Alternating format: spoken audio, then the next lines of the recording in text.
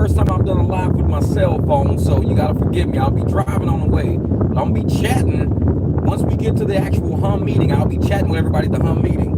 So this is not gonna be a normal live like how I used to do, how we go back and forth and I read comments and everything. I don't even think I can see comments, but whatever. I'll be driving, and when we get to the hum meeting, I'll be chatting with people there. So yeah, get ready for this. It's gonna be pretty interesting. All right, hold on for a second. My neighbors are leaving the same time I'm leaving. Hold up. Let's see if we can get out of here. Get out of here. I would play some music or something like that, but nah, I'm not gonna play music on this because I think it's gonna be monetized, so I don't want to play music on this. Let me make sure I can get around this corner. I know Jamil and all those guys, they should be there, so you guys will be able to meet them like live and in person today. Everybody will be able to talk to Jamil and everybody today. So let's see if I can get around this corner. What's up, y'all in the chat? Like I said, I'm not looking at the phone because I'm driving right now, but I want to make sure you guys actually can see how these hum meetings go. It's gonna be pretty interesting. I don't know how to actually see like see the chat. I can see it at the bottom. What's up, Christian? What's good? What's good, my man? What up, AP? All right. I've never done it from the phone before, so this is new to me, man. So y'all gonna have to bear with me today. This is the first time I've ever live streamed from a telephone. Usually I'm in my studio, you know, I'm sitting there with the mic and everything. So I don't know if I'm talking too loud, if y'all can hear me good enough. Like I said, you guys can let me know. Be like, Jeff, man, it's too fuzzy. Let me know something. I don't know. But I brought a battery pack with me because I plan on live streaming the whole hum meeting. So this is gonna be pretty interesting, man. It's gonna be pretty interesting. I want you guys to see how we hang out on Saturdays. Go down here. Christian, are you coming? Christian's probably not gonna come. I bet he's probably just waking up or something like that. But I'm gonna head over to this meeting real quick. It starts at 10 o'clock. It just turned 10 o'clock. But we go in, we always go in, get our coffee, get whatever we're gonna drink. Everybody sits down. I bring my own drink sometimes. But this is gonna be a pretty interesting meeting. Because football season's about to start, and I want to see how they gonna market football season this year. What was that? This is just kidding. It's way too loud. Just roll up the window, we can hear the air. It's summertime. I'm using my AC. It's 102 degrees. I ain't the fucking window. This is the air conditioner. Shit, I'm not turning off my air conditioner to talk to y'all ass. Hell no. It's like I can move it like this or something. I don't know how I can stop the air from blowing, but let's see. I can do like that. Let's see if that works. Let me know if that works. I closed this vent and I got these vents open over here. But yeah, ain't no fucking windows down in Arizona. Shit. It's fucking 101 degrees right now. We running AC. It's like, roll the window up. I'm like, motherfucker, no. This is Arizona. Nah. It's like, we don't roll with windows down. Trust me. I mean, we don't roll with windows down in the summertime. I was rolling last night with the windows down, but it was pretty decent. Yeah, I just shut this vent that the thing is sitting in front of. Yeah, so I'll be headed up here. This slow ass car in front of me. I would zip around it, but it's a red light up here anyways. Like, And he's, of course, slow drivers. I wish I could show y'all how the people drive around me so y'all can see why I drive the way I do. I'm a pretty aggressive driver. Like, people, they see me coming up. I don't hit brakes until I have to. Like I said, I've been riding motorcycles my whole life. And when you racing on the track and everything like that, you only use brakes when you come into a curve. You don't use brakes any other time. So a lot of people see my truck coming, they just get out the way. Same with the Jeep. They see that Jeep coming, they move out the way. And they be like, oh shit, this dude ain't slowing down. It's like, nope, I'm not slowing down. You got to either move or I'm going to run you the fuck over. You got a choice. Yeah, without air coming up that vent, man, it's hot. What's up? What's up? Like I said, I can't read the chat as I cruise, so you guys gonna be chatting a little bit back and forth with each other. But when I come to stop signs, then I can read the chat and see what's going on. Because if I'm sitting there reading the chat, I fuck around, smash this little RAV4 sitting in front of me, be like, damn. Y'all be like, he wrecked on a live stream. So, yeah, the hum meeting is starting up it's already started at 10 o'clock. And we meet from 10 o'clock to 1 p.m. every Saturday in Tempe. In Peoria, they meet on Fridays. And I think down in Tucson, they meet Thursday. I'm not sure. If you don't know what the hum meeting is, ask somebody in the chat. You must be new to the channel if you don't know what a hum meeting is. It's like, shit, if you don't know what hum is and you've been on this channel, yeah, you must be new. It's like, shit. All we talk about over here is cash rides, hum, commercial insurance, shit like that. So browse around the channel. Don't be, when people come to my channel, this is what fucks me up about YouTube. When I go to people's channel while I'm new, it's like reading a book. I don't jump in on chapter 11. I go look at some of their older videos to kind of see how shit's going, and then I see the newer videos. That's how I find out about people, and I know who I'm dealing with. I go look at their chapter 1, 2. I'll go back like a year or two on their videos, even like Professor's videos. I look at some of his shit still from 2 years ago. I look at old videos all the time because I like to see continuity. A lot of new people only want to see the videos you drop today. They don't look at old shit. So they come into the room and they're lost. They don't know what's going on. Like, what's going on? What's going on? It's like, motherfucker, this channel's been here for a minute. You got to come in and understand this is like a classroom. Don't come in and say, I want to start at chapter 11. You get dusted real quick. You got to go back to see what's going on and be like, oh, I see what's going on in here. Cool. I'm in the right place. Because you might be in the wrong place. You might, oh shit, this is not how I drive. I don't drive like this. Let me get out of this room. Because nobody's going to change this room. People come in, you guys should stop doing this and stop doing. Those are the people I boot out the fucking channel. Because if you don't have enough intelligence to just leave the room and realize you're not in the right room, I'll help you out. It's like Jeff, why you kick that dude out? Because he's in the wrong room. Like, you don't come over and try to change this room. It's like, we're doing something over here. We're going in a certain direction. This is not up for debate. We do debate and we negotiate, but we're trying to get more people off the plantation. If we can get them, even riders, like the 5 girls I picked up last night, I did a Lyft ride, a basic Lyft ride with them last week. Those are the girls I was on the scooter when I got that $4 a mile ride, when I had that surge down in Chandler hanging with Juan Vargas. Those were the girls.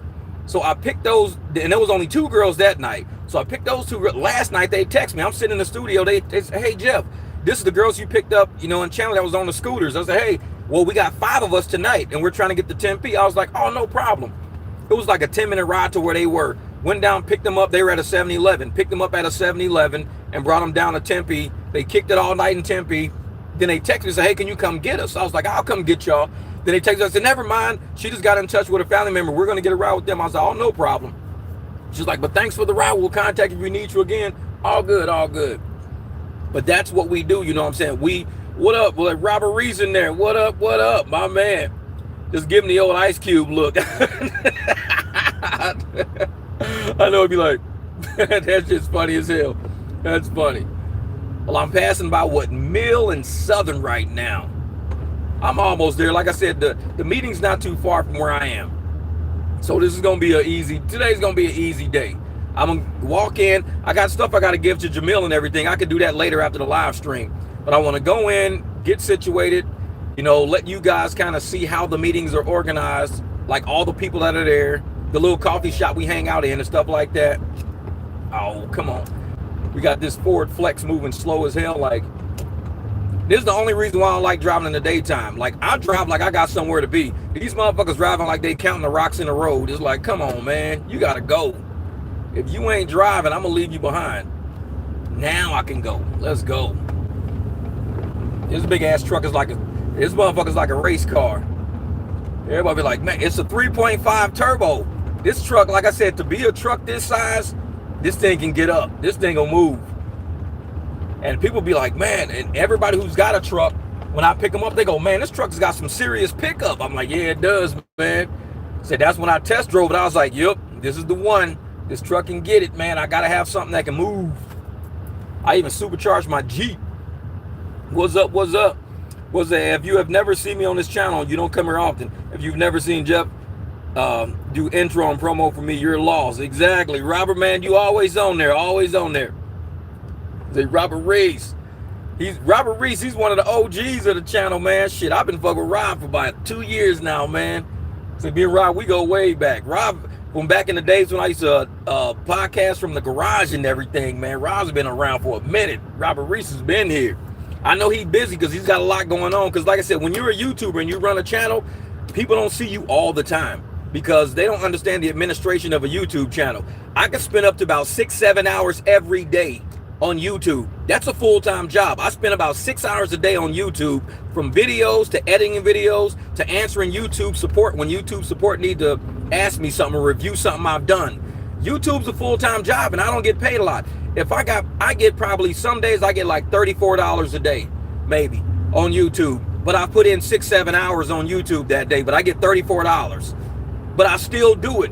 And I'm gonna do a video about Steve Jobs, because I read a lot about, entrepreneurs. Steve Jobs came up with 5 reasons why entrepreneurs make it.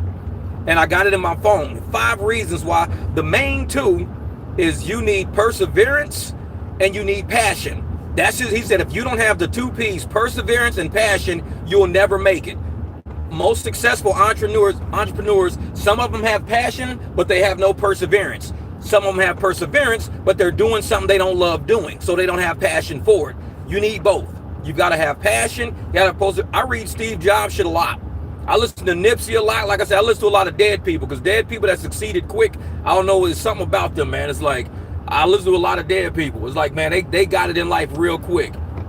So, and I'm going to tell you about the 5 things that Steve Jobs came up with that will say whether or not you'll be successful, a successful entrepreneur or not. And it's a lonely place to be, because everybody's always, busy trying to, and we're trying to keep everything afloat. All right, I'm at the shop now. Where am I going to park? Yeah, let's go around this shit. I'm going to go this way. Yeah, but you guys are going to, I'm going to do actually a video on that, because that was reading. Sometimes when I read stuff, I know people don't have a lot of time to read, and I'll do it. I'll do it like in about 15, 20 minutes and it's done. And it's going to be a really good video, because like I said, it really talks about, perseverance, passion, because we're all entrepreneurs. Anybody who does gig work is an entrepreneur, whether or not you want to be one or not, because you're out there trying to drum up business. You bought equipment, you're investing into this and everything. You're an entrepreneur, whether or not you like it or not. So you may say, I'm not an entrepreneur, I'm a gig worker. Same thing. I gotta put my thing up in the window to keep my dash from being blazing hot when I get back. But yeah, but Steve Jobs, man, he called it. So I definitely want to do a Steve Jobs video, and you guys gonna be like, oh shit. It gives you a whole new insight when you're going slow, or when your day's not working right, when shit just going downhill. It's like, you need people like Steve Jobs, you need people like Nipsey Hussle, you need that in your soul, because if you give up early, you're one of the entrepreneurs that are not going to succeed. He said you need perseverance. You've got to have passion, you got to have perseverance. A lot of people like to not have passion, especially with doing YouTube. A lot of YouTubers don't have passion. They do it because they think. They go, oh, well, if I do it, then people will come. I was running my channel for a long time under 200 subs. Under 500 subs, under 1,000 subs, but I stuck with it, because most people are like, man, this channel ain't taking off, man. I should have went viral by now. Sometimes YouTube and places like TikTok, they'll hold you on a show for a while until you say, all right, now it's time to put you out. Let's put you out. They shelf everything. Like I said, I'm watching videos 2-3 years old sometimes. A lot of the videos that I even show you guys that I'm watching, some of the Uber videos, those are 2-3 years, 4 years old sometimes. So it's like, man, you gotta kind of give it some time. What's good, Willie Mills, my brother? Say, which of you rides are you using right now?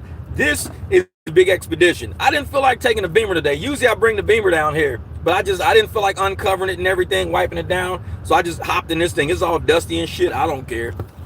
I got to put gas in it anyways. I put gas in about 3-4 days ago. I put like 40 bucks in about 3-4 days ago. And now I'm down to 48 miles till empty, because I drove a little bit yesterday. So, all right, let's see. All right, we're going to go into the building. Let me make sure I know how to turn this camera around. Hold up for a second. I'm going to try something. Okay, perfect. I can turn the camera around. All right. Like I said, I've never done a live stream with my phone before, so this is new. Man, it's bright as shit out here. Woo. All right, hold up for a second. All right, so like I said, when I walk in here, these are all the Hum guys. It should be Anthony. I don't know if Chris is here yet. I don't see anybody's car here. Jamil's not here yet. Bighorn Kev, he's here already. Let me show you guys the building that I'm walking into. Hold up. Let me clear up. There we go.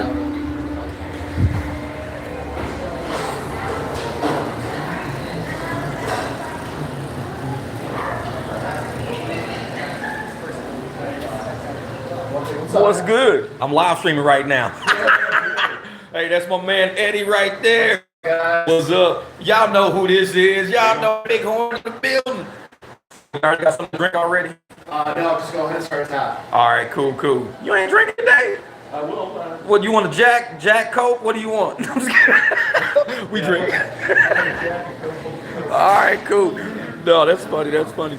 So this, and then we come up here so we can start ordering right here. Hey, how you doing, brother? Man, how you doing? All right, I'm gonna get I think I'm gonna get a large, caramel macchiato or caramel frap. That's what it was. All right. Yeah, so this place is pretty cool. So you come in, you can order all of this stuff here. You can get all of this. It's a pretty cool little layout. They got cakes and cookies and everything. And so where's Helen? Hey, there he is. I told you, I'm gonna live stream the whole meeting today. I told you, Jack and Coke hold the Coke. It's a Jack and Coke hold the Coke. Yeah. So, oh man, I forgot my battery. I gotta go back to the truck to get my battery pack. So, welcome to Extreme Beans. Man, exactly. Caramel frap. Yep, caramel frap large for Jeff.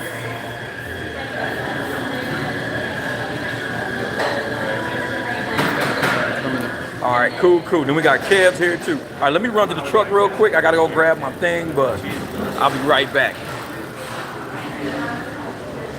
Yeah, I forgot. I gotta grab a battery pack real quick. Because if this meeting goes like it normally goes, I gotta get my battery pack and my USB cable.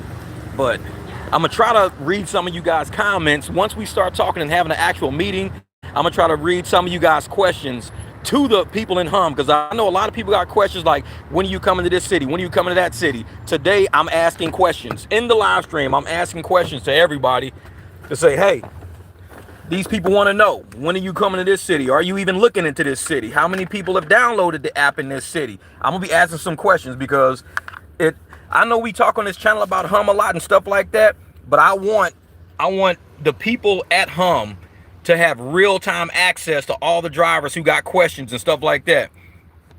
Is this losing cell service? Was I losing cell service? I can't know. Hey, Willie Mill, you welcome, brother. Like, hold up for a second. Let me see. Nature Hike. Bad Cat's here. Say, get my drink. Jamil. Hey, you on your way up here, brother? Yeah, we're going to find out when everybody's expanding. That's what we need to find out today. That's my whole thing about trying to live stream today, because I want to answer all the questions that people got. So as they're talking and speaking, hopefully I get like a chance to get in and ask a few questions. But now I got my thing right here. Oh, we got another Hum driver pulling up. Like I said, hey Jamil, you know where I park, man. I'm out there. Let me know if I'm losing cell service though, because that would be nice to know. Hold up, I'm back inside. Hold up.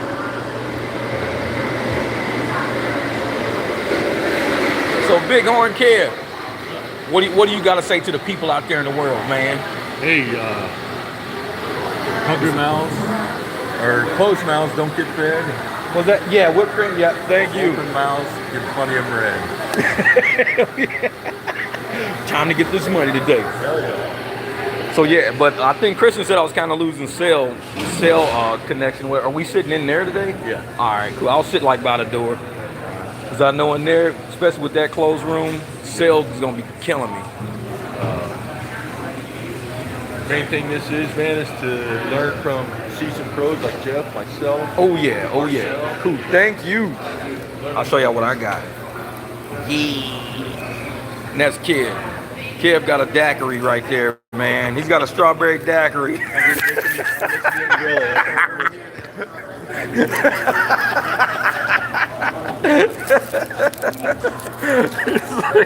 All right, brother. Thank you, man. Yeah. So Hum does that for us. Every Saturday we come in, we get a free whatever you want to drink, and you can get food too. You get something free to drink. I'm gonna sit by the door to make sure I keep getting reception or whatever. But This is Fernando. Fernando. what's up, Fernando? How you doing, brother? Hey, nice to meet you. This is your first time at the meeting? Yeah, it's my first time here. All right, bet. Get ready to learn a lot. All right, I'm doing a live stream right now. So that's Fernando. Say what's up, Fernando. Speaking to about 40 people right now. So even though it's only 4 in there, Jamil's on his way, I think, because he just hit me in the chat. I don't know, it's Christian. Christian, you on the way too? Oh, I can use the coffee's Wi-Fi? Let me know if the Wi-Fi is or something like that.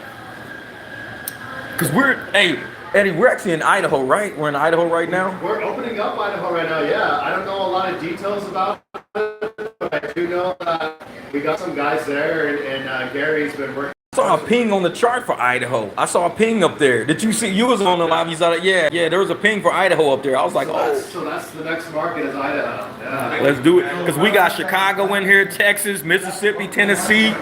Man. Arizona, yeah, we're brand new, opening up Idaho. Oh, okay. What, I mean, is there certain laws that they're looking at specifically? I believe so. So I think that was part of the reason why Idaho became the second market was because it integrated easily with what we got going on here with the private rides and all that kind of stuff. Okay. I think, I don't know, Gary's more the answer behind that because I know that's what he's been working on. Because if we can give some of these drivers just something to look for, like if they can find something in their statutes and say, hey man, we got that actual statute you guys got in Arizona. Yeah. Just looking at something like that, get all the drivers to download, and then hey, we're good. Exactly the process for that, so I can share with you. Yeah. And then I'll have you on my next live stream so we can kind of get drivers involved and find out the statutes in their state. And if they could figure it out, we can move in there a lot quicker. Yeah, true. Because I like to fly around and do rides, man. Shoot, forget that. Fly to any other state and do some cash rides. Give me a rental car. So what's your name, Emily? I'm Susan. I'm actually Mary. Uh-oh, look who just walked in. I am a grumpy old man. Jamil's nuts. What's good, brother? What's good, brother? What's good? Yeah. Man, that's my man Jamil. He's wild. Yeah, but Parked out here honking and you didn't even hear me. I didn't hear you. Where are you at? Right there. Oh shit, you right in the front. Let me show y'all what Jamil drives. Hold up, man. Since this is the live stream, let me show y'all. Hey, can you open the car up? Yeah. This is what Jamil drives right now. When you go to the airport, this is what he uses at the airport right here. This is how he gets in and out. That right there is what you got to get. You get background checks. You get that. This right here, and he gets billed for that. So he's billed for it, and Uber charges him for it too. So he's double billed. But this is that beautiful car. Look at that leather, that brown leather, man. This is what Jamil does. This is why we always, man. This is what he got on the seats right there. It's like, that is super clean. Please let me know if you need anything. What if somebody say, man, I need a crack pipe to smoke the rest of my... Tell him to get the fuck out. Then he's got the third row back there. He's got the third row down right now. But yeah, I mean, he's got captain's chairs back here. Huge. Man, this thing is clean. Hold up. Yeah, so he can hit the buttons over here. Wait, hit those buttons. The third row comes up like that. Bam, there's the third row. Let the head rest up. Man, this is a bad car. This Aviator is sick. So he can take, what, 5, and he's got, like I said, his is more like professional business class upgraded service. He's got, like I said, the center console, all coffee brown leather. I mean, these seats are super soft too. Like my feel like, you know, kids can play in it. These right here, nah, kids ain't playing in these seats. These are super soft seats right here. But then he's got his whole like navigation system up front that comes with the truck and everything. Man. And here, look at that license plate. What the license plate say? Your limo. Hey, I like that. Your limo. And look. And then, hey, when he cruises around, he's got it. Like I said, negotiate your rate right there, baby. Cheers, LLC. Man, that thing is nice. I love this car, man. Every time we see it rolling, we be like, what the hell? It's a beautiful car, man. Beautiful car. Yeah, let's go and grab you something to drink, man. All right, brother. Yeah, but everybody's like, who's Jamil? Who's Jim? Those are brand new tires. Oh, this is what you were saying. How much these tires run you, man? Here, I'll show you that. Look at this shit. These are 275 40 22s. Damn. What up, Steve? That's my man Black Wolf over there. Check him out. Let me see if I can zoom in. Oh shit, I can zoom in on the live. That's Black Wolf right there, my man. Desert Trans. Desert Trans right here. Look at him. Look at him. This is Hold- the expense that you guys have to spend when you Wait a minute. have tires. Look at that. Look at that. I'm gonna see if I can zoom in. Oh, there it is right there. That's the expense what you're gonna have when you're starting to buy tires. Where the hell did it go? Look at that. What is that? $1,471 for 4 tires. So try to take $11 rides. That's what happens when you don't take $11 rides. Exactly. Don't waste your time with them $4 rides. $5, man. Forget that. Go out there and get your money. Cause what you got? Anybody need a ride on the west side? I'm Steve. I'm the owner of Desert Trans. 925. He's got that SUV sitting right there. 234-0285. There you go. Text Oh, me or look at call. that. Last night he came up. Wait, was that this morning? This morning, You hit it up brother. this morning because you text me early as hell. I was like, this motherfucker done made $600 to start the day. See, one day I woke up, I made $200 to start the day. I ain't never made no $600 to start the day. That's crazy, man. But this is how we drive, man. If y'all want to go out there and get money for real, don't worry about these apps. You got to go out there and promote yourself, market yourself, man. Hey, this shit is clean. Mine is dusty. This is clean, man. I didn't have time to wash mine this morning, so man. yeah.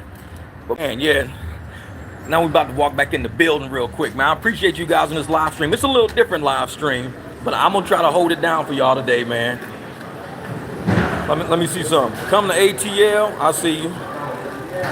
Jamil ready for my cribs, MTV cribs. Yeah, hey, that aviator is sick. That thing is sick, man. It's like, and when he dropped it off, he got the Navigator for a couple of days. It looked just like it, but it's just a bigger version. Man, that brown leather, you can't top that, man. And I mean, they're super soft. So when people are sitting in that car, man, it feels like you like riding in an airplane. It don't even feel like a car, man. That shit is nice. I'm like, man, I need that.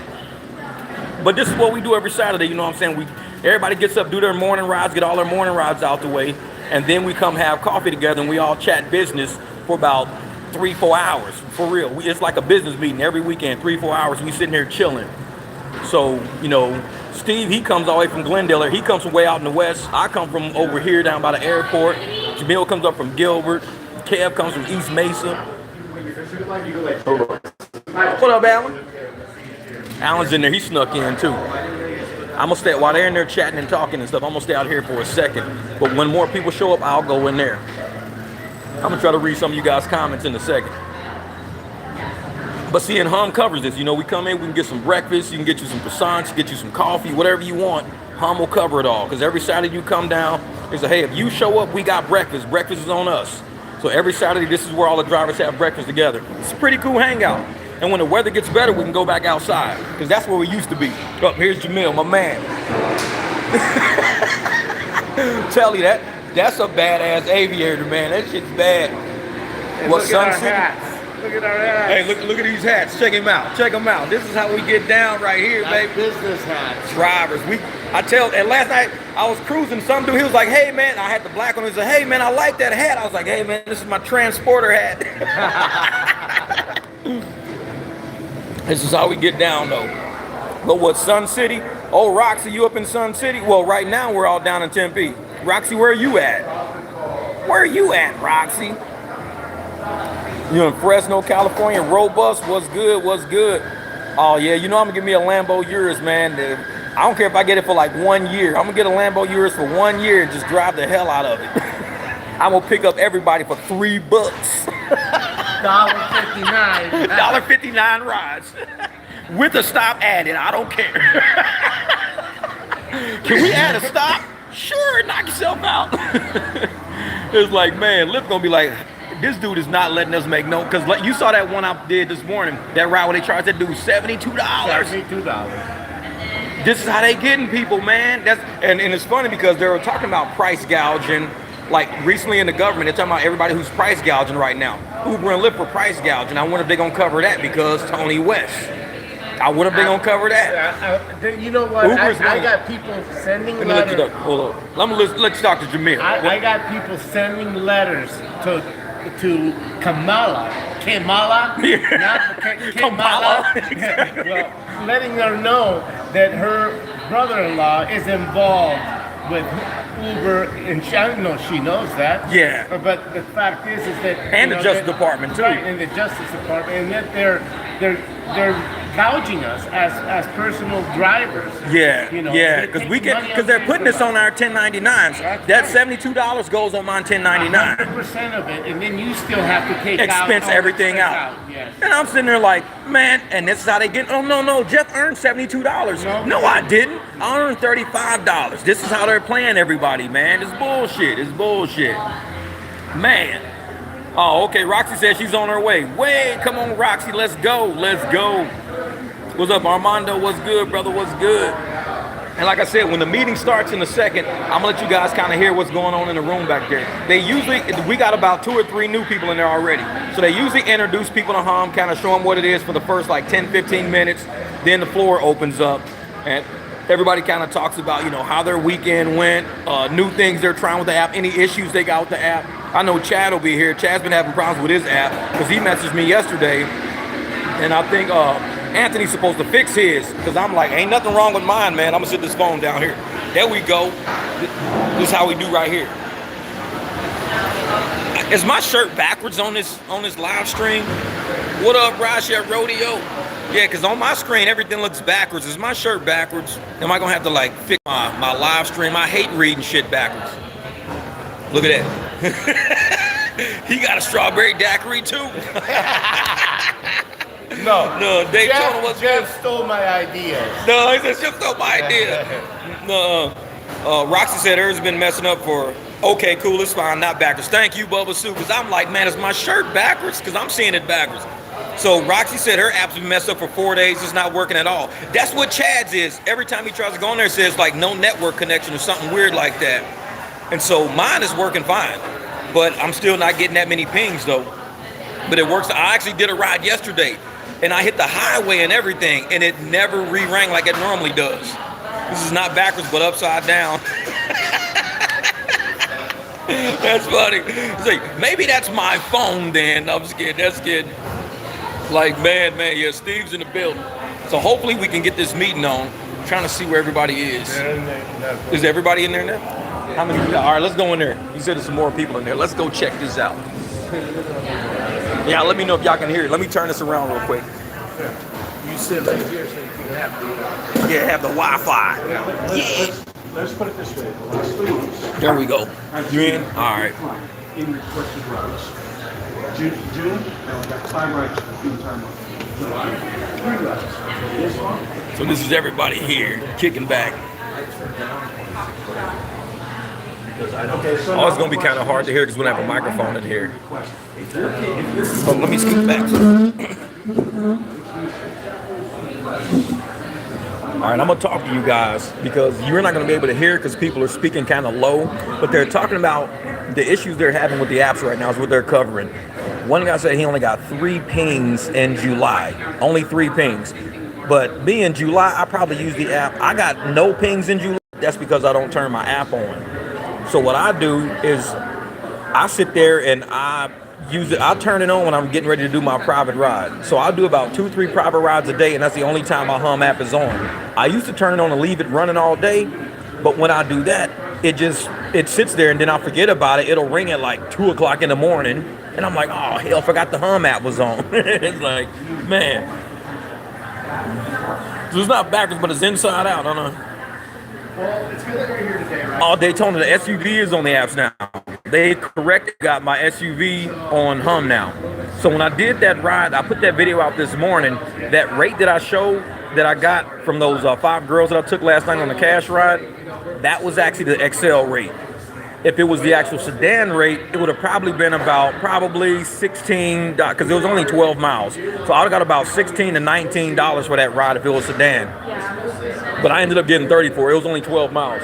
So, but I made up my own rate, and Hum would have came out to be about the same. They would have paid 32 with Hum. I only charged them 30. So yeah, that app is working, man. Roger Rodeo, I like that. He's got all the memes down at the bottom. Look at that. That's cool. I can see it on my phone, but I can't see it on the laptop. Man, I gotta start using my laptop on YouTube instead of StreamYard, because now I can see all those things in there. That's pretty cool.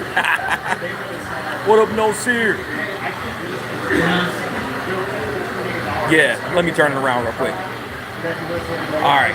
So we've got about, let me see, 1, 5, so there's about 10 of us in here now. There's only about 10 of us. And usually when people start getting here, you know, because I usually get here about 11, 11:30. I don't usually get here this early because I like them to get the early stuff out the way. And when they open the floor, that's usually when I come here. They'll open the floor, then I'll let them know, you know, how I'm using the app as far as like private rides and stuff like that.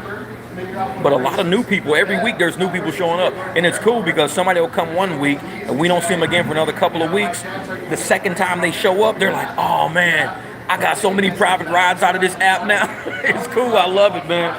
And it's almost like, you know, it's like you're teaching somebody something new. This is ride share, like, this keeps flickering for whatever reason.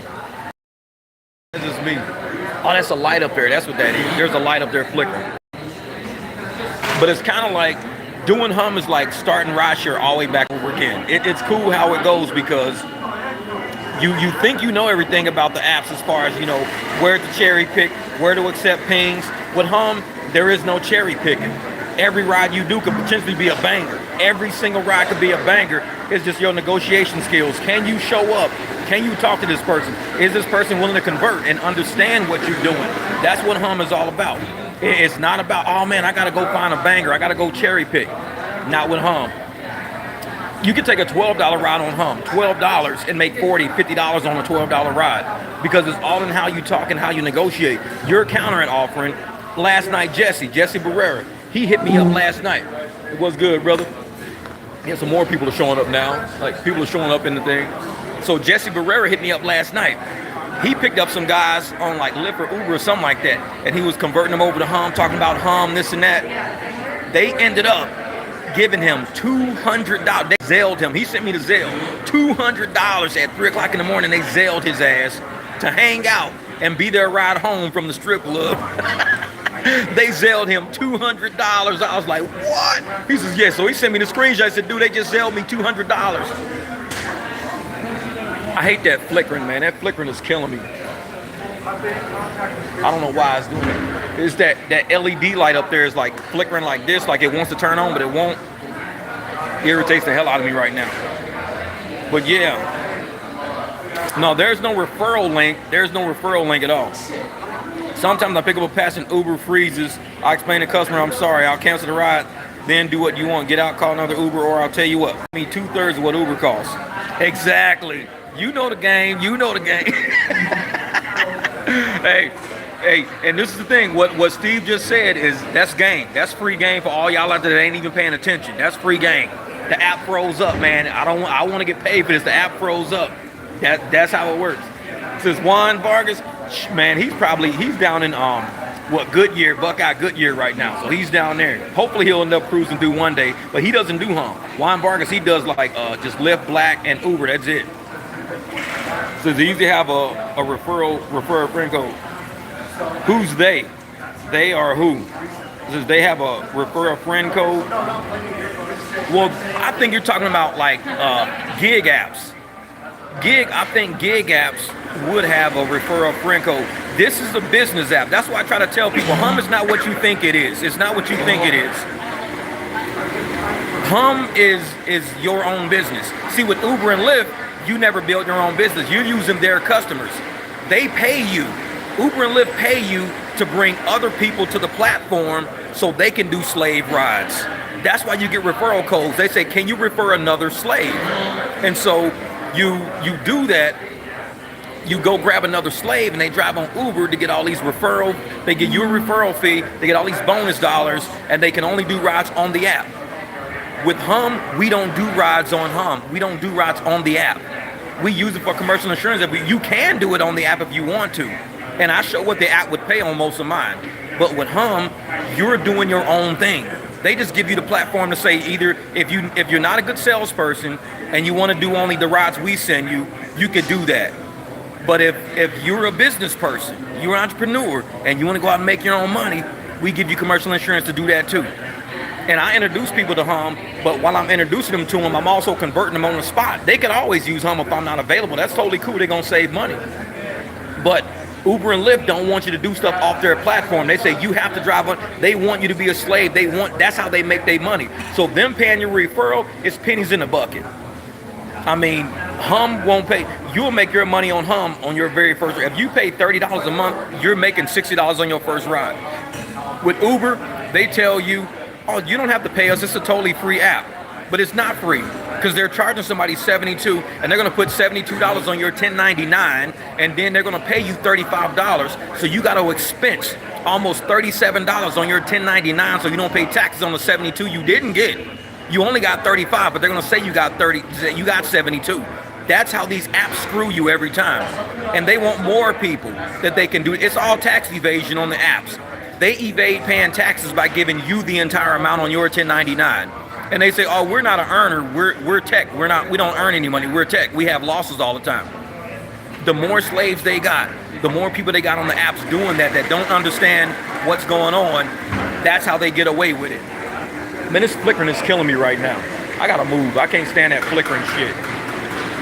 Hold up. I'm gonna go over here real quick.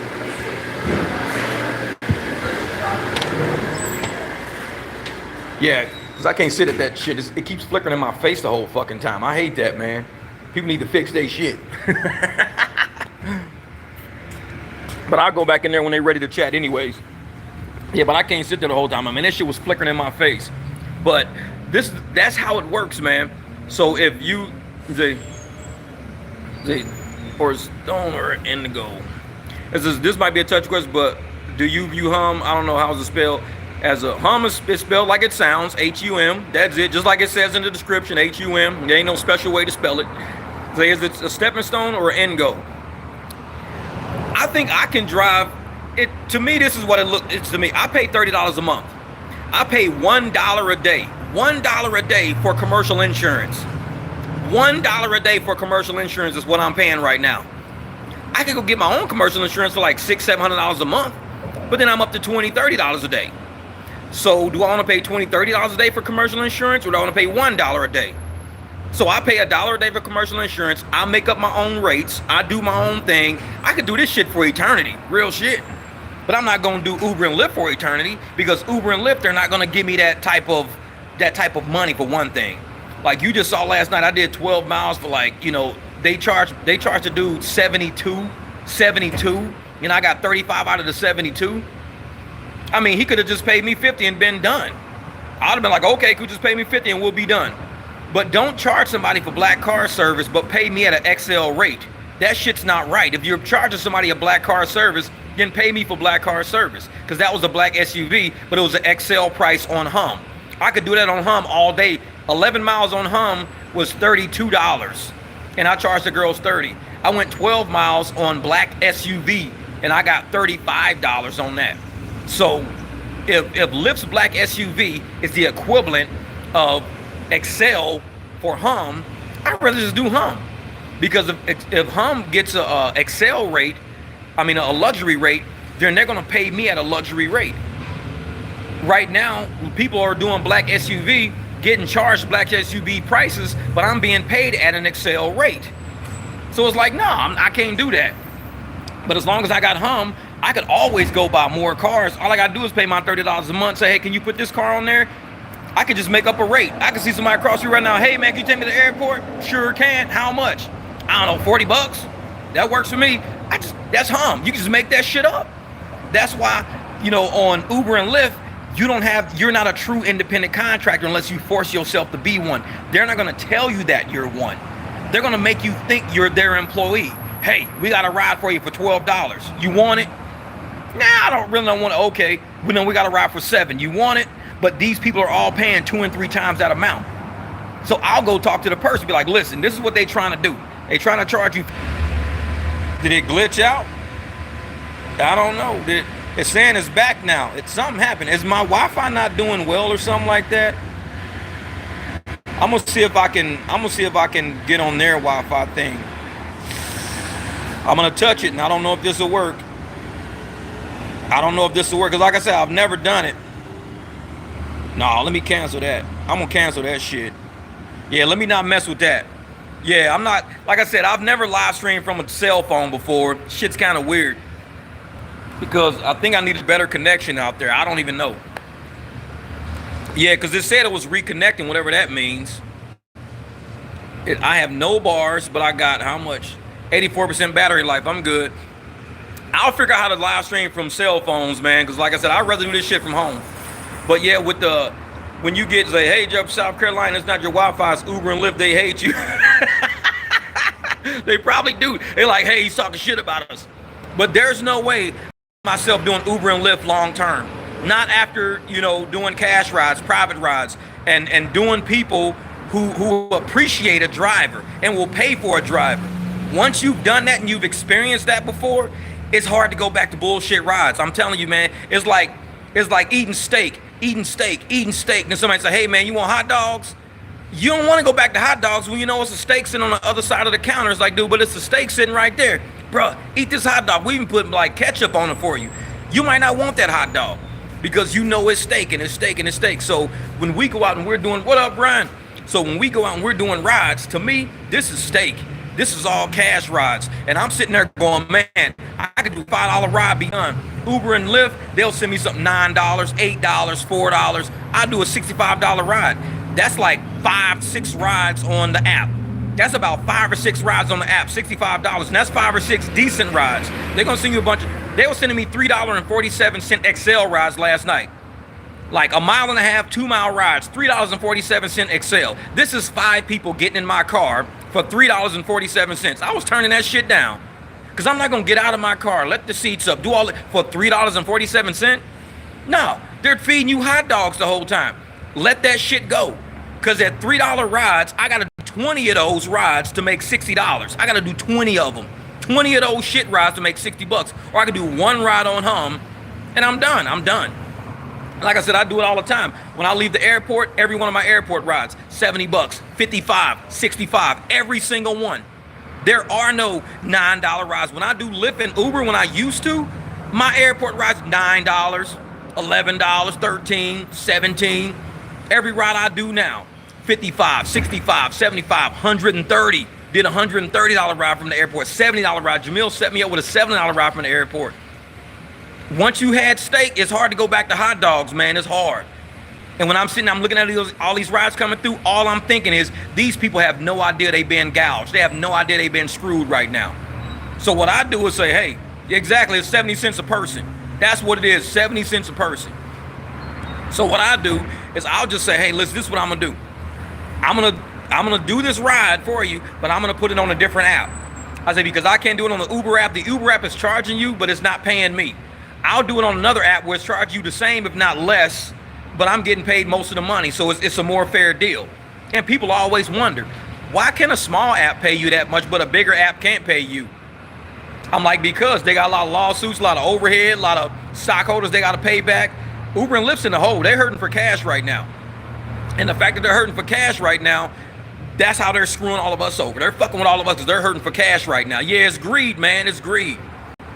And I'm sitting there going, you know, if we can all drivers across the board realize who you are, realize your power, you are more powerful than those high-paid engineers at these apps. You are way more. They sit and just do code all day, getting 130, 140,000 a year doing this shit. They sipping fucking Starbucks, like setting a new code. That's all they doing. So if you call those people powerful, but we out here in these hot ass streets driving all these fucking cars, these little Teslas, we invest in money in them just so we can do our job. We invest in big money to do our job. We are more powerful than them. You got to talk to the rider if you want the money. If you don't want the money, keep thinking these apps are going to pay you. Oh, they're going to give me an extra $1 per ride. What the fuck is an extra $1 per ride? What is that? They're laughing at you at the headquarters. They're cracking up laughing at the headquarters. You can turn that extra $1 per ride to $13, gonna end up paying you $14. You can say, you know what I'm gonna do? Instead of doing that, I'm gonna turn around and I'm gonna make that ride a $40 ride. Instead of a $13 ride, $40 ride. Bam. There, don't get blocked, man. I don't even know what that message said. What did it say? Say, what's good, Jeff Stupid? Come on, talking about grocery stores, gouging folks like she should be on Uber and Lyft's ass. I know it. I saw that. Well, hold up for a second. Let me do. Now, it's hard to do this shit from a phone. Oh, another moderator handed. All right, cool. Yeah. Yeah, I'm telling you, Emmanuel, man, they don't know when. And once people realize those engineers sitting at Uber and Lyft were hired for one crime, they were hired to commit a crime against us. They were not hired to help us. They were hired to rip us off. Hey, man, how do you feel about drivers? I don't really give a shit about them. You're hired. How do you feel about drivers? Well, I think drivers are underpaid. Okay, we'll review your application and let you know if we hire you or not. And that's the thing is like, you got to realize that most of these engineers of these apps and most of these people at these apps are anti-driver. They have to be anti-driver if they're going to boost their own income and hurt our income. If they're pro-driver, Uber and Lyft won't hire them because they're a pro-driver at companies that are not pro-driver. So you got to realize your power. We got to be people in our own. That's why we had these meetings every Saturday, every Friday, every Thursday. We all sit around. This is how we talk. Today I'm live streaming with y'all. Normally I'm in that room in there and we in there heating it up. We in there chatting, talking, giving each other tips and points, especially the new people that come in. New people that come in, they probably think they just walked into the fucking Wolf of Wall Street room. They probably like, dude, these motherfuckers is gangster with this shit. You gotta be gangster when you dealing with gangsters. If you ain't gangster but you dealing with gangsters, you're done. Your money's gonna be done. So you gotta come into this game understanding these apps are against you. They are not your friends. They're not your buddies. Ooh, they gave me an extra $1.50. Ooh, they gave me an extra $3. They're not your friends. So you got to come into the game knowing, for one, I'm an independent contractor. I'm in this shit by myself. I got to find me a team. Uber is not your team. Lyft is not your team. So you come in and go, you know what? I know 2 other drivers who feel the same way as me. We don't chase challenges. We want to get our money. We want profits. I'm going to start forming a team with them. Just like, when me and Jamil, we go back and forth all the time. I know Jamie, she lives in Tempe. Jamie, I wish she would come to the meetings. I used to have her phone number in my other phone. And now that I got a new phone, I don't have Jamie's number, so I can't contact her. But hopefully she sees one of these videos, go like, damn, Jeff, text me, Jamie. And when you text me, say, hey, this is Jamie. Because I can't contact, I don't have your number. Yeah, if you're not a pigeon, if you're not a gangster, you're a pigeon. Yeah, exactly. So you know how much you're worth and put your prices, explain to the customer, make sure you sound convinced. We're the 300. Yeah, and that's the thing. If you speak to people like you doing business and that you know what you're doing, if you speak to people like that, they're gonna trust you. If you sound sketchy, like you don't know what you're doing, they're gonna feel sketchy. They're gonna say, well, something seems sketchy. If you go, oh yeah, how about we if you want, we can you sound sketchy. You gotta already have your shit practiced. Practice in the car when ain't nobody else around. Practice at home. Say, okay, like Rideshare Rodeo said, he already got a good pitch right there. Somebody say, hey, you know what, man, the app is hanging up. The app is glitching. Jeez, Jesse, what's good, brother? I was just talking about you last night, man. Sending me that screenshot of that $200 Zelle. I was just talking about you, bro. You sent me that $200 Zelle. I was like, damn. He's like, yeah, man. And then he had his location sitting right at the street. I was like, dude, y'all in there kicking these, man. They paying for everything. They gave me $200 Zelle just to hang out with them, be they ride home. I was like, that's the kind of shit. Those are the kind of riders you want. Riders willing to pay you $200 just to hang out and be they ride home. Uber and Lyft don't pay like that. Uber, you got paid $200 for using no gasoline and no miles. You just sat there. That's how we go out and get this money like the 300, man. Exactly. Let me move over here. It was like shit. Yeah, that sun is starting to creep. God damn it. What's that? Say, are you an eagle or a duck? Eagle shit on ducks. So absent your enemies, keep your friends close and your enemies closer. Exactly. And that's what we try to do, man, with the 300. We try to explain to people all the time. Don't feel bad to do business, because these motherfuckers, they do not feel bad when they're taking your money. What up, Josh? They don't feel bad when they're taking your money. They don't. When they steal your tip, they don't feel bad. They do it as business.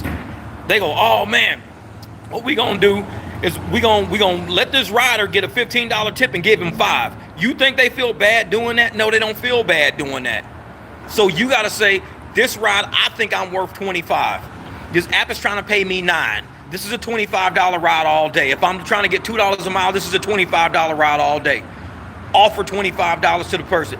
Convince them that this ride is worth $25 and that you are a $25 driver. Convince them. You're not a $9 driver. You're not a $10 driver. That's not what you are. But you got to believe that. When people look at my apps, like when I put my app on this morning, when I put that video on this morning, it showed $135 on there. $135. That's all I drove for Lyft this week was $35 ride. All my rides have been private rides. Do not mess with these apps. Don't. because they're gonna run your car into the ground. They're gonna run your car into the ground and have your ass stressing it. Like you just saw Jamil today. What did he do? $1,400, $1,471 for tires. $1,471 for tires. But when he wakes up in the morning and he knocks out his first 2-3 hours of private rides and he's sitting on $600, that's damn near a third of the money right there. He got almost half the money already. But he can only do that with private rides. Lyft is not putting $600 in his hand. Uber is not putting $600 in his hand. Just like with Jesse. They ain't putting $200 at one shot in your hand. These apps are not doing that. You have to do that as your own driver. So all these channels out there are saying, don't do that.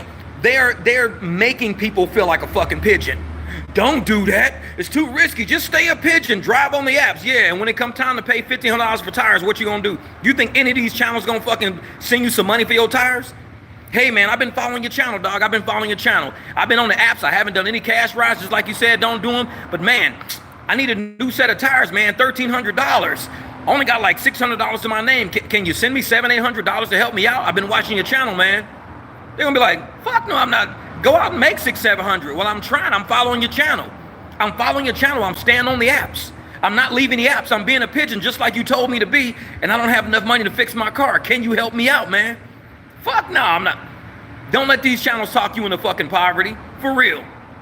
They scared to take a risk themselves, and they want to put their fear in your heart.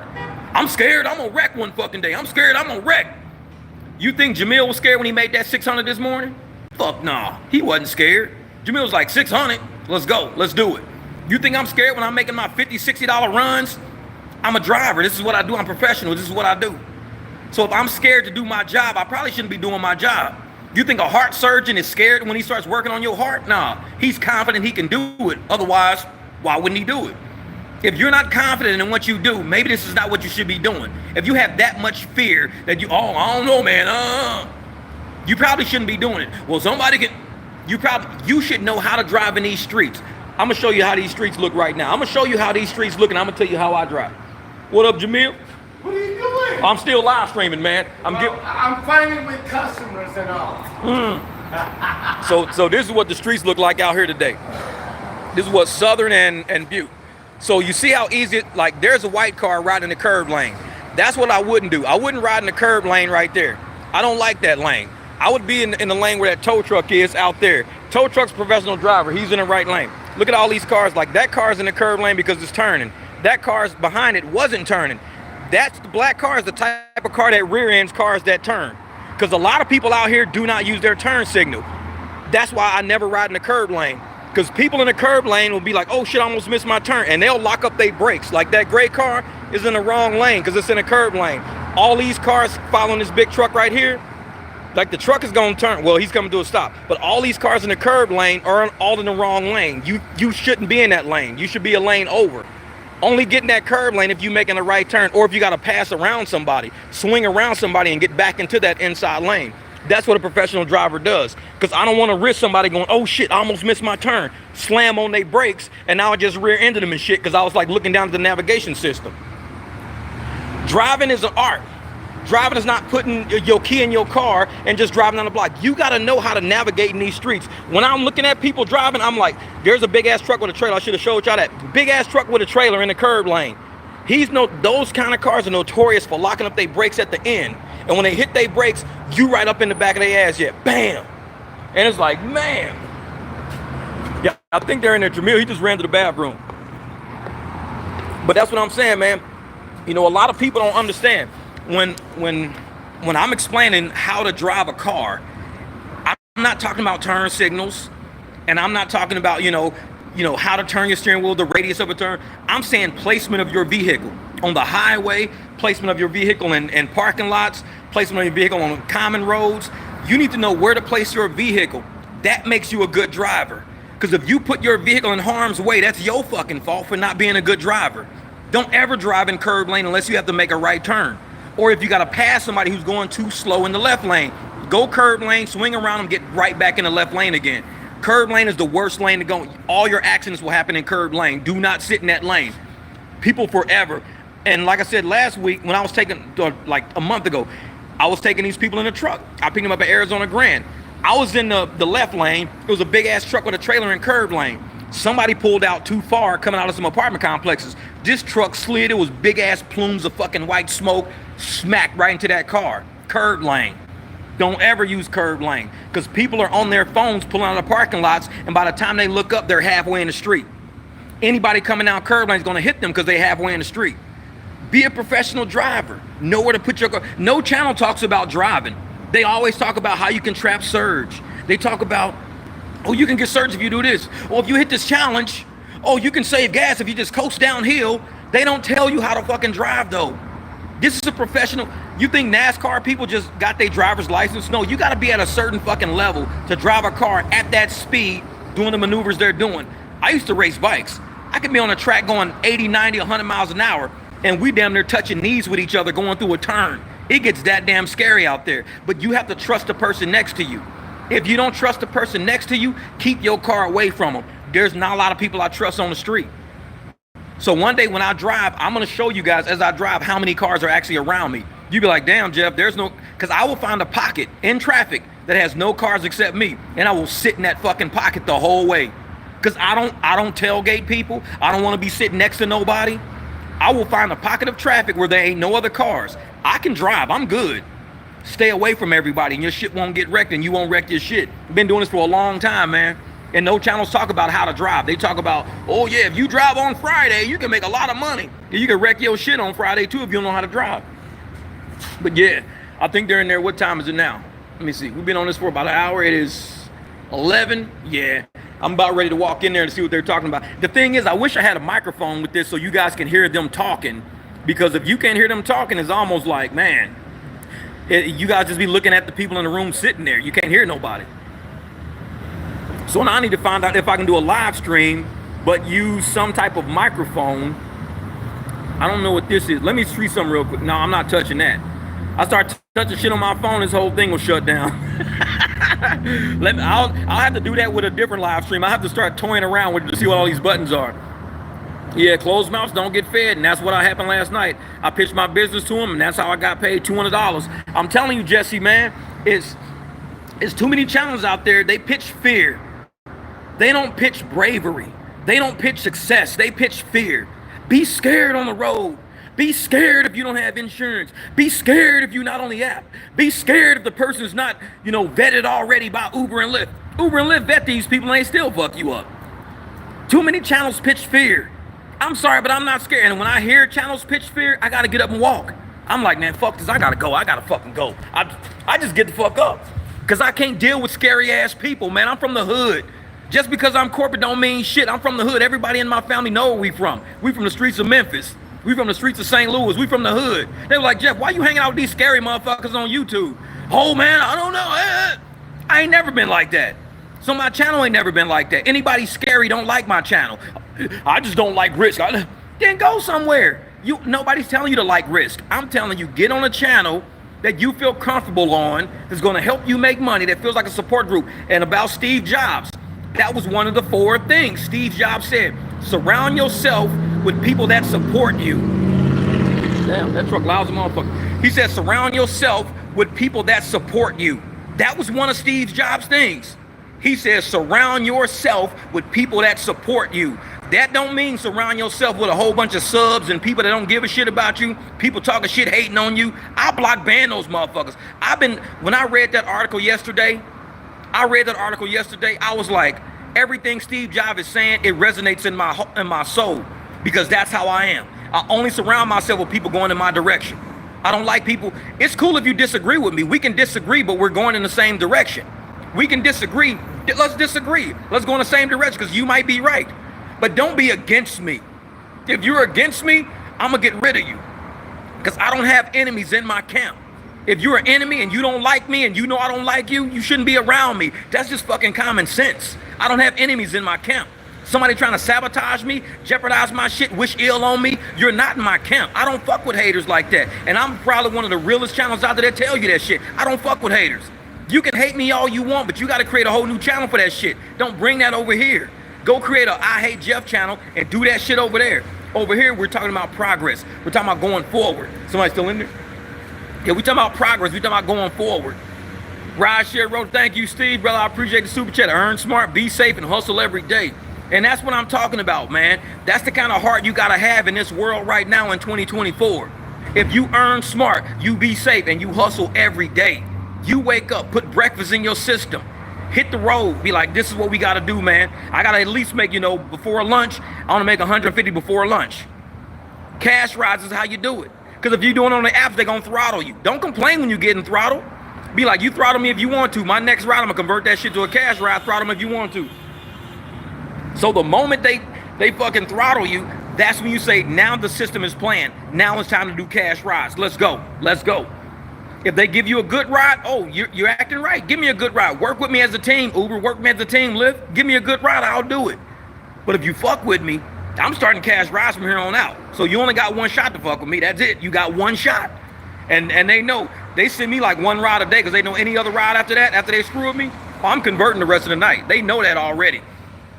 And I'm one of those people that believe that the money in this city, in Phoenix, belongs to the people in this city. This is our economy here. This is our economy. So when you get other places, like you get Uber and Lyft, and you get, IKEA bringing shit in, if they're not contributing to the economy of Phoenix, I can't fuck with them, man. I can't. This is my man Jamil, just came and had a seat. Hey, I was telling him about cash rides.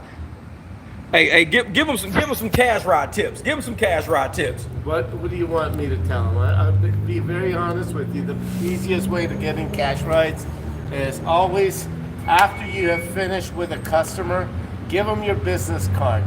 Create your own customer base, and guess what? Those are the guys that are going to turn out to be your cash rides. Facts. Now, what Rideshare Rodeo was saying this morning, Steve was saying this morning, he's got a good pitch. He tells people, I'm sorry, but the app is kind of glitching right now, so I'm gonna have to cancel this ride, but we can do it this way. That was pretty clever. Well, I'll tell you the other way that it works out really well. In order for you to get a true cash ride, go about a mile out of the place that you're in, and then end the ride. And then at that time, after you had negotiated with the customer ahead of time, you start your new cash ride from to. What up, Eric? And that way, it never goes against you. Because you made it in, you ended the ride after a certain period of time. You get paid, the customer pays a certain amount, and then you continue on your project. On the other one. Okay. My 300 brothers. What's good, brother? What's good? Yeah, that's my man Triple E right there. Hey, hold up. That's Triple E right there. So whenever y'all see Triple E AZ out there, that's what we talking about right there. That's a cash ride king. And for everybody out there talking shit, talking about you need a black SUV, you need a black SUV. This guy right here, I have seen him turn $40, $50, $60 cash rides on shit where he's getting like $12. This guy has a maroon car. Do not say you need a black SUV. There's a hum right there. Hey, there's a hum right there. Who's that coming in? Who's that? Marcel. Oh, that's Marcel. That's Roxy. Roxy. Oh, Roxy. What's good, lady? What's good? Look at her. She's got a little ski rack on her Volkswagen and everything. Check her out. Roxy's on her way in here. There she go. She gave us a thumbs up. Roxy's on the way right now. Yeah. That $11 surge I had Thursday? Yeah. No, he had $11 surge locked on his phone since Thursday. He just did it on Saturday. This is how you save surges. They weren't sending you shit for forever. He woke up, he says, bro, I'm still sending an $11 surge. He's like, shit, I'm not letting them get me. But that's how you save surge, man. You hold on to it, you save it a few days, bam, use it on a good ride. But for everybody that's talking shit, you need a black SUV. Not to convert, you don't. You need a black SUV if you're gonna do, like, let's say, upgraded business class, if you want to take people to dinner, sure. But every day with a regular car, you can make $300-400 a day in a regular car. You don't need no black SUV. The reason why I don't beat up the black, I got the Beamer I can still use, and I might go use the Beamer. I could beat that up all day. Did I tell you that I got a loan from him because I couldn't make the kind of money he's making? Exactly. I'm telling you, because Eric, he'll go to an event. I'll maybe get 2 rides out of the event. I'll make about $120 on 2. And the time I've made 2 rides in 120, he's probably made about 180 to 200 already. And he don't have a black SUV. So all these people talking shit in my job, well, you just don't know how to use a black SUV. No, trust me. You use it how you want to. I don't do a lot of rides. I do like 1 or 2, but for the people that are scared to do cash rides because they only got a car, this guy right here, man, and Triple A, he's got a channel on YouTube, Triple EAZ, and the Triple EAZ. Yeah, Triple EAZ is his YouTube channel, and he shows you how he's making money, how he's converting, and he's got a maroon, it's a burgundy Altima, right? Yeah, he got a burgundy Nissan Altima, and the guy's turning $12, $13, $14 rides into $40 cash rides like clockwork. So don't think, oh man, I need to get a black SUV. No, you don't. If you want to, because you want a different like level of business, that's cool. But I can drop that off at home and go get the Beamer and do like regular rides all day, Uber X and Lyft rides all day, converting those all day. But when it's time to bring the truck out to bring 5 or 6 riders, then I'll get the truck. But this guy, he'll tell you exactly how to do it. Man, I appreciate you guys for the likes. Yeah, know your worth, man. Know your worth. It says, I drive a white Nissan Murano. Nissans, they slept on. Exactly. Because like I said, his car, he did the brakes on it, and that's about the only repair he's had to do so far. Brakes. Other than that, you don't really have to do a lot of maintenance on them, man. Oh, she said, hey, Eric, come up to Havasu and train me. Happy twins. Hell yeah. Hell yeah.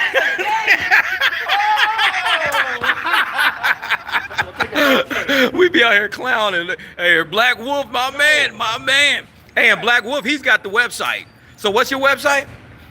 DesertTrans.com. Desert Trans, D-E-Z. Okay, D-E-Z-E-R-T, trans.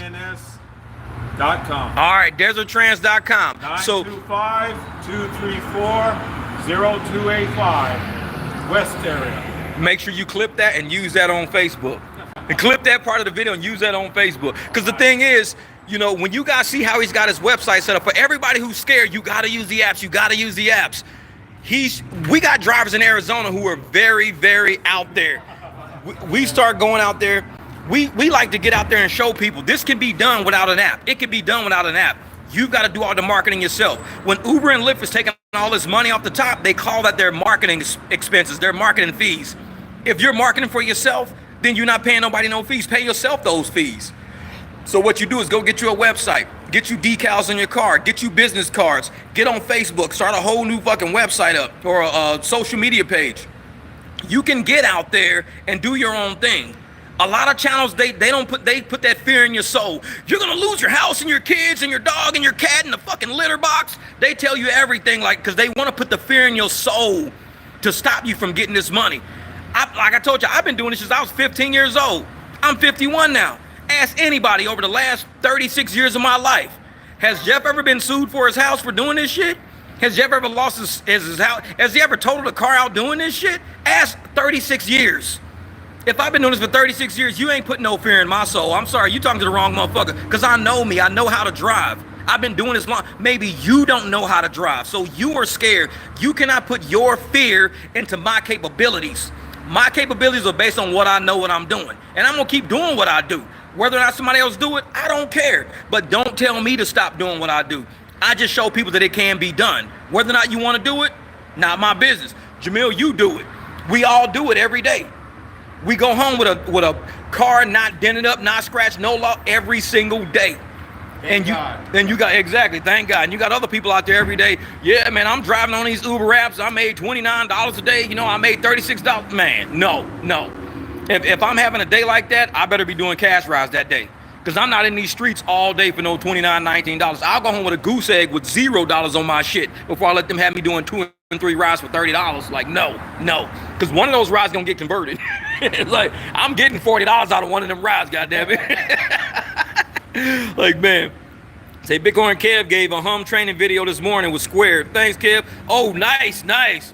Hey, Abby, if you can get that link to that video, post that link to that video in this chat right here. If Kev's got that training video, get the link, post that link, because I don't know how to do it on here, but you can post that link right there. Guess who taught Big Kev? I did. Yeah. Hey, this is the Square man right here.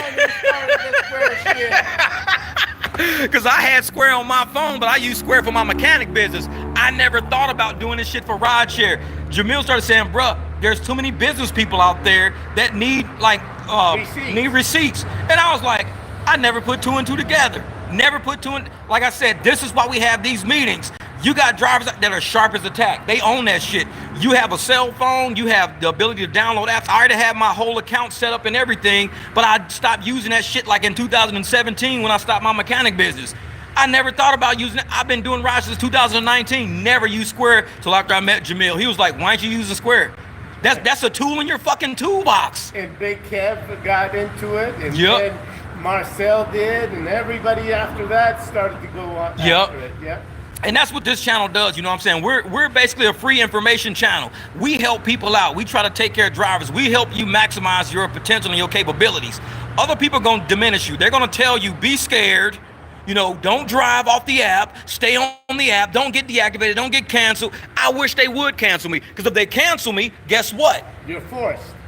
I'm gonna do is I'm gonna really be an eagle then. I'm really going out there getting my food then. If I'm deactivated, I already know I can convert because I've been doing it the whole time. I already know I can market, I've been doing it the whole time. Being on the apps is like welfare. They're buying you fucking groceries. So if somebody's not buying you groceries, you're gonna go out and get food.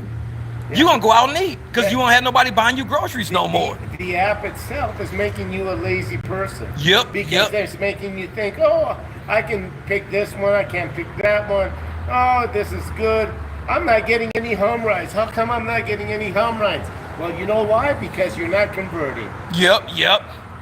And that's what he said. The speech gonna go into my mixtape when I graduate from these apps. He's silly with that shit. And that's just, says, then why do you use the apps if you don't need them? Because, exploring with Eric, we use the apps to get our community off these apps. Our community riders don't know. They're dumb. They don't even know they're being overcharged. I'm glad you asked that shit, because a lot of people, you're only thinking of one side of the equation. You're thinking of the drivers. You're not thinking of your community, the riders, the economy, where you at. When you're a one-track mind, the apps love that shit. Because if you go and you start pulling riders off, you start educating riders about how much we don't get paid and how they can get better rides with us, that means our community is taking care of our community. The money don't go to Uber and Lyft. The money comes to us. Then you're a W-2 employee. Exactly. Then you W-2. So if you go to the app is a marketplace. It shows everybody that needs a ride in your area. You are the car. That rider is probably your neighbor. That rider is probably somebody across town. You don't need to give them the Uber and Lyft, because they're going to just take. They're going to take from your community. They ain't trying to build your community. They're taking from your community. You are the last stop to the fuckery. You are the stopping point. So if you can snag that rider, come with us. You can snag 5 more riders, come with us. Those riders will never use the app again. Uber and Lyft cannot mess with them ever again. You are the only stop to it, though. Asking Uber and Lyft to stop ripping people off ain't ever going to happen. You need to say, we're going to help you stop ripping people off. This is what we're going to do. Good question, Eric. Good question. I'll tell you one thing here. Now, if Uber and Lyft were treating us well, do you think that we would be going out of the app to try to make more money? No. Absolutely. Yeah. Listen, I just spent $1,700 on 4 wheels. Yep. Do you think that Uber, Lyft, or even Hum, I'll say that, okay? Are they going to say, oh, you know, Jim, I'm sorry to hear that you spent $1,700 on upgrading your car, but you know what? Here's $1,000 towards it, because you know we feel bad that you were doing the work for us and you ruined your car. Yeah, exactly. They ain't gonna say that. They're not gonna say that. So you gotta go fight for that money. You gotta go get it. You gotta go get it. Exactly. And a lot of people, they sitting around thinking, oh, well, if I just tell Uber, hey, Uber, I just put tires in my car today. Can I get some surge? Can I get a challenge? You know what? They're gonna laugh at you. Fuck you. They gonna laugh at your ass. You like, this motherfucker stressing right now about some tires. That's why you got to do it on your own. Wait until you have to put an engine on the car. Exactly. $5,000, $6,000. Yep, and that's just the parts. That ain't the labor. That's not the labor. That's not the labor. See if Uber is going to come and say, oh, you know what? You're such a great driver. You're a diamond driver. Let me just go ahead and give you money for your engine. Nope. You know what the answer is? Fuck you.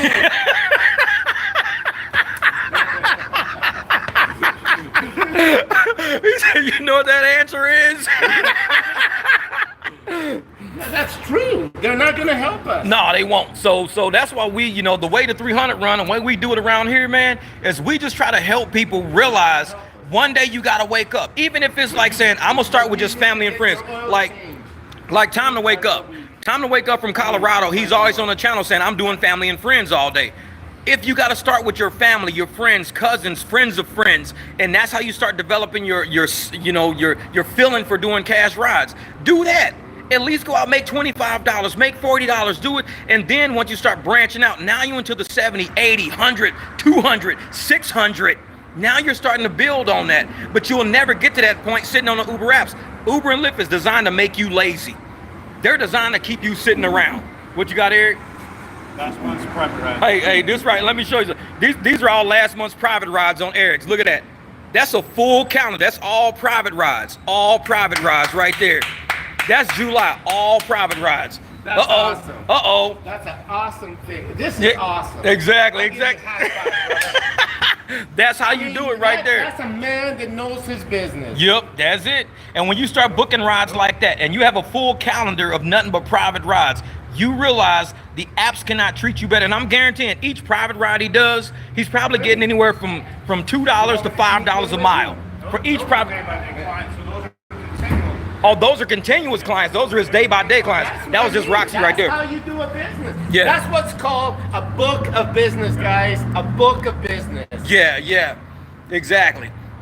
And once you get your book of business down and you're building your business, because you are the driver, Uber and Lyft calls you an independent business. They call you an independent business, but you don't even call yourself an independent business.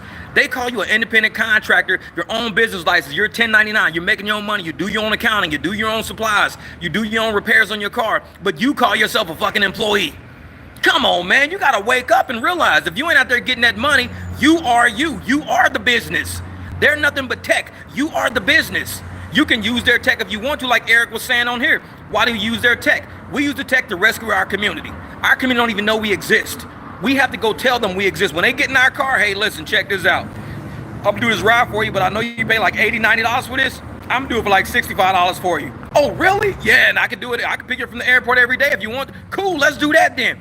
You've got to be that one person in your community that says, I'm gonna stop the Uber and Lyft bullshit, and you got to go out there and do it. Here's a good thing for everybody to understand. Right now, Uber and Lyft is using you. You're their slave. But guess what? You need to be smarter than the average bearer. Okay? Exactly. You know what that is? Utilize their apps. Utilize Uber. Utilize Lyft. It's a tech tool. As a tech tool to get your business. Get your business out of there. Yeah. Those are your leads. Exactly. That's your future. Yep. And the thing is, that a lot of people, they look at Uber and Lyft as a job. Uber and Lyft is not a job. Right. You driving around is a job. Uber and Lyft is technology. It's technology. They call it Uber technologies, not Uber careers. Come here. Roxy, I gotta go get my coffee. It's called. Guys, look, Hey, hold on. There's Roxy. Hey, Roxy. Come on.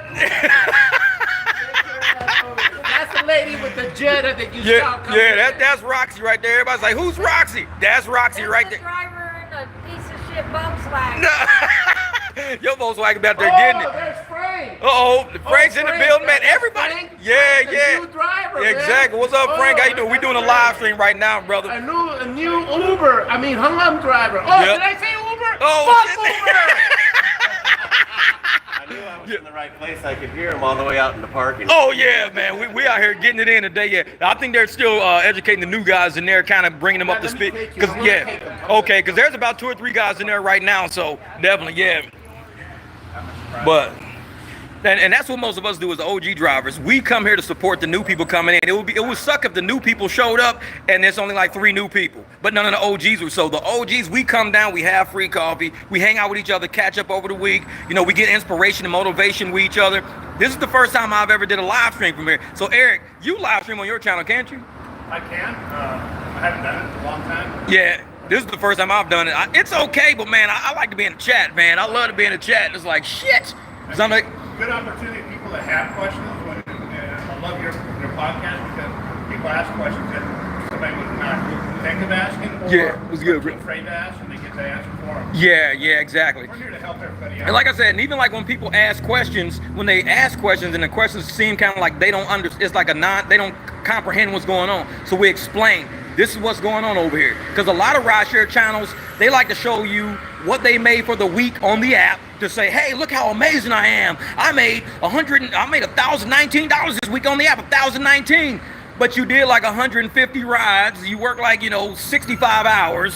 And we like, dude, how many miles you do that? I only did like 1,500 miles to make $1,000. And we're like, bruh, if I'm driving 1,500 miles at my average of $3 a mile, that's $4,500. I would make $4,500 in the same week they made $1,000 on Uber going, yeah, look at what I'm doing on Uber. If you ever see me drive 1,500 fucking miles, no, I made $4,500. It's like, I might do that shit in about 3 weeks. I could do 1,500 in 3 weeks. You make 40, because I told y'all, if I drive at $3 a mile and I hold myself all month to $3 a mile, that means I can drive 33,000 miles in 1 year and make $99,000, all my money. Not some Uber money taking fees off. I can drive 33,000 miles all year. That's me making $99,000. $33,000 divided by 12 months is less than about 3,000 miles a month? Because you're going about 2,600 miles a month maybe. You're running about 2,600 miles a month if you're driving 33,000 miles a year. Something roughly like that. So at 2,600 miles a month, divide that by 4 weeks, you're only driving like what, 700, not even 800 miles a week? It's about 700 miles a week. That's average about 100 miles a day. Every day you wake up, you do 100 miles. It's like, okay, I'm gonna do 25 right now. I'll come back, do another 25 later. Oh, after dinner, do another 25. 100 miles a day is 2 hum trips, or it's 1 private, maybe 2 privates. And that's all you're driving all day. You're doing 2-3 private rides a day. And that's your life. 2-3 private rides a day. You don't have people jumping in and out your shit every day, tearing up your car, not knowing who they are, gonna rob you and now you don't know shit. You only got 2-3 rides a day, and you do that all year. So you still have time to live, and you still make $100,000 a year. Less fuel, less wear and tear, less people, all because you discipline yourself enough not to do $3 fucking rides all day. I'm not picking up nobody for $4. I'm not picking up nobody for $7. No. Discipline yourself to per mile. And if you can't get it from the app, get it for yourself. Tell them, hey man, they only give me $1 a mile on this. Oh, well shit, I paid $4 a mile for this ride. I actually paid $16 for this. It's a 4-mile trip. I paid $16 for this 4-mile trip. Tell you what, I'll do it for $10. Oh, cool, let's do it for 10. They might fuck around and give you 15 just because you're trying to be cool with them. So it's like, you gotta always pitch for yourself, because these apps are trying to get money out of you, not put money in your pocket. If you want money in your pocket, it's on you. It's not on the apps. Don't be crying to the apps and shit with no poster boards and popsicle sticks, walking up and down in front of Uber and shit. Give us more money. Meanwhile, we out here really doing this shit for real. We out here cruising around with $100 bills floating, from the front seat to the back seat. Hey man, going to the bank. When I go to the bank, I put money in the fucking bank. I don't take money out. Motherfuckers like, dude, every time you go to the bank, you put money in. I'm like, that's the only time I use the ATMs, to put money in. I don't take money out. Put that shit in, because we out here doing cash rides. If I got too much cash on me, I go swing by a fucking ATM, whoop, put that shit in, keep it moving. It's like, if somebody take my wallet, guess what? You gonna get like $9. Motherfucker, you gonna get $9 and some pennies and shit sitting in there. Man, I thought you had cash all day, motherfucker. I go by the ATM all the time. You get that shit. Yep. And that's what Jesse did last night. Jesse used Zelle last night. They paid him $200 to hang out at the strip club and just be his ride home later. Bruh. And he said, man, you know what? I almost didn't pick them guys up. He said, I was like, man, he says, it's going out of the way. It's not going in the direction I'm going. I said, bro, that's the universe talking to you. Many times think, I don't want that ride, but they end up being, I get them as a personal client continually. Yeah. Like the lady I talked to you about, I do every Thursday or every Tuesday and Friday. Yeah. She was a Uber ride, a short ride. I'm like, I'll do it real quick. Now she used me to take her clients to the doctor's office with her. One lady, I paid $100 or $50 for an hour and a half, basically. Yeah. Just hanging out twice a week. I mean, and see, and that's the kind of rides that the universe is looking out for you. Because you'll be like, man, this shit's going in the opposite direction. It's not a ride I want to do. Fuck, you know what? I'll do it. Come to find out, like I was in the house one day and I had to pick up some guy from Arizona Grande, take him to the liquor store and back. I didn't want to do that. I was like, man, I got to do this ride. Ended up being like $200-300 over the next couple of days. They were just in town because they got stranded here. I was like, the universe will always take care of you. Yeah. What's good, brother? Malcolm, what's good, Malcolm? Malcolm's in the building. I was like, who the hell's Malcolm? That's Malcolm right there. Malcolm in the middle, baby. He's out there getting it, man. Hey, so wait, Jimmy flipped the bird, gotta be a new thumbnail. I know it. Yeah, but we out here trying to get it, man. Malcolm, what side of town you on, man? I'm all over, man. Right Right now, I'm just in hunt mode. I'm converting. I'm new to this. Oh. It took some time. Yeah. Once it started to get going, man. Man. I was up to making $80 a day because the summer was slow. Yeah. And then I'm converting now. I'm making close to 200 finding people. And then thanks to y'all, thanks to the group. Yeah. Slowly converting, man. I'm making close to $200 a day. 200 a day in a slow summer. 200 a day. And that's the thing, man. And it's like you're not even logging that many miles, though. No. It's just choosing which routers you want to convert. You be like, all right, bet I'm gonna do this one. How much? $30? Cool, I'll do 30. Let's do 30. And this is in a Prius. In a Prius, $200 a day in a slow summer in 118-degree weather where ain't nobody outside, still cranking out 200 a day, doing minimal rides, not a lot. Money is there. Yeah, yep, the money's out there. You to do the work. Yeah, and a lot of people are scared, you know what I'm saying? They look at the apps as being, you know, their boss. I don't want to get deactivated. I'm like, if you get deactivated, you're going to really be on hunt mode then. Shit, you're going to leave the house and come home with cash in your pocket every day because these apps ain't going to hold you back. The apps hold you back with these stupid ass challenges. They throttle you down. They got you waiting like you chomping at the bit for a ride to show up. Like, no, cruise up. And like my man Benny, when we was at the concert, Benny was like, I said, I just did this ride for $13. It was like a mile and a half for $13. Benny said, I just did this with $50 cash. I was like, what?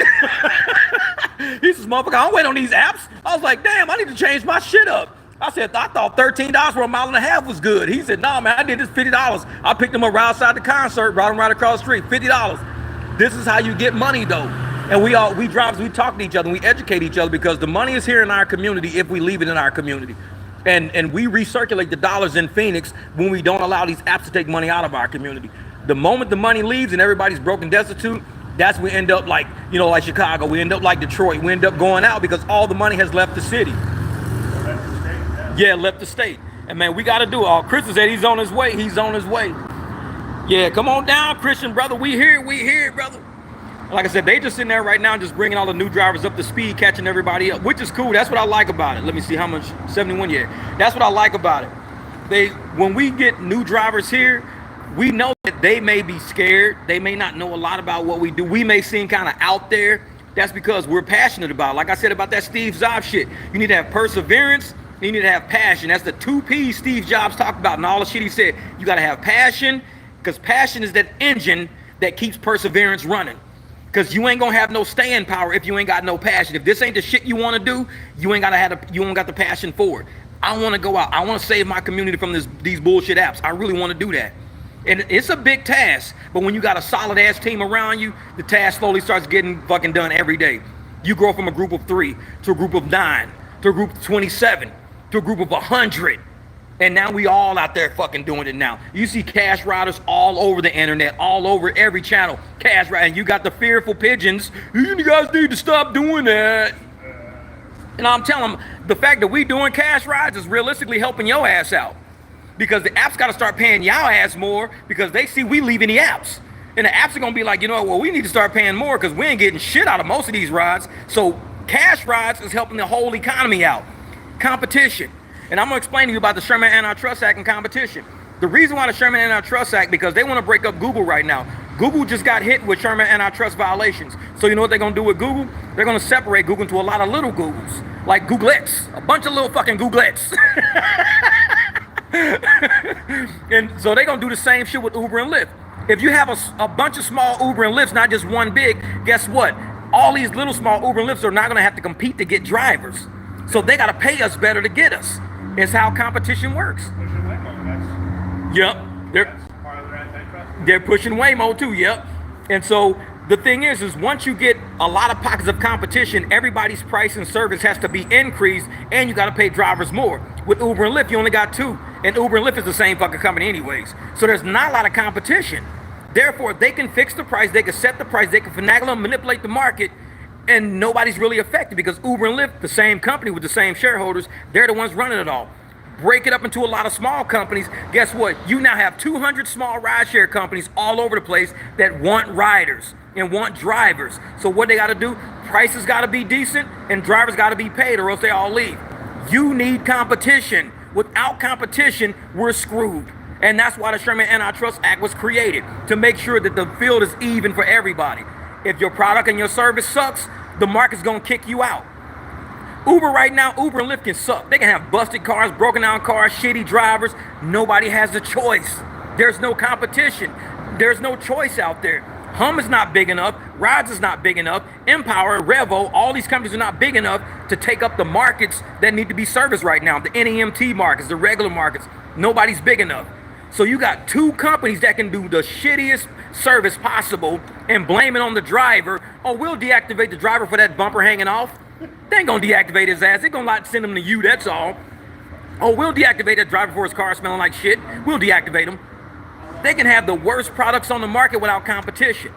So why do you think Tony West is running up behind Kamala Harris right now? Because he wants to make sure Uber is not hit like Google just got hit. That's why his ass, Tony West works for the Justice Department. He used to work for the Civil Division. He was the head of that shit. And that's the biggest unit of the Justice Department. So he knows what's coming down the pipe for Uber and Lyft. I said on this channel already, Uber and Lyft within the next couple of years are going to be hit with antitrust violations to where they're going to have to break up. They're forming a monopoly on prices. Smaller apps can't even sustain themselves because Uber and Lyft are, partnering with everybody. They're giving companies now, businesses and companies now can put their employees, like Amazon can put their employees on Uber accounts and Lyft accounts. So that means they won't be using Hum, they won't be using rides unless they come through us and do cash rides. That's the only way they're gonna get around it. So antitrust is major. We talk about that shit a lot on this channel because we believe we are the competition that we need. And even with each other, we're competitive with each other, but not competitive where we want to hold each other down. I'm competitive where I want to see Eric with more fucking people on this goddamn. I'm like, dude, get more fucking reservations. Let me send you more fucking people. Let me see how far you can go. Motherfucker Eric be like, dude, I'm like, I ain't even turned the app on in a week. That's what I want to see, Eric. I haven't turned the app on in a week, Jeff. That's how we push each other. We compete with each other to see how strong can we make our team. That's the competition we got. How strong can we really build this shit? Like the other day when Jamil asked me if I can come pick up somebody at the airport, and I said, sure I can. I got hemmed up in traffic. Luckily, his other client canceled. He was already at the airport. I said, I'm gonna have to give you your client back. Can you help me? Can you do that? Because I didn't know if he had some other shit set up right after that. So I had to even ask him, can you take your client back? Because I'm stuck in traffic. I won't make it by the time the plane lands. He was like, I'll take the client back. But that's how we do each other. We help each other out like that. It's not about money. It's about we're in this shit for the long haul. Like I told people, I could do cash rides for the rest of my life. I can't do Uber and Lyft for the rest of my life. Uber and Lyft is going to fade out. They're going to beat your car up, bang your shit up. But when it comes to cash rides, when it comes to private businesses, it's only going to grow. And when it grows to the point where I can't even contain my own clients, that's why I got people like Eric. That's why I got Jamil. That's why I got Bighorn Kev. You got to have your team ready. Hey, man, I'm going to be in Vegas, for these 3 days. Any text that comes through, can I shoot you my client? I'll shoot you the number. Cool. Might fuck around and be like, hey, Jeff, you send me Eric. Yeah, we're actually moving up the fucking Surprise. We're going to start using Eric all the time. I'm like, hey, great, because I ain't got to drive a Surprise. We help each other. That guy said, yeah. Let me talk to house. Yeah. So, he was a ride from downtown to over there by your place. Yeah. And your number. He would do airport rides all the time. See? So, we hand out each other's numbers to help them out. Yeah. To thrive. Yep, exactly. And that's what we do. One of my customers, I said, hey, don't be afraid to ask the driver to do cash for less for what you pay. Because, man, there's millions of people that live in Phoenix right now. Like the 5 girls I met the other night. When I had them in the truck last night, only one girl had my card at first. All of them were like, can I have your card? Give me a card. Give me a card. So now I just gave out more. So all 5 girls got my card now. And they're going to tell their friends. And we have so much potential out here. If you don't have a team, you will be stuck. Any of these 5 girls say, hey, do you got any friends that you got any drivers in Glendale? I got Eric. He's up in that area. You got a friend in Peoria? Because my friends in Peoria need a ride. This is why you got to have your team. I cannot be in Chandler and Peoria at the same fucking time. So I got to say, Eric, I got these girls that I drive in Chandler. They got friends in Peoria. Can you handle that?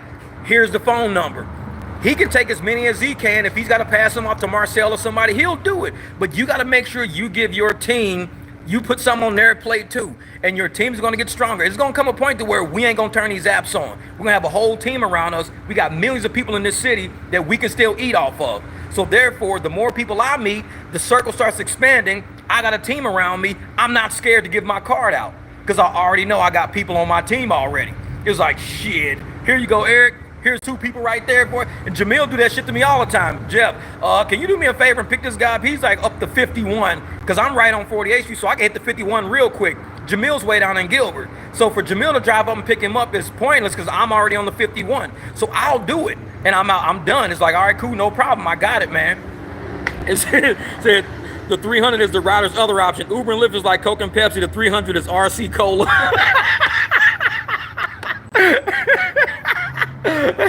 Jesse's stupid. Just said, that shit's like 300. Oh shit, guess who just walked in?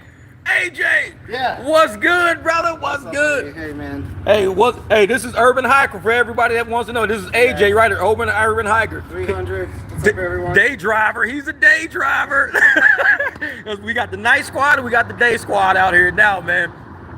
So to come and give my respects. Oh, no problem, brother. Much love, AJ, man. He's always supportive of the channel. That's why I love AJ, man. That's my brother right there, man. Hey, I know you driving today? Oh yeah. Are you out now? Yep. Awesome. I've got a private. Okay, cool. And AJ helped me out one time too, because the one lady you sent me that needed to go to that club that one night, because you drive her all day, like in the days and stuff, but she had to go one night, and AJ don't drive in the night. So AJ was like, Jeff, can you do me a favor and pick this lady up? I can't even remember her name. I started doing nights. Oh, you doing nights now? Actually, I took her last night. Oh, okay. Yeah. See, you gotta start hanging with us then. You at nights. Oh, you need to roll with us. Oh yeah. I had to expand myself to get the most profits. Yeah, especially at night, because we don't have as many drivers out at night as we used to because of the summer. Because Jamil, he don't do nights no more either. He's only days because he got so many private clients in the daytime. So me and Eric, we still nights. But Eric, I'll take a nap midday just so I can stay up for the rest of the night and everything. But yeah, man, you gotta roll nights with us, man. I'm out now. I bet. So now I gotta get you AJ's number. So when we get busy areas, that's when we hit people up, because he'll tell me where some busy areas are, and if I can get there, I'll get there. But usually I'm like stuck somewhere. But we'll get the information out. All right, man. All right, AJ. Be easy out there, brother. Good to see you, man. I will email all this. Sounds good. Sounds good, man. Cool. I didn't turn the app on that yesterday, and I made $150 in like 50 miles. What's that? Damn. That's what I try, man. $3 a month. Yeah. All day long. Cool. Yep. And that's what we gotta do, man. As long as we can keep private clients booming, then we ain't gotta turn these apps on, man. Go days with goose eggs on my app. I don't even turn my app on. I'm like, nope. And that right there, that's Eddie. You know, Eddie, he helps out a lot. Motorcycle City. Yeah, he helps out a lot with everybody. He actually works for him. He's one of the directors too. So he helps anytime you got an issue with the apps or something like that, Eddie, he'll help you out. He's always looking out for us, man, always. Let me see how much battery I got. Ooh, 69%. But my little battery charger actually works. This thing has started, yeah, it's starting to work. Yeah, man, but man, I'm glad you guys are with me. I know this is a different live stream. I don't normally do live streams from my phone. This might be the only one ever. It's not bad, but man, I'm used to typing. I'm used to being in the chat. I'm used to kicking back in my chair, holding this phone. My arms hurting like a motherfucker right now. I don't work out. My phone's too heavy. This big ass fucking VCR phone. They be like, Jeff, get a tablet. Doubt it. Shit. That's like holding a manhole cover. Fuck that. I don't get no tablet. But yeah. But in a minute, yeah, it's like, yeah. Yeah, so everybody's just, you know, this is what we do. We go around in the daytime, especially Saturdays, and just kind of check it up with everybody, man. So let's hear it that I got 2 phones on. I know it. I got 2 phones. What was that? Oh, James, I'm getting ready, brother. Hey, there you go, King James. Get out there, brother. Get out there. Lyft is not paying drivers a whole penny. They breaking $1.43 a mile down $4.25 and not rounding up. Then they break down 19 cents a minute to 0.1875, don't round up, which skims 6 cents each ride. That's how they do it. That's how they do it. You breaking in that new phone. You right. Yes, I did one ride. I took a couple to winery, spent 5 hours with them, 40 miles of driving, $500. Damn! Hey, that's what I'm talking about. And see, KK, that's what I was saying one day. I told this guy my rate was $100 an hour. I said, my rate's about $100 an hour in this big truck. I could do that. He was like, all right. I said, well, what if we only pay you like $70 an hour and we'll pay for like your food and your drinks and everything? I'm like, I don't eat and drive around and shit. I'm like, we're drivers. We don't sit around eating buffets. Like, we'll end up shitting in ourselves sitting in that goddamn car. So I'll drink while I'm driving all day, but I'm not about to start eating food all day driving around. Ain't none of the bathrooms around town for that shit. So I said, no, I'll just stick with my $100 an hour, man. So I never called the dude back. It's like, don't do me like that. It's like, you'll find you another driver for $70 an hour. Because my truck, it runs about $100 an hour. I could do that shit on my own. So to have somebody pull me off my grind to pay me $30 per hour less is not the type of clients I want. If I'm giving you $100 an hour rate, you got a nice clean ass truck sitting out there waiting for you every day. Nah. It's like, and you tell me, well, that's too much, then I'm not for you then. There's somebody else out there. And it's not a mean thing, it's just a business thing. Because I'll find somebody else, they'll pay me $55, $60 for like 20, 30 minutes of time. So I'm like, why would I do it for $70 for a whole hour when somebody gives me $55 for like 22 minutes? So you gonna be out there till 1 p.m., bro? I wanna come through. Yeah, we'll be out here till about 1. What time is it now, Eric? It is 11:43. Oh, it's 11. Oh, yeah, we'll be out for another hour easily. Because usually we sit here till about 1, and then we all break up. Sometimes we'll go to Denny's to grab something to eat. Sometimes everybody just split up because people got work to do and stuff like that. Trump speaking in Pennsylvania at 1 o'clock our time, Jay Watts. That's what's up. Yeah, I'll probably be either at Denny's or I'll probably still be sitting here. No telling, man. We got to see. If they want to ride, they will pay what you're worth. Exactly, Lisa, I'm telling you. And like I said, for my car, for the Beamer, I can only take like, 2-3 people comfortably. 4 people I can fit, but 2-3 comfortably. I would do like 50-60 an hour in that BMW. That's cool. 50-60 an hour in a Beamer is perfect. But when you got a truck that can fit 7 people, you don't put it at a car rate. They gotta pay for that. If you want to pay me 70, let me bring my car. If you say, oh, we want something bigger, because at $100 an hour, you can be like, hey, do us a favor, go pick this guy up. Oh, hey man, we got a big enough truck, we can come pick this guy up. Next, I got a truckload of people at $70 an hour when I should have did it at $100 an hour. So I don't know. You got to understand, with a car rate, private rate for a car, you can dip down to the $50-$60 an hour with a car. But $100 an hour, I don't know. And that's why I said, KK, that's a really good rate. $100 an hour is what I normally charge. But for the car, I'm way less. I'm way less in my car. And I don't mind, even with the Jeep, I'm a little less in the Jeep because it's kind of older and I don't do far rides with the Jeep. So in the Jeep, I might get probably 50, 60 an hour, maybe 50, 60 an hour. But I don't really go that far though. But they say, how is Walmart Spark out in your market? I don't know. I don't do Spark. You do Spark? Yeah, we don't do Spark. But yeah, but I know Aaron's gig. Aaron, what's his name now? Because he was Uber Lyft Phoenix for a while. Aaron's gigs. Yeah, something like Aaron's gigs. He lives out here in Phoenix. He mainly does Spark. He does Spark a lot. He's like Aaron's gig, or he used to be Uber Lyft Phoenix. You might, if you type in at Uber Lyft Phoenix, his channel might still come up. But it's like Aaron's gigs or something like that.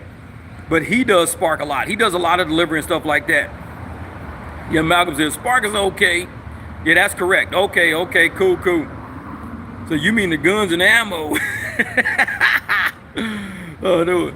I do 80 an hour, but they tip me as well, and I gotta take them to the airport 15 miles per 80. KK, you out there doing it. You doing it. I'm telling you, man, I love the drivers on this channel because ain't nobody scared to make money. Motherfuckers are not scared to make money over here. They not. You don't hear no, oh man, I would do those 15 miles, but I don't got commercial insurance. If you can't drive 15 miles, I might not want to be in the fucking car with you. Yeah, he's Aaron's gigs. Yep, he's Aaron's gigs. That's it, Aaron's gigs. Well, just I got home at 6 a.m., went to sleep, woke up to my son, where's my daddy? I want some cereal. Meanwhile, I was dead asleep on the beach with one of those strippers from last night whispering, Daddy, I want some cereal. Motherfucker, wake up, it's your kid. I was finna get rid of milk, baby. That's funny shit. Man. Yeah, but I'm glad you guys on this live stream with us, man. This is a different one. It's not plural, singular. Aaron's gig. All right. Poor guy got deactivated from DoorDash again. Telling you, man, Lisa, what you got to do, Lisa, is go to all these drivers' channels and teach them the way. Be a fucking Jedi. You need to change your name to Jedi, Lisa. Teach them the way. Catering is the way. Because they still doing these goddamn hot dogs and these hamburgers and shit like that. And you out here delivering whole spreads. She out here doing, $400 deals and shit like that, $152 deals. And I'm like, these motherfuckers like, yeah, I just got $11 to drop off a pizza. I'm like, you need to go on rideshare Lisa's like Discord. Because they over there doing the most. They doing the most over there. Yeah, Lisa, put your Discord in this channel right here. Put your Discord link, because I'm telling y'all, if y'all don't want to do rideshare or you're scared of doing rideshare, look at Rideshare Lisa Discord, see how they're setting up all of their catering jobs, and try that shit in your city. If it don't work, it don't work. But you're not going to know unless you try it. Like, I know if I can't do rideshare, I just don't want to do shit no more, I can do catering because I'm on her fucking Discord. And I'm like, shit, yeah. I'm like, I know how to, and they show you the setup, the spread, the breakdown, the pricing, and how you should make sure it's a good price. Because I don't want to be a pigeon trying to do fucking catering. They're like, Jeff, you did all that shit for $150? Yeah, Jeff, that's a $500 fucking spread. You're a pigeon. I'd be like, oh shit. So that's why y'all gotta, like I said, it's so much knowledge out there. So many, there's our Discord right there. It's so much knowledge out there for people to join and just to have as a, use the exact Jeff setting up hot dogs and French fries. I'm gonna setting up hot dogs and French fries and shit. But it's so much knowledge out there. It's like a library, a wealth, a catalog of knowledge out there. But it's not gonna come to you. You gotta want that knowledge, man. You gotta say, man, I need to diversify more portfolio. Go out there. I got catering. I know how to do catering. I'm in good with a catering group. If I got to do rideshare, I'll do rideshare on this group. I do, you know, cash rides with this group. There's so much information out there, and people are hemmed up and stuck on these channels that got, you know, 100,000 fucking subs on those channels, but your money ain't going nowhere, and their channel is the same as it's been for the last 2 years. It ain't anybody on my channel. Whatever we did last year, I guarantee we doing shit different this year.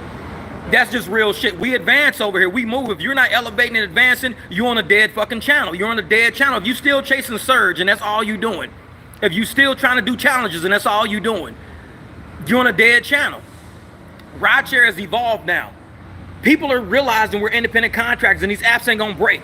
They're celebrating Prop 22 shit. They're throttling people in New York. They doing all this. If you are on a channel that is not evolving to the current state of rideshare, the current state of independent contracting, you're setting yourself up. You're sitting in a dead zone right now.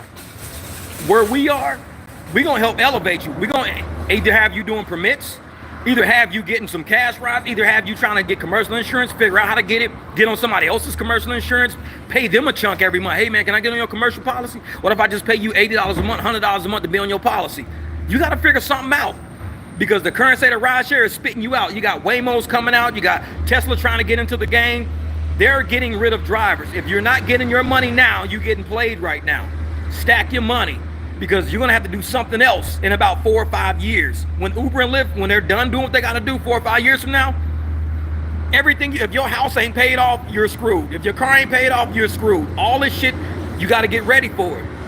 And this is one of the only channels that is evolving with all the drivers we got on here. Everybody pushing everybody in a certain direction to go out, save your community, get your community ready to be anti-robot, anti-AV. We're gonna have our whole community like, I still got a driver. I got a private driver. Shit, my man Jamil, right? I got a private driver. I don't know why you motherfuckers taking Waymos. Why y'all sitting around waiting on a Tesla with nobody in the front seat and shit? I got a driver showing up. Get your community ready. Go out there and talk to them. But it's gonna take you, because Uber ain't gonna send them a message. Hey, you guys, if you guys want a private, Uber ain't sending no fucking body no message about no private driver. Uber's trying to control the narrative. You gotta take the narrative back and say, we got power in our community. This is what we're gonna do. I'm gonna talk to everybody. Whether or not I convert you into a client or not, I may not convert you into one, but the next driver that talks to you is gonna convert you, because you're gonna say, you know what, another driver told me that shit too. I better fucking give me your card. I didn't take his, let me have yours. And I guarantee I'm gonna run to that person again at the grocery store. Hey, you was telling me this shit? I got a private driver, man. You got a car? Because I need 2 or 3 private drivers. Always good to have, man. Yeah, save your community is a hashtag. Save your community. Say Jet out Lisa. That's it, Jet out Lisa. Just say, remember, Tristan doesn't have a car payment. Exactly. I'm telling you, Dalton, man, there's levels to it, brother. There's levels to it, man. What are they in there doing? What are they in talking about? Jamil, what are they in talking about now? Oh, they're right now introducing the new drivers. Okay, all right. So that's what they, like I said, we come here and we just show support, you know. We come down, we show support to the new drivers, let them know they're not alone. Because if you ever go somewhere and you don't see none of the OGs there, you don't see none of the team there, you're going to start wondering, where the fuck is everybody? Why ain't nobody supporting this? Or is this like a pyramid scheme? Nope, we still here. Shit, we still do. We show them every one of us drive differently. All of us drive differently. Some of us do apps. Some of us do only private. Some of us do a mix in between. Some of us take pings from home. Some of us don't take pings. We're all different, a very diverse group. You're going to learn something, and you're going to learn what works for you fucking with this group. You're going to learn what works. Everything's not going to work for you. But you're going to say, I like your style, but I like how you do this, so I'm going to use a hybrid method. And that now becomes your method now. So it's like, there's always a way that's going to make money. We're a coalition of drivers that believe in each other. And if I didn't believe each one of these guys knew how to drive their shit, I would never send them a client. I'd be like, nah, man, I don't know. You don't know, man, your curves, your rims is all dinged the fuck up, man. Your bumper was hanging off last time you showed up. Your horn don't fucking work. I can't send you one of my clients. Motherfucker hit the horn, beep, beep. It was like, dude, your horn should be honk, honk. Or you get stuck in the middle of the streets because you can't get there. Exactly. I'm stuck in the street, motherfucker. Jamil's like, I said, dude, do me a favor. Take your client back. Just help me out this one time. Take your client back. But yeah, man, Elon is seriously pitching the idea of owning a Tesla and let it go out and drive itself alone and make you money while your ass is asleep at home. I'm gonna tell you something, Dalton. I would never let nobody in my car, for one, without me. That's why I can't even do Turo. I respect my investments. I respect my cars. And I know people who usually don't have shit for a reason. Now, everybody's going to be getting these Teslas. Everybody's going to be getting these cars. Not all of them have cars. One time, I was reading the Turo thing, and this guy used Turo for a bank robbery. He used Turo for a bank robbery, and then they dumped the car at this abandoned house. They had to ping the car to go find the car, and they found it, and the guy got arrested because that's where he got caught by the cops after the bank robbery. And so Turo wouldn't even reimburse these people for their car, all the damage that was done to their car. They had to come out of pocket for that shit because it was using a bank robbery, and Turo don't cover bank robberies. Most people that do shit in these people's cars don't have it themselves.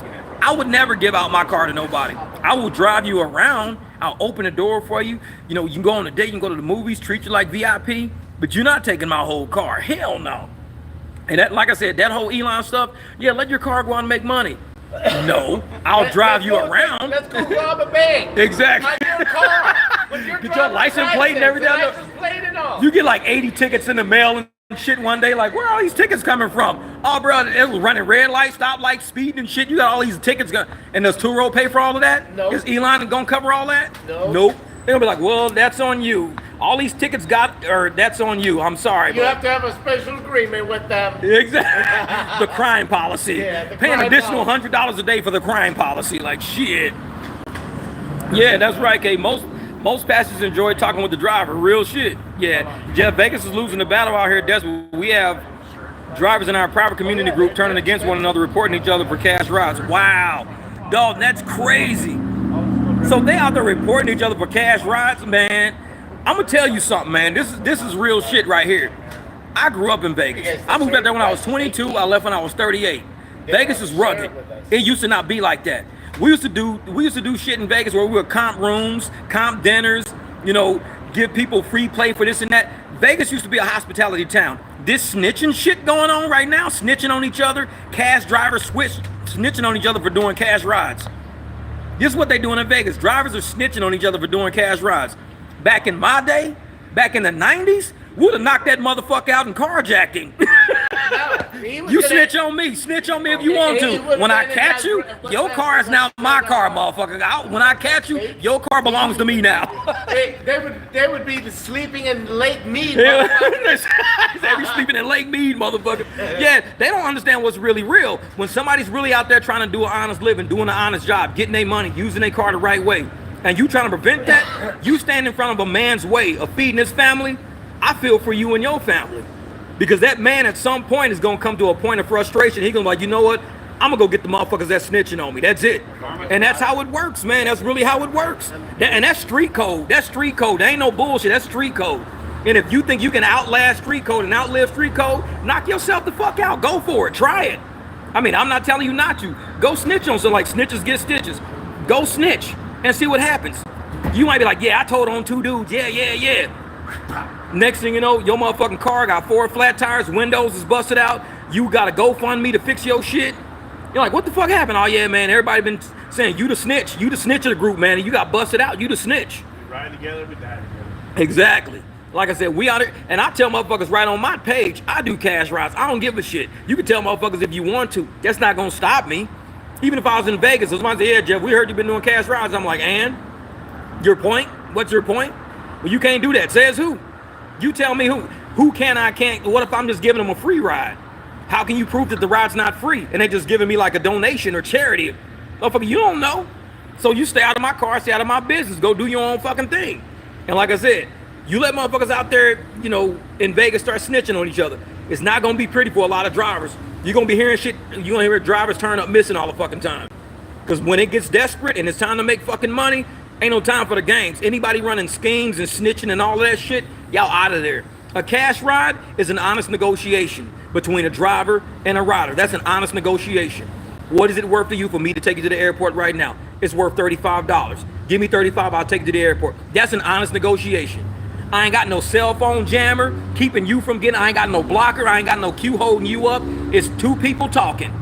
And when you got two people talking and we got an agreed upon deal, hey, you know what? If you cut my grass, I'll give you $15. All right, cool. There you go. $15. That's an honest talk between two people. So if you're gonna try to come stand between two people having an honest conversation with each other, and you try to say, well, I'm gonna pretend that I'm the police and I'm gonna snitch on you. Hey, you might want to kiss and hug your kids every fucking day you leave the house, just in case you don't make it back.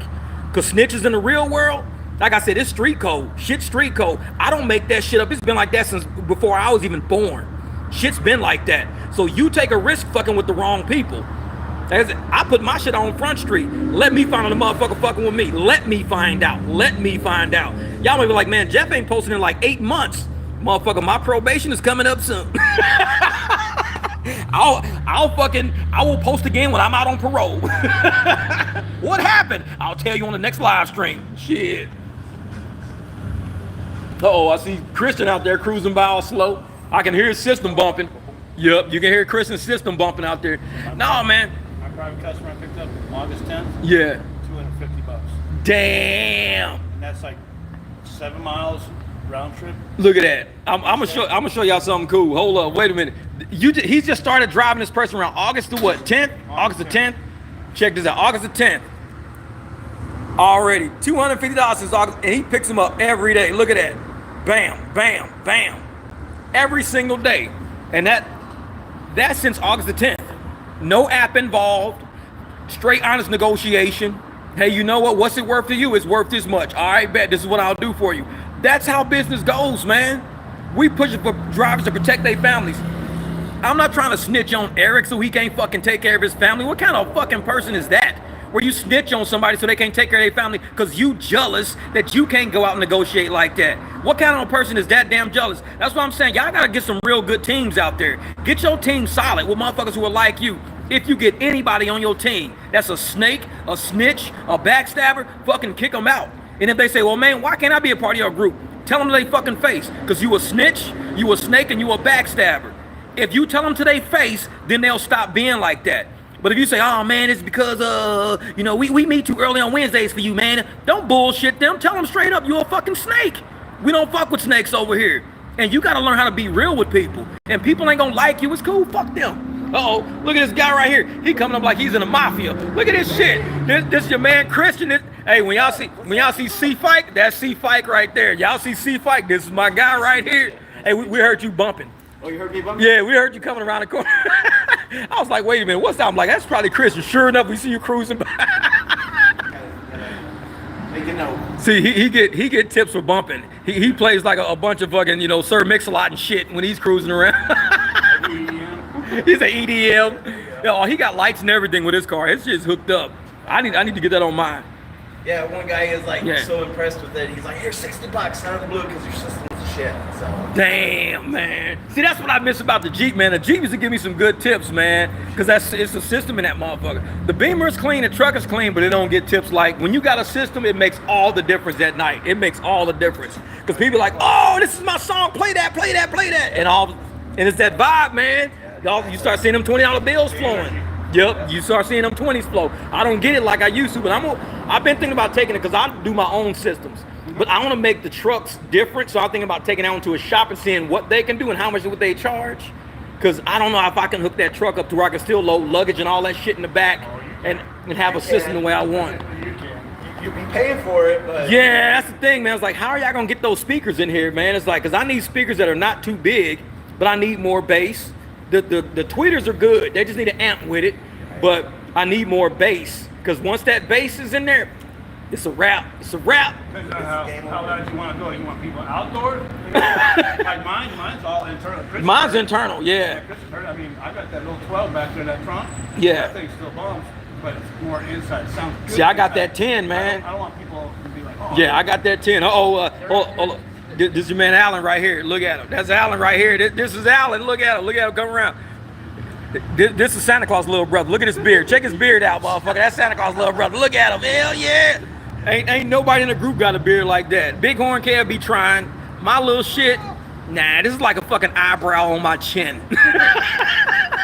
That's a real beard. This is a fucking eyebrow. This is an upside down eyebrow, motherfucker. That's a real beard. It's like, God damn. This motherfucker pull around the corner like, yeah, let me tell you a story about the Smoky Mountains. Shit.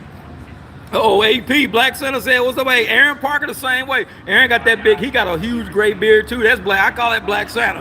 AP is Black Santa, boys. Like, I need to get my shit together. I can grow a little bit on the sides, man. I might have to I'm gonna start growing it out. I'm about to get into the club this winter, man. I'm gonna get into the club this winter. I think I look funny with a beard though. Cause my shit's all white. The whole thing is, there's like very little black in it. It's all white. It's like, man, what the fuck? Like I fell into a thing of fucking flour and got up and took off running. Man, exactly. You need them low profile subs. They go under the seat. Yeah, see, David, the thing is, under the seat, my seats actually fold down. When they fold, they drop like this and they get lower. So I guess I'd have to put them all the way down and see how low they would go, because you can get a shallow mount sub. I know what you're talking about, those shallow mount subs, but it's like, man, I think I only want one. If I get a 10-inch sub, somewhere in that truck, like a small one, that's all the bass I need. Because I mean, the system sounds good in that Explorer, but it's not like good. It's not that hey, this is my song shit. It's like, man, I need to get that, man. So how do you feel about being a driver and also carrying? Adrian, I tell you like this, if you live in the United States of America, and I think 13 out of the 50 states, 13 out of the 50 allow you to be a soft crime felon and still carry. So you could be a felon, a convicted felon, and still carry in 13 of the 50 states, I believe. It might be more than 13, but I know 13 states for sure. So a convicted felon of a soft crime like a tax crime or embezzlement or something, where if that person can carry, any American carry. That's what I'm saying. Any American can. So the Constitution gives you the right to carry. Whether or not you can seal it is something totally different.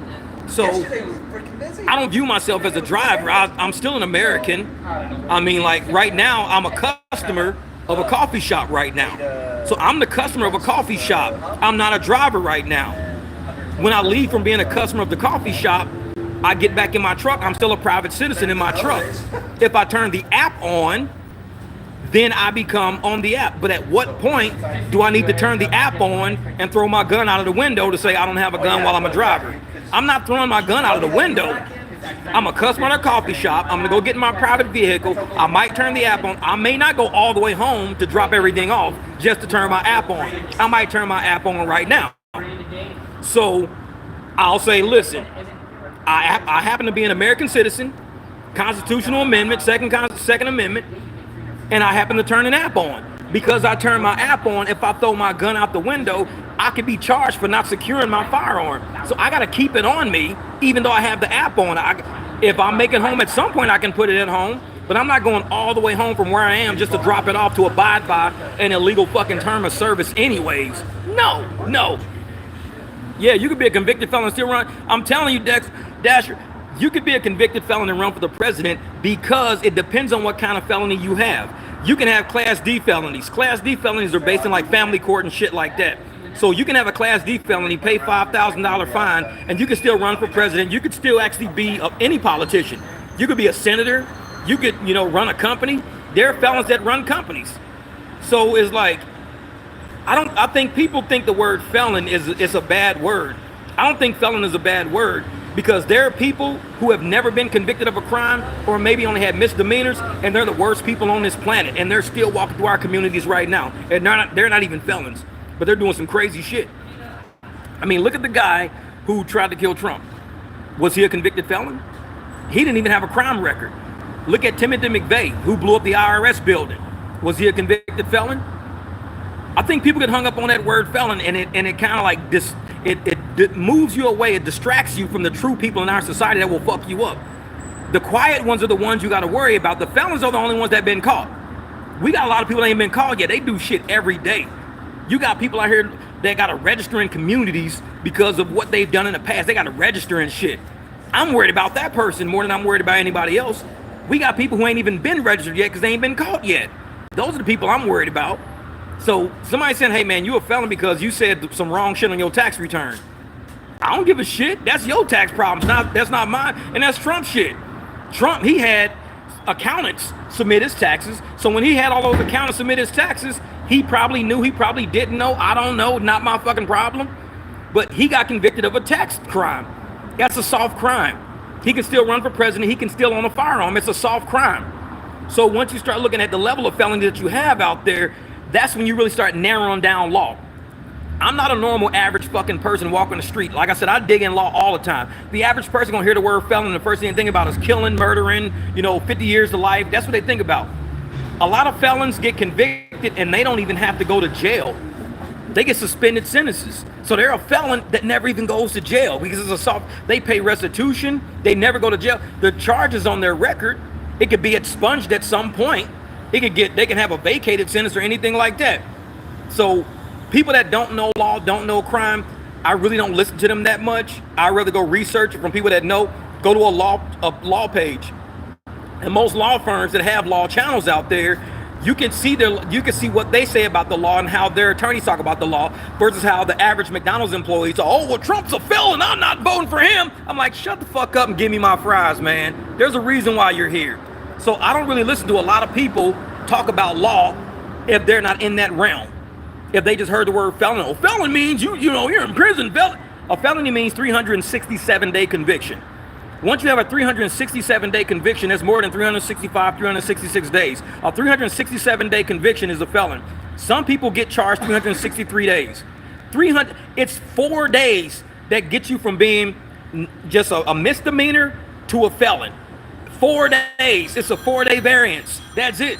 If somebody says we're going to give you 360-day sentence for the same crime, they give somebody a 360-day sentence, 67-day.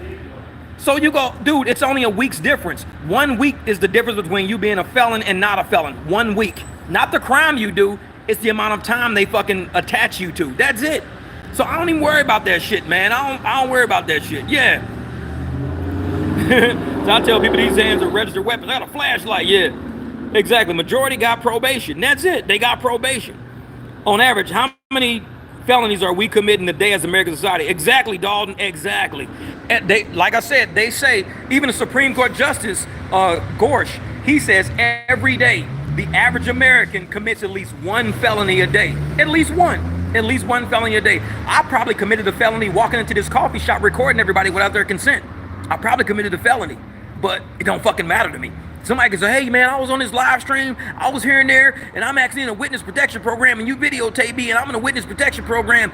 You committed a felony by showing a federal witness on a live stream. You showed a federal witness, that's a crime. It probably is one. I wouldn't know, but it probably is, and I probably committed it by walking around with this camera recording a live stream. Everybody commits crimes all day, every fucking day. It's what we get charged with. It's how do we fight.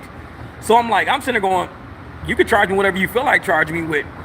I mean, whether or not I fight is based on whether or not the judge kicks it out based on, and people say ignorance of the law is no excuse for not breaking one. So the fact that you don't know that you're committing a felony, anybody can hit you with some shit. Anybody can hit you with something. All right, Jesse, man, be easy out there, brother. Go get your nap in, man. Go get your nap in. To ask me about what's on my person, nah, I just don't consent to unlawful searches and seizures. Get lost. Exactly. And man, see, I wouldn't even answer that question whatsoever, Jeff. Yeah, I really can't do airports because of my subs. If I get private clients, trust me, I will be moving them for that ride. Yeah, exactly. Yeah, it's, like I said, it's only illegal when you're caught. Adrian, you got it. And that's why I tell folks, everybody want to sit and talk about felonies. How many times have I said, we're in a free roam prison. America is a free roam prison. We have 25% of the world's prisoners in one country. We have 4% of the world's population, but we've got 25% of the world's prisoners on our soil. This is a free roam prison. It's just a matter of time. That's all. They're going to get you for something. nothing. Whether they see you, they, oh, we got you on camera doing this. Oh, we caught you on the internet doing this. Oh, your friend said you did this. This is a free roam prison we living in. It's all a matter of time. They'll raid your house, raid your friend's house. You be sleeping in the bed, they raid your house. We see that shit all the time. You like, how in the hell do you got a right to just raid my house? I ain't even did shit. You don't have to do nothing. It's a free roam prison. We got wardens all around us at all times. Everybody's got, you have a crime on you that you don't even know you committed yet. Man, I shipped that yesterday. I shipped that in the mail. Well, when you shipped it in the mail, you didn't check this box off. Because you didn't check that box off, it makes it a felony. That box says you attested everything in this box is not a chemical, not a battery, not this, and it's safe, and you never checked that box off. You just committed a mail fraud. I committed mail fraud? Yep, by not checking the box off. Just like Trump, he committed fraud. How did he commit fraud? Because he didn't say something was a business expense. He said it was a legal expense. You have two lines. You got legal expense and you got business expense. He put it on legal expense. That's the line above business expense. It takes it's millimeters. Everybody is millimeters away. You one checkbox on a form away from committing a felony. You a millimeter from putting shit on line A on line B from a felony. That's all it takes to be a felon in this country. We're in a free roam prison right now. They just waiting for your fucking time. That's all. If you register your kid, that black lady registered her kid for school using his grandma's address, and she got 5 years in prison. She got a felony conviction because she said he's going to go to school in that community. He went to school in that community, but he wasn't living with his grandma. He was still living with her, but he was using his grandma's address. She committed a felony. So just because she wanted her school to get her son to get a better education, she ended up going to prison for 5 years for wanting better for her kid by saying, I don't want him to go to school in the neighborhood we live in. I can't afford to move out of this neighborhood. So I'm gonna live in this neighborhood. We're gonna live, but I'm gonna take him to school in his grandma's neighborhood. She went to prison. That's a felony right there. That's a felony. And a lot of people don't even realize it's a felony, because how many people do you know go to school outside of their registered school district? So many. And those parents are all committing felonies, all of them. They just ain't been caught yet. That's all. People been doing that shit for years. Been doing that shit for years. Say no knock warrants, red flag laws with no due process. Yeah. And I'm telling you, man, we gotta, if this is the type of country we living in right now, and we know this is the type of country we living in, if they're willing to go after former presidents for like shit left and right, to the point where Supreme Court justice got to protect this guy, the government can be weaponized against you.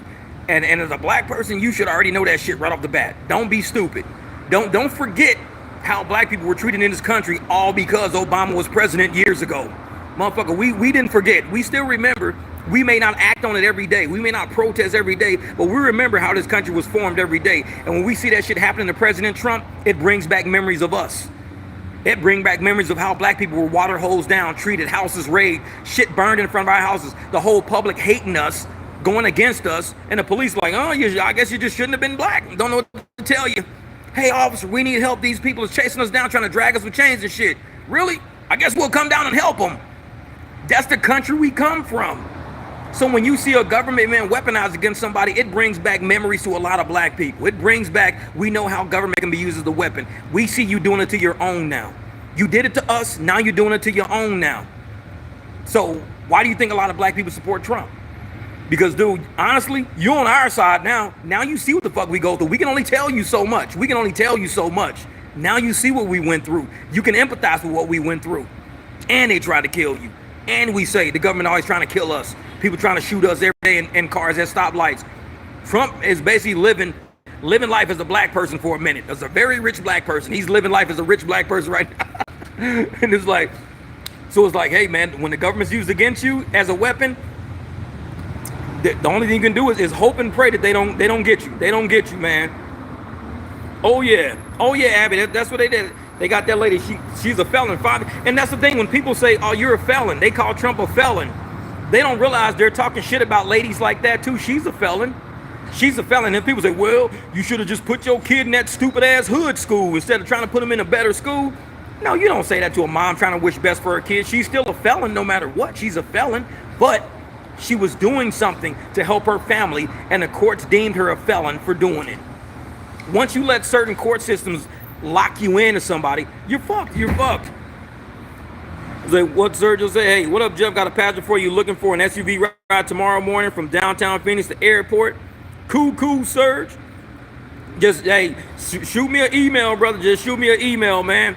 I think that the email address probably be in his chat, in his, not the chat, but the description of this video. Shoot me one and I'll link up with him to make sure I know what time they need to be picked up and stuff like that. What, Sunday morning, early Sunday morning. All right, cool. All right, bet. I'll have to open up Facebook. I open up Facebook every blue moon, man. I'll open it up and see what's up in there. Because, like I said, I try to get on Facebook, open up TikTok even less. But I try to get to all these websites and these social things before I actually get on YouTube. Because I know once I get on YouTube, I'm going to be on this shit all day. Approve my message, I'll send you his number. Cool, brother. Will do. This is you funny, Jeff Black Trump. That's what's up. I don't know. Oh, y'all in there getting more shit to drink? Man, y'all like, we ain't done yet. I'm out. Go get another one. That's it. There's no more in there. It's empty. Look at that. Marcel just showed up? Yeah, he's in there. I know it, man. And I got gold Hold water. on. What? I got gold water. That's Jack Daniels and something in there. Look at this. Banana and strawberry. He got a strawberry daiquiri and he's got vodka. Mama got a big ass glass of vodka. That's water. That's like fucking 80 shots. Water. Drop and give me. I don't drink and drive. He said, I'm a driver. He got a big ass cup of vodka. I'm a driver. Man, yeah, wow. Yeah, Marcel just showed up. He's gonna go in there and talk to the new drivers for a minute. I hope they're ready. Man, the young ones, man. I wish there was with y'all. Hey, Machado, hey, thank you, Macho Prieto. What's up, brother? What's up? You go, Jeff. Trump be calling Jeff soon to see what department he wants to manage. Hope just says transportation department. I'm saying, do I tell you what? Put me as the head of the Justice Department Civil Division. I want Tony West's old fucking job. I'm going after his ass. He needs to go to jail. I know, he needs to go to jail. I'm coming after you, Tony West. You throttled me, motherfucker. It was a concert. I had a $4 surge, you bitch. I'm coming for my money. K Mala. The K Mala. You know what K means? What? Yeah, exactly. I know they got. He said, "Y'all got them big boy cups on deck, man." Shit, it's like, man, look at the size of these damn cups. I'm done for the day. Yeah, look at that, man. What Eric? Where's yours at? Look at Eric's shit. Look at that. Man, I'm telling you, man, I need to go in there and grab me something else to drink. I'll probably go get me a tea. Tea? Yeah, I'm gonna grab me a tea. But are you English now? Yeah, man. Look at my hat. What the fuck? Of course I'm from the fucking UK. UK. What's that mean? Underground Kings, motherfucker. Is that the United Kingdom? Underground Kings, bitch. UGK. I'm gonna rap to these motherfuckers. He said, lock him up. All right, I'm gonna run in here and grab me some. I'm gonna let you hang out with Jamil for a second, man. I'll be right back. Jamil, you on the live, brother. Okay, I'm on the line, guys. Do you guys really want to know what I'm doing? Oh, no. I hope all you guys are doing well out there. Let's see, in case Jeff will be secretary. Secretary of what?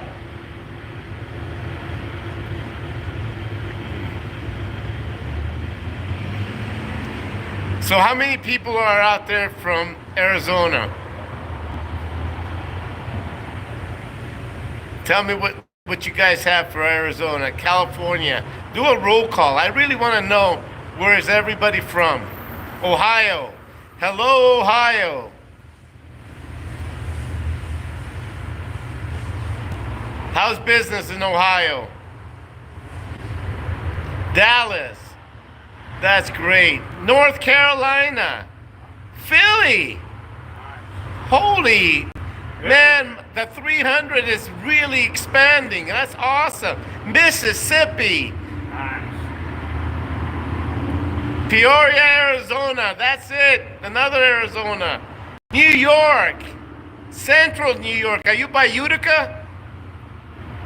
Michigan. Santan Valley. UK, Florida.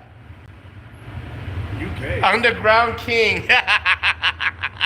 I love that.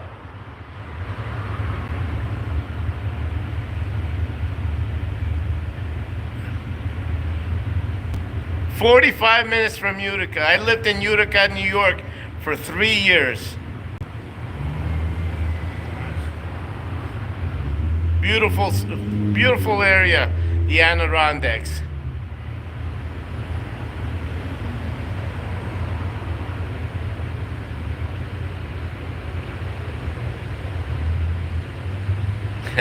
Secretary of the Legal Department. I love it. That's good. That's good, guys. Oh. Well, you guys got to know that it's 110 degrees out here right now.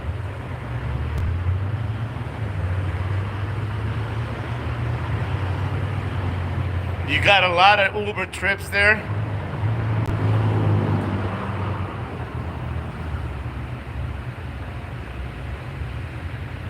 How do I get airport pass?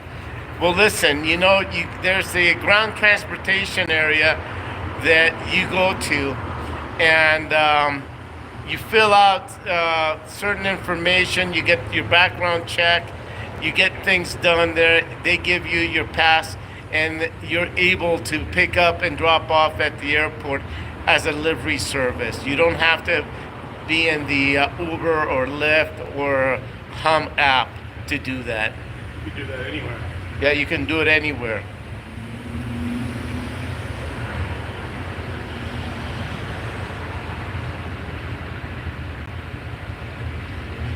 South Carolina, Syracuse. Yeah, Syracuse, Utica College. That's correct.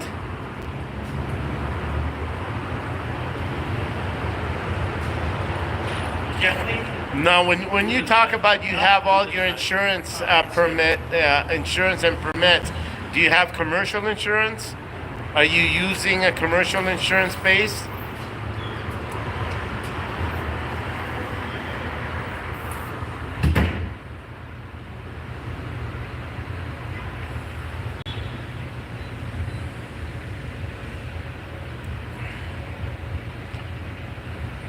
Well, that's fantastic.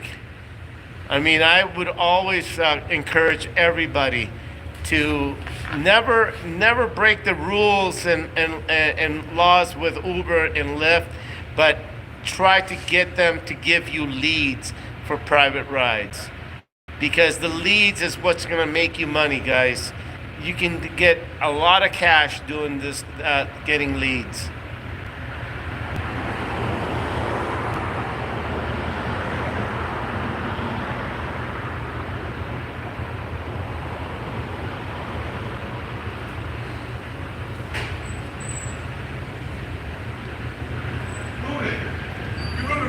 Huh?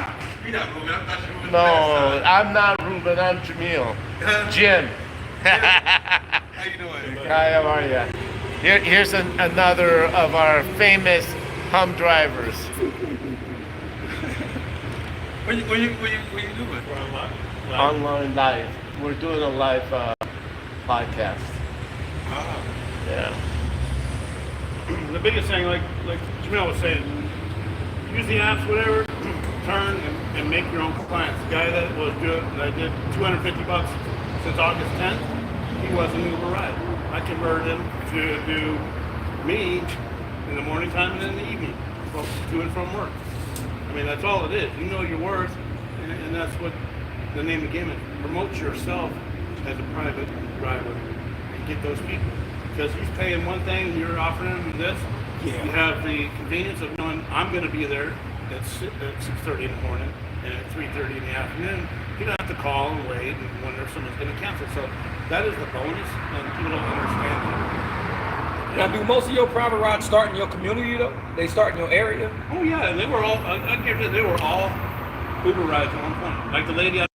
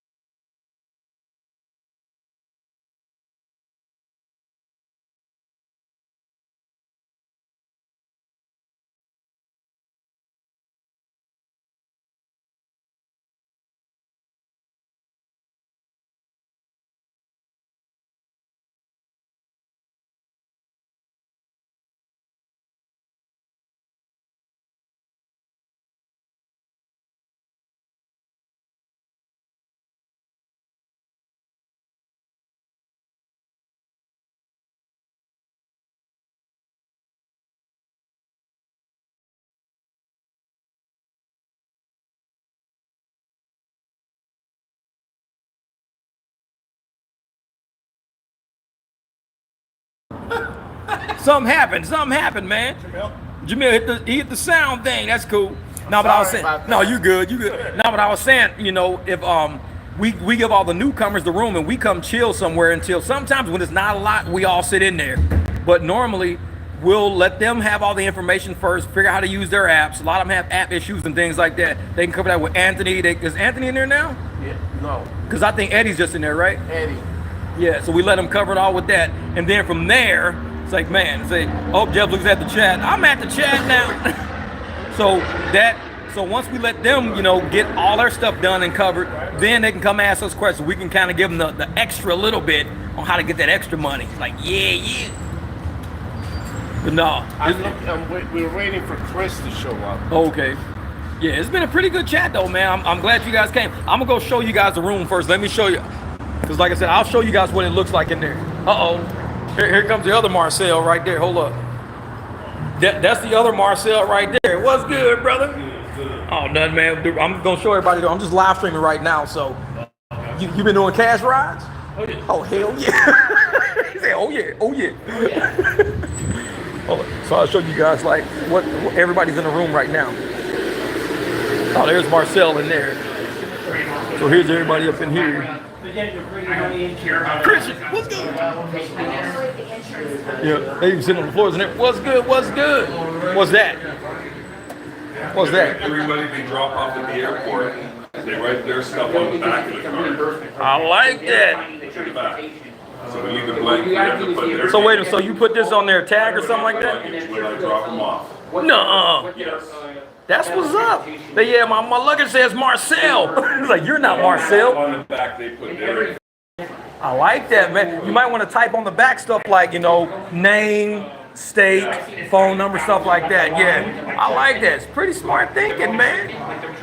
Marcel's, he's a heavy marketer. We're going to start calling you Marcel the marketer, man. Instead of Marcel, Markel, because you're the marketer.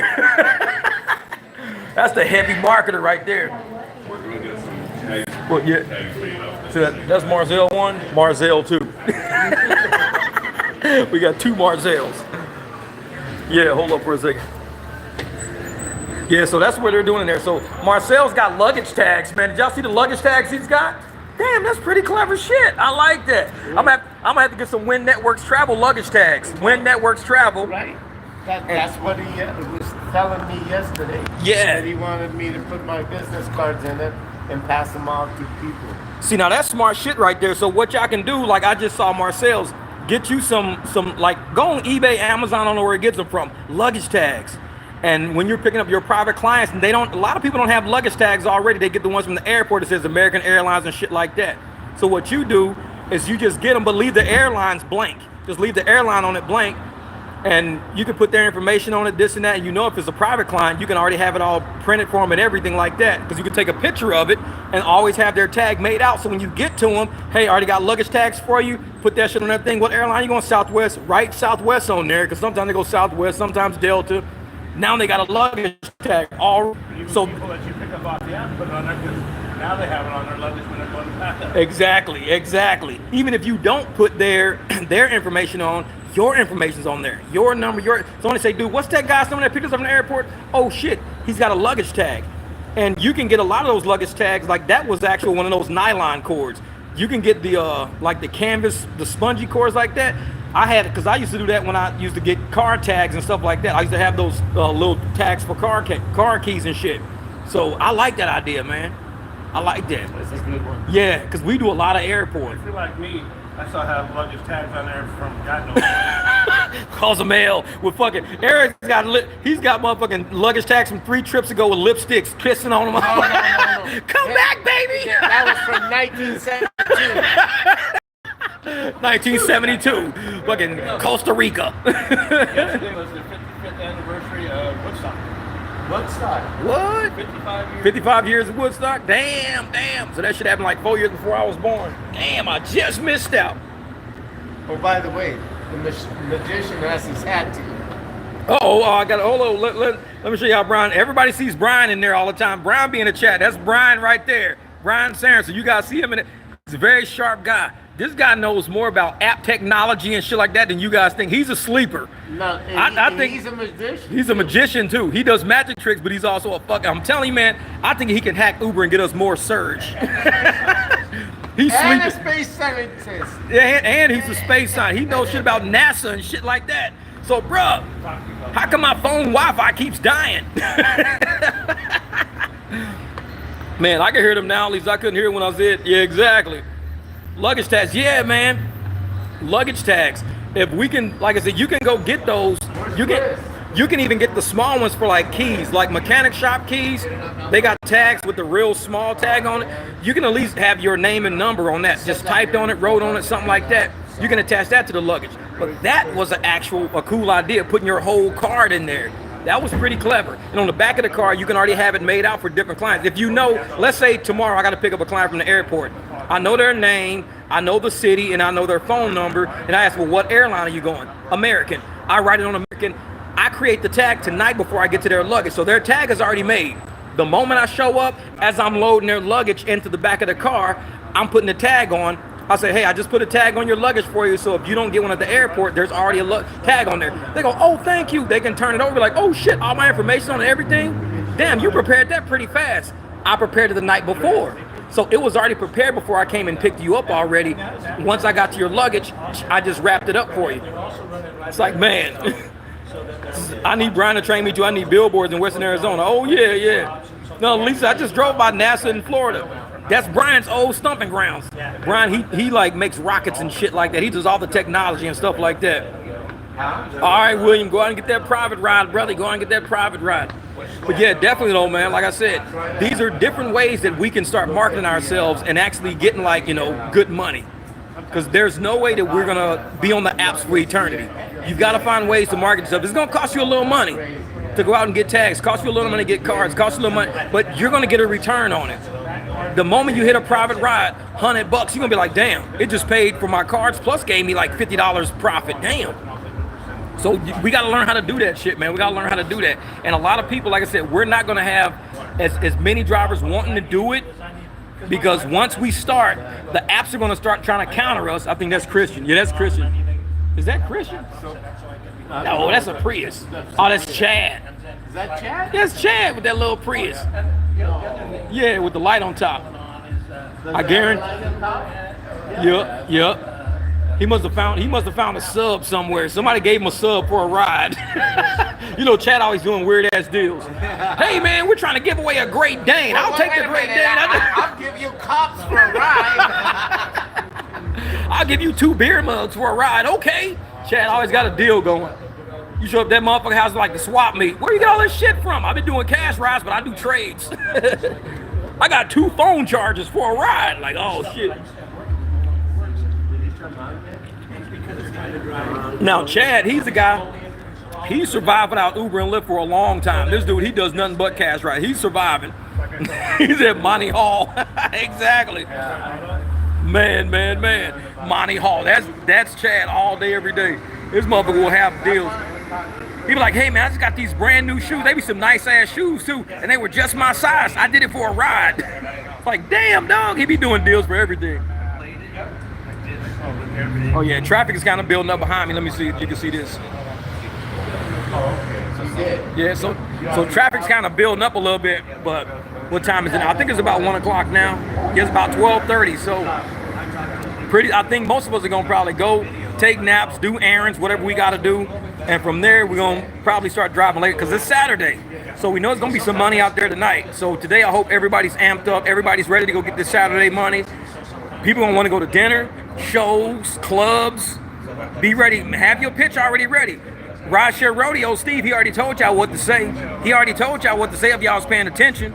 He said, hey man, the app is glitching right now. We don't know what the app is glitching. It's freezing up. I'm gonna have to cancel this ride. The app is freezing up, but I'll still do the ride for you. But I'll do it for like $35 unless you just want to wait on another rider. And they might say, oh shit, we'll do it for $35. You're good. We'll do it for $35. Rideshare Rodeo already gave you the play. He gave you the play. Check out Rideshare Rodeo's page. I'm telling you, man, the dude is sharp. He's very sharp. He's under the radar sharp. Like, he's not as out there as I am saying, I'm gonna go out and get this money. But he'll tell you how he's doing it. He ain't gonna tell you to your face. He'll say, hey, this is how you go get money if you want to do it. Rideshare Road is a sharp guy. You gotta know he's very business savvy, very business savvy. So make sure you check out his channel, man. Steve's a great guy. He's a good guy.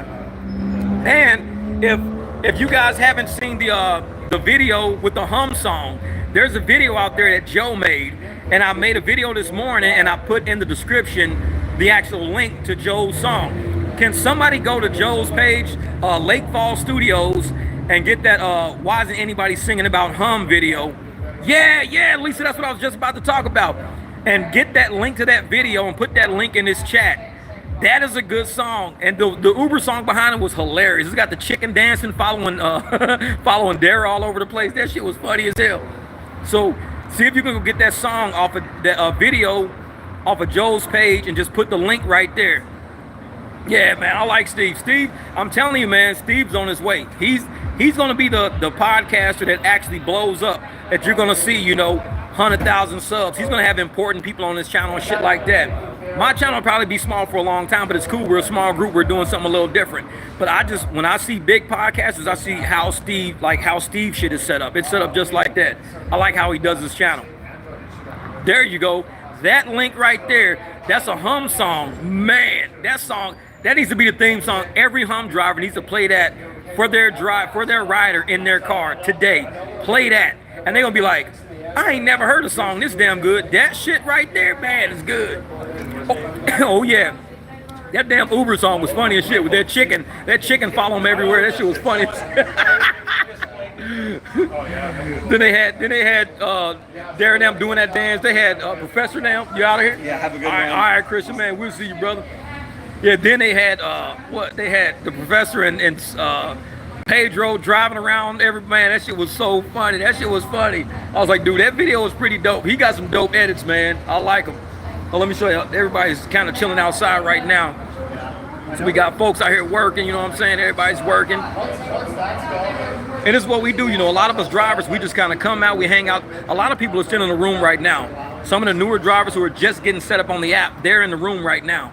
So, say, man, yo, stop playing. Your channel growing like, I don't know, man. This channel's growing, it's growing at a nice pace. It's growing at a very nice, it's not going too fast, which means we don't have a lot of haters in here. We got a lot of people who really want to learn how to make money and how to capitalize.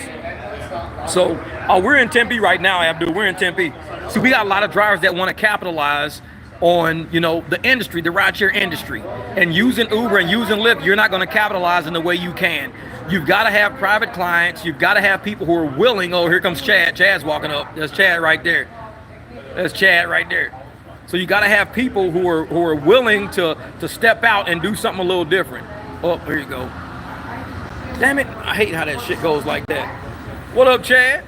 What's happening? Yeah. Hey, did you see that video that was? Yeah. That's a good ass video, man. That was Joe. Joe, my boy Joe made that song. I think Joe's in California. He's in Sacramento. Oh no. He jammed with that song. I was like, they need to use that song as like the hum on the hum like website. And Chris Knapp, somebody got to contact him and say, hey, we want to buy that song off of you, man. We want to buy that song, all the rights to it and everything. We want to buy that song off of you, because that is a good song. And I'm like, dude, that should be on the Hum YouTube channel. It should be on the Hum website. It should be on every Hum commercial. That song is dude is sharp. He's sharp. When he made that song, I was like, damn, dude, you all right. You all right. See, there's another new driver right here. She's coming up. She's driving with us now. This is Jeff. I watch your channel. Do you do Uber Black or only Lyft Black? Only Lyft. I don't even drive Uber at all. I haven't driven Uber since June the 5th.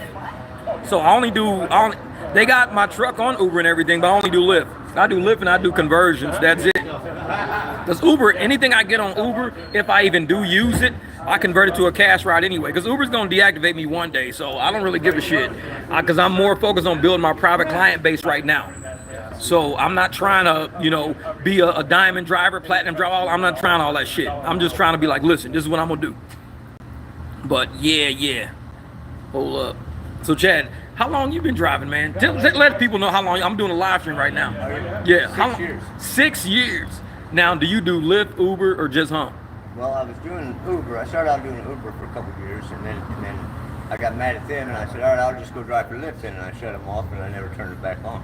Yeah. With Lyft, I was driving for them, and I was a 5-star driver, had perfect ratings, 90% acceptance rate. Yeah. And Chad had a 90% AR. Chad was a pigeon. and they told me, they said, you had too many safety things. I had two in one night.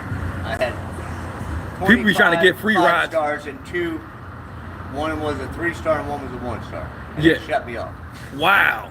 Lyft. People trying to get free rides. Yep, that's what it is. Trying to get free rides, man. It shut me off, and I didn't do anything any different I did for the last 6 years. And they just dropped me like a hat. Damn. And they called me at home before and said, we don't want to lose you. You're a good driver. People like riding with you. Blah, blah, blah. And then all of a sudden, one night, New Year's Eve. That's when I had the blackout, all that stuff. Yeah, yeah. And when I was in that blackout in Scottsdale and my phone wasn't working, I'm thinking, man, what's going on here? I'm not seeing my stuff. It popped up on the screen, you've been deactivated. But Damn. then I drove out of Scottsdale and come back on. You had money on there and everything. Yeah, I was making money. It was New Year's Eve. And then it come back on when I got out of Scottsdale, and I thought, well, it's just their internet, And then I drive that night, and I drive the next day, and then the day after that, they deactivate me again. Said I've been deactivated for too many safety. This motherfuckers was paying for them New Year's Eve rides. They ain't want to pay for them rides. That's what it was. I don't think so. I drove New Year's Eve once. I don't deal with them New Year's Eve people, man. Fuck that shit. I'll do private rides on New Year's Eve. That's it. Because you're gonna get a lot of people who are paying $70 for rides that normally cost like $30, and they don't want to pay that $70, so they're gonna try to report drivers to get a free ride. They want their money back. I think it was their app, because I got all the messages about how their app was so screwed up. Yeah. And they paid me 89 cents for something they missed, and $6 here for something they missed. And it's because our app was messed up, New Year's Eve. Yeah. From 12:31 to 12:01 or to 1:1. Damn. It says right there in the email, and it says we had problems. Well, I had a problem too, because it come up I was deactivated, then it come up I wasn't deactivated, then it come up I was deactivated again, and I haven't been turned back on. Damn. So what? That was in January this year. That was this year, January. Yeah, just January. I think that's right. That's why I got deactivated, and I didn't do anything wrong. So you've been driving just strictly hum since January, just straight hum. Yeah, coming along. Now, what do you think? How much do you think you make probably a week just doing cash rides and shit like that? Probably a little less than 3,000 to 5,000. Serious? A week? Damn. And that Prius, that motherfucker got new tires on it. No, It's got lightning speed. It's got lightning buttons. That is super.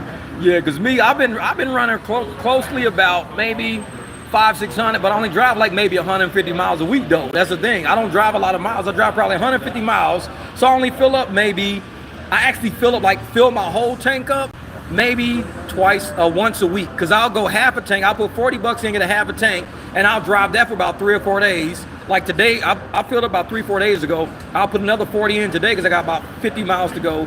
And then I'll fill it, and it'll be full till like maybe Tuesday, Wednesday. So I'll fill up tonight, and I'll be full till like Tuesday. Yeah.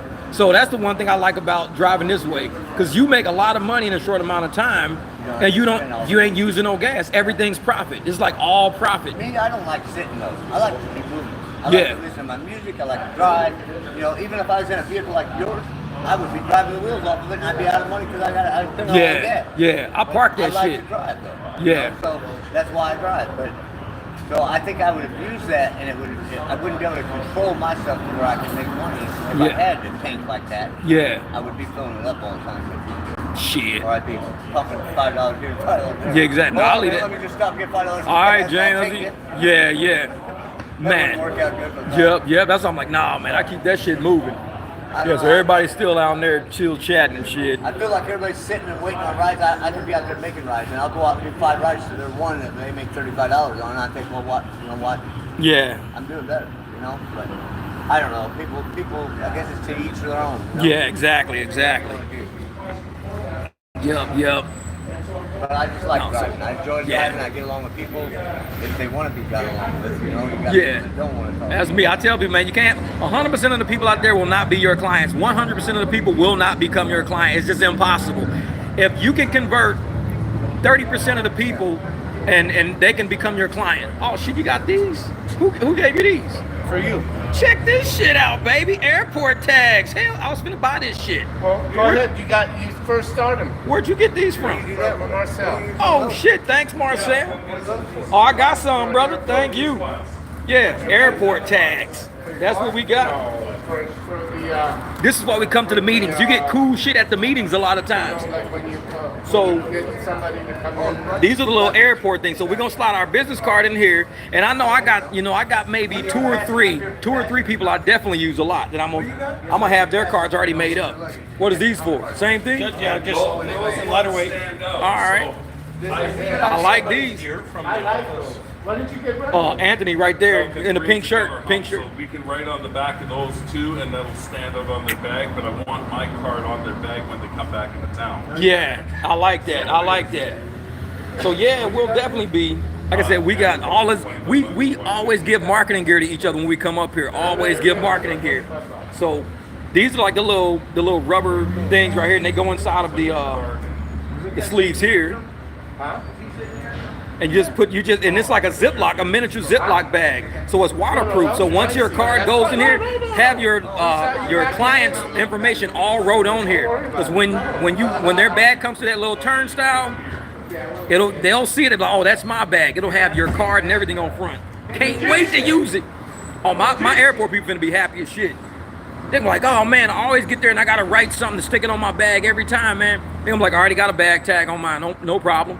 I don't need your Southwest Airlines shit. I don't need your American. Nah, I got this on mine. Bam. And if they lose their bag, it's gonna have their number on it, but also have my number on it. So if their phone is dead or they can't reach them, they're gonna call. Hey, we like to speak to Jeff. Hey, Jeff, we just got this bag here at American. I was like, okay, let me text my client real quick. That's their bag. Hey, so it's like double security. I got a bag at home. A bag of weed. No, I'm just kidding. Man. Say that to me in the store. Say, you need a bag for that? No, I got one at home. So, hey, make sure if you guys are going to start doing airport, get these little airport bags. They're like miniature Ziploc bags. Get these only for your airport clients. You don't want to do that for any just random people. So what you want to do is the people you use, like I use the doctor and his wife a lot. So I can actually give them these tags and say, hey, just stick these on your bag. Leave them on your bag. Because I pick them up maybe twice a week. And his wife always has more bags, way more bags. He usually has a carry-on, not a check-in bag. She always has check-in bags, always. So this will be perfect for her. So the same thing happened to me. Who's the Hum Super Driver, Jeff? Who's the Super Driver? I don't know who Hum Super Driver is. I don't know. But yeah. But definitely though, man, like I said, if you guys are in Phoenix, anywhere in Phoenix, we got 2 Hum meetings a year. 2 Hum meetings a week. We got Friday in Peoria, and then we got, and I know Bighorn Kevin, everybody knows where. I haven't been to the one in Peoria yet. I got to get to one of them.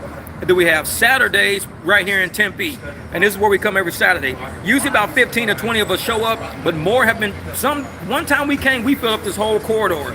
It was damn near 30 of us here. We couldn't even be in the building. We had to come outside. It was about 30 of us.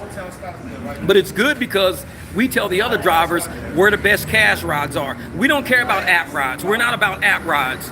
We're about converting cash rides. So we tell people where we easily convert are these areas. People that got money, people that want to save money, not broke people. I don't mean broke people. When you start going to broke people, those are not people that want to save money. Those are people that want $5 rides.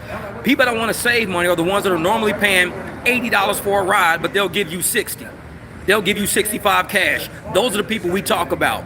I don't try to go find the people that, paying $9 for a ride, but they only want to pay $5. No, I don't want those people. Let those people stay on the app if that's what they want to do. We're looking for the people paying $42, $72, $65, $42. You can work with those and make those people private clients. I'll do a cash ride for somebody paying $15. They say, man, I only paid $15 for this ride. You know what? I'll do it for $15. I'll convert that to a $15 ride. Fine, I'll do it. If it's, 7-8 miles, I was getting $7, $8 for it. I'll convert it to 15. I'll double my money. Let's do it. $2 a mile, I'll do it. But what we do at these meetings, especially in that room, they're telling really good stories. They're showing where they're getting all their clients, telling where they're getting their clients, how they're getting them, what they're doing to link them in. That's why these meetings are so important. Like I said, it's our staff meeting. These are not Uber meetings. These are not Lyft meetings. These are not really, they're Hum meetings, but they're business meetings. We use Hum to get this business going. A lot of guys here got commercial insurance already. Hum is their extra layer of commercial insurance, just like Uber charges them commercial insurance, even though they got commercial insurance. Uber just charges a lot more. That's it. Okay, cool. I'll let Anthony know. Yeah, Anthony's not here today. He's not here today. I think what's the name? He's here. Peoria. I'm gonna have to look on Bighorn Kev. Hey Abdul, look on Bighorn Kev's page. Bighorn Kev's page is it's Bighorn Kev Travel, but it says Bighorn Kev on it. And he has he has a short, and on the short on his channel is the actual location of where they meet in Peoria. I haven't been there yet, but I know I saw it on the short on Kevin's page on Bighorn Kev's channel. Oh, that's Chad. That's him. That's the guy. That's Chad there. So, like I said, usually we sit around as drivers, we chat, we talk about what works for us, what don't work, what we try, what don't work. And we boost and promote each other outside of YouTube, outside of Facebook. A lot of drivers don't want to help each other out. We sit with each other, almost like a support group. Man, it's been a brutal last weekend, bro. This is what you need to try. If it's brutal in that area, go up on Indian School, go up on Camelback, sit up in Arcadia for a while, man. That's where we sit. We sit at it's a Citibank sitting in Arcadia. Sit at Citibank, get a couple of Uber pings, convert them. Because mainly those people at the little bars and shit like that all through Arcadia, these are rich people that live in Arcadia. They don't want to leave Arcadia. They'll pay you $35 for a ride going 5-6 miles. They'll give you $35 cash, but you don't know they exist until you turn on your Uber app, you turn on your Lyft app, the ping pops up. They're right down the street. You're gonna get like $9 for it. They're like, I paid $32 for this ride. You're getting $9? Yeah, man, we're getting $9. Bruh, man, here's 25 here. They just give you the 25. And you just take them back in the little houses down 56th Street, down, 52nd Street, 64th Street. You're just taking them all in those little areas right there. But we show drivers where to go to get it because we're here to support each other. We ain't here to take food out of each other's mouths. We ain't here to snitch on each other to keep somebody from taking it. We're here to make sure Uber and Lyft don't play all of us. You might play me, you might fuck, but you can't play all of us. And that's how we fight out here. Not a lot of drivers out there understand that concept, and they're more in I want to be the best driver in my region by not telling nobody else what to do. When I ran track, I always say, I ran my best times against the fastest runners. You run your best times in track against fast runners. You will run your best times against people you think that are fast. When you race against people who you know ain't that fast, you're not going to try that hard. When I'm out here driving with drivers that I know are really, really good drivers, it makes me step my game up to be on their level. When I'm out here with drivers that they just a bunch of fucking pigeons, it's not hard to beat a pigeon. It's not hard to even keep up with a pigeon. But when you sitting around a whole bunch of eagles, a bunch of sharks, a bunch of bears, you got to get your game up. You got to say, hey man, this is what I'm trying to do. You look at Eric's, all his appointments, and I'm like, I want my calendar to look like that. I got my whole, all my alarms in my phone set for private rides. I want my phone to look like that. When you're around people that really do well, it makes you want to do well. You don't want to beat them down. You want to raise up to where they at. But when you get around certain drivers out there who don't want to see you do well, they want to pump and promote. I'm the best driver in my region. I'm better than all y'all. All y'all suck. If we all suck, then what are you doing around us? If we ain't nothing to inspire, why are you around us? I want to be around people that inspire me, that I aspire to be one day.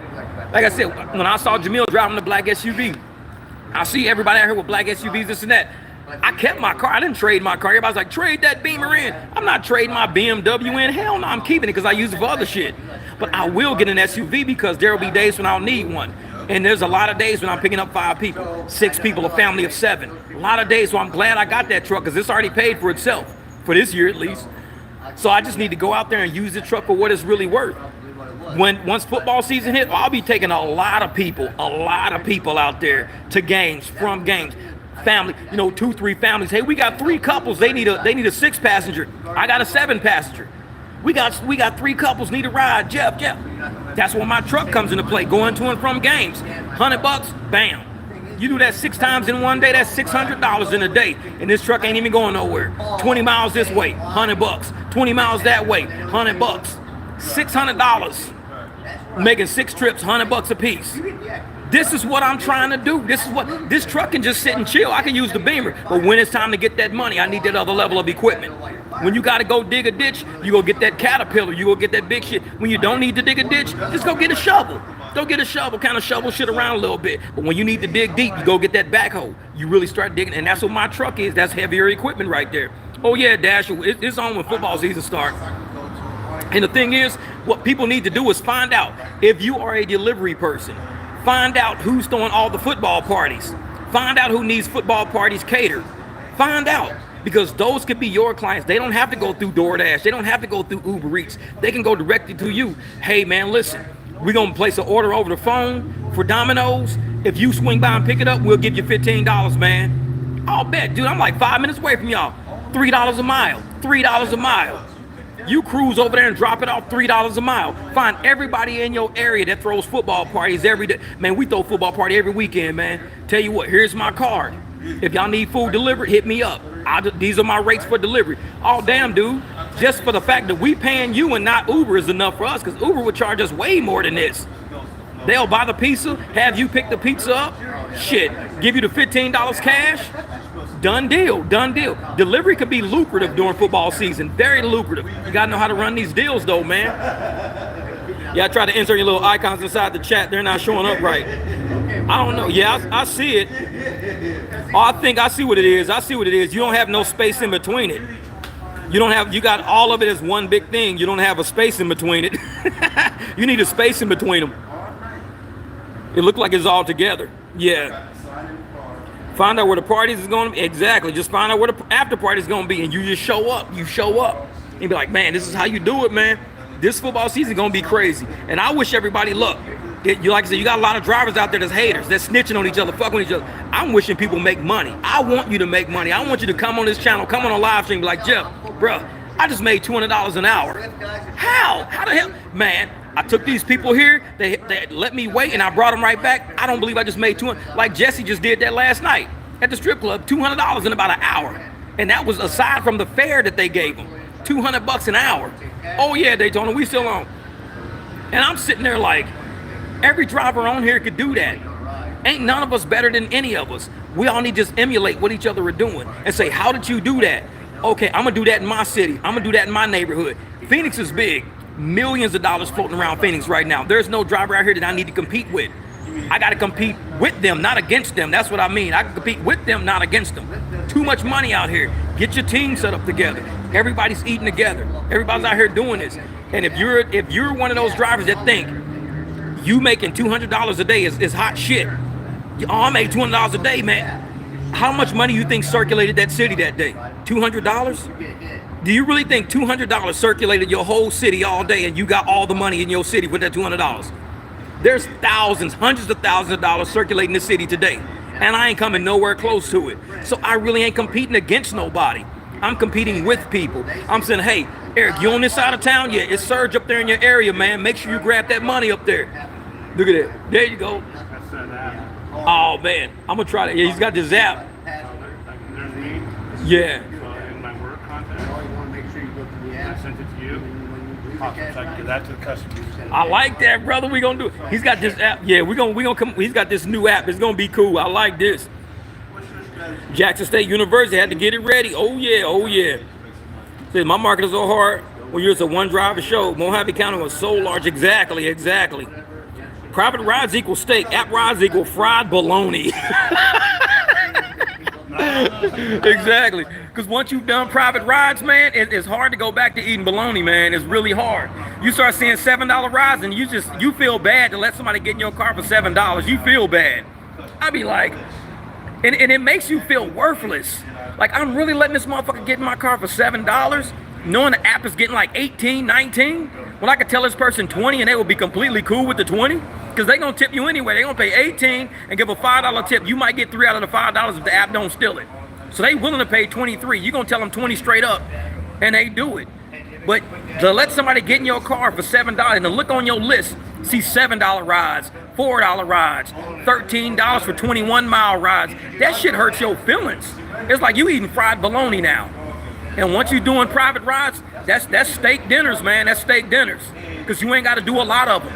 In a day, like I said, if you're doing $30, you do 10 rides at $30, easy. 10 rides at $30 a day. You at a $300 day and you ain't went nowhere. And you making $300, and that's just your people. You ain't even touched the apps. That's just your people. There's no reason for drivers to hate on other drivers. There's enough money to go around out here. The app's got everybody thinking you got to fight another driver. Well, if you snitch on this driver and about cash rides, we'll pay you more. They ain't paying you shit to be a cop. They not paying you extra to be a cop. You sitting there kicking out somebody that could potentially be your teammate one day, potentially can help you get cash rides one day. You hurting that person, and now you hurting yourself now, not even realizing, man, and this shit, oh, here we go. Yo, it keeps going out and going on, yeah. That's right, it's us against these giant tech apps, man. Let me see if I can do that. Not us against each other, exactly. I'm gonna see if I can pin that message. You know, I'm trying something right now. Yeah, man, it's us against these apps. We're against the apps. And when there's people out there thinking that it's you against another driver, they're not in the right mind state of business. The more contractors we got on the road, the more fair we keep these prices. Because the apps are out there charging people $80, $90 for rides, giving us $45 out of it. I tell you what, if you're gonna charge people that much, I'm fighting for that client. If you're gonna charge them that, I'm fighting. But now if you bring the price all the way down to 45 and I'm getting 45, I can't really fight that. Because you charging them what I'm getting. Even if you charge them 50 and I'm getting 45, if you charge them 55 and I'm getting 45, it's hard to fight that. But if you charge them 80, 90 and I'm getting 45, oh, I'm going for that client. I'm going for them. So the apps they're sitting that steak right in your face. They putting the steak in your face. A lot of people like, I'd rather have fried bologna today. It's like, fuck that. Get the steak. Go talk to that rider. Get the steak. Don't worry about that fried bologna. Get the steak. And there's not enough of us drivers out there that are ready to eat steak. Too many of these motherfuckers eating bologna on crackers, eating hot dogs with no mustard. Too many drivers are used to that. The apps have gotten you accustomed to it. If you do 50 of these rides, we're gonna give you $50. Ooh, do you want that? You want that? You can do one cash ride, make $50. So why are you doing this ride for $3? Then you do that ride for $7. Then you do that ride for $13. Then you do this ride for $4. Then you still ain't, you did all these rides, you ain't at $50 yet. Do one ride, $50 airport, you're done, you made your $50. So I'm sitting there like, at what point are these drivers out here gonna realize you're allowing the riders to be overcharged? You're allowing that shit. You're allowing it when they get in your car and you know they getting ripped off. You gotta speak up, protect your community, protect your people. If you don't care about your community, like I said, you're gonna end up like Chicago, end up like Detroit. You're gonna end up a dilapidated city, nobody with money, abandoned houses and shit everywhere. Why? All it takes is for an economy to be destroyed. You think all these broken down ass places were built like that? No, they weren't built like that. People spent their money on cost of living. Uber and Lyft are a cost of living. Let you be a lower cost of living for these people. If you know they paying $80 to get to the airport, charge them $60, $65. That money you save is going to add up over time. They fly out all the time. At some point, they're going to start getting free rides. Imagine if they paid the app $80 5 times. That's $400 they just paid. But you pay $60 5 times. That's $300. You just saved them $100. That's damn near 2 free rides they get into the airport off of you. 2 free rides if you only charge them $60 a pop. So look up it's almost like, buy 4 rides, get the 5th free. That's kind of like what you're doing. 4 rides, you get the 5th free, because I'm giving you a discount from what Uber is charging you. Every 4 rides, you get 1 free. And you might want to try that shit. Price out what some of these people are paying. And say, I'm gonna tell you what, I'm gonna get a price chart for you. I'm gonna price out 5 of these rides on Uber, and I'm gonna price out 4 of them for me, and you can see every 4 rides, you get 1 for free. Check that out. Your 5th ride is free every single time. You do 4 more, your 5th one is for free. And at that point, they're gonna realize Uber's not doing me like that. Uber's gouging, overcharging me, underpaying a driver. Go out there and get that money, man. Get that money. You gotta do it the right way. You have riders and drivers versus big tech. That's it. Underdog needs Miss Polly burden the market underdog. Drivers have lots of tall bills to leap. Oh yeah, oh yeah.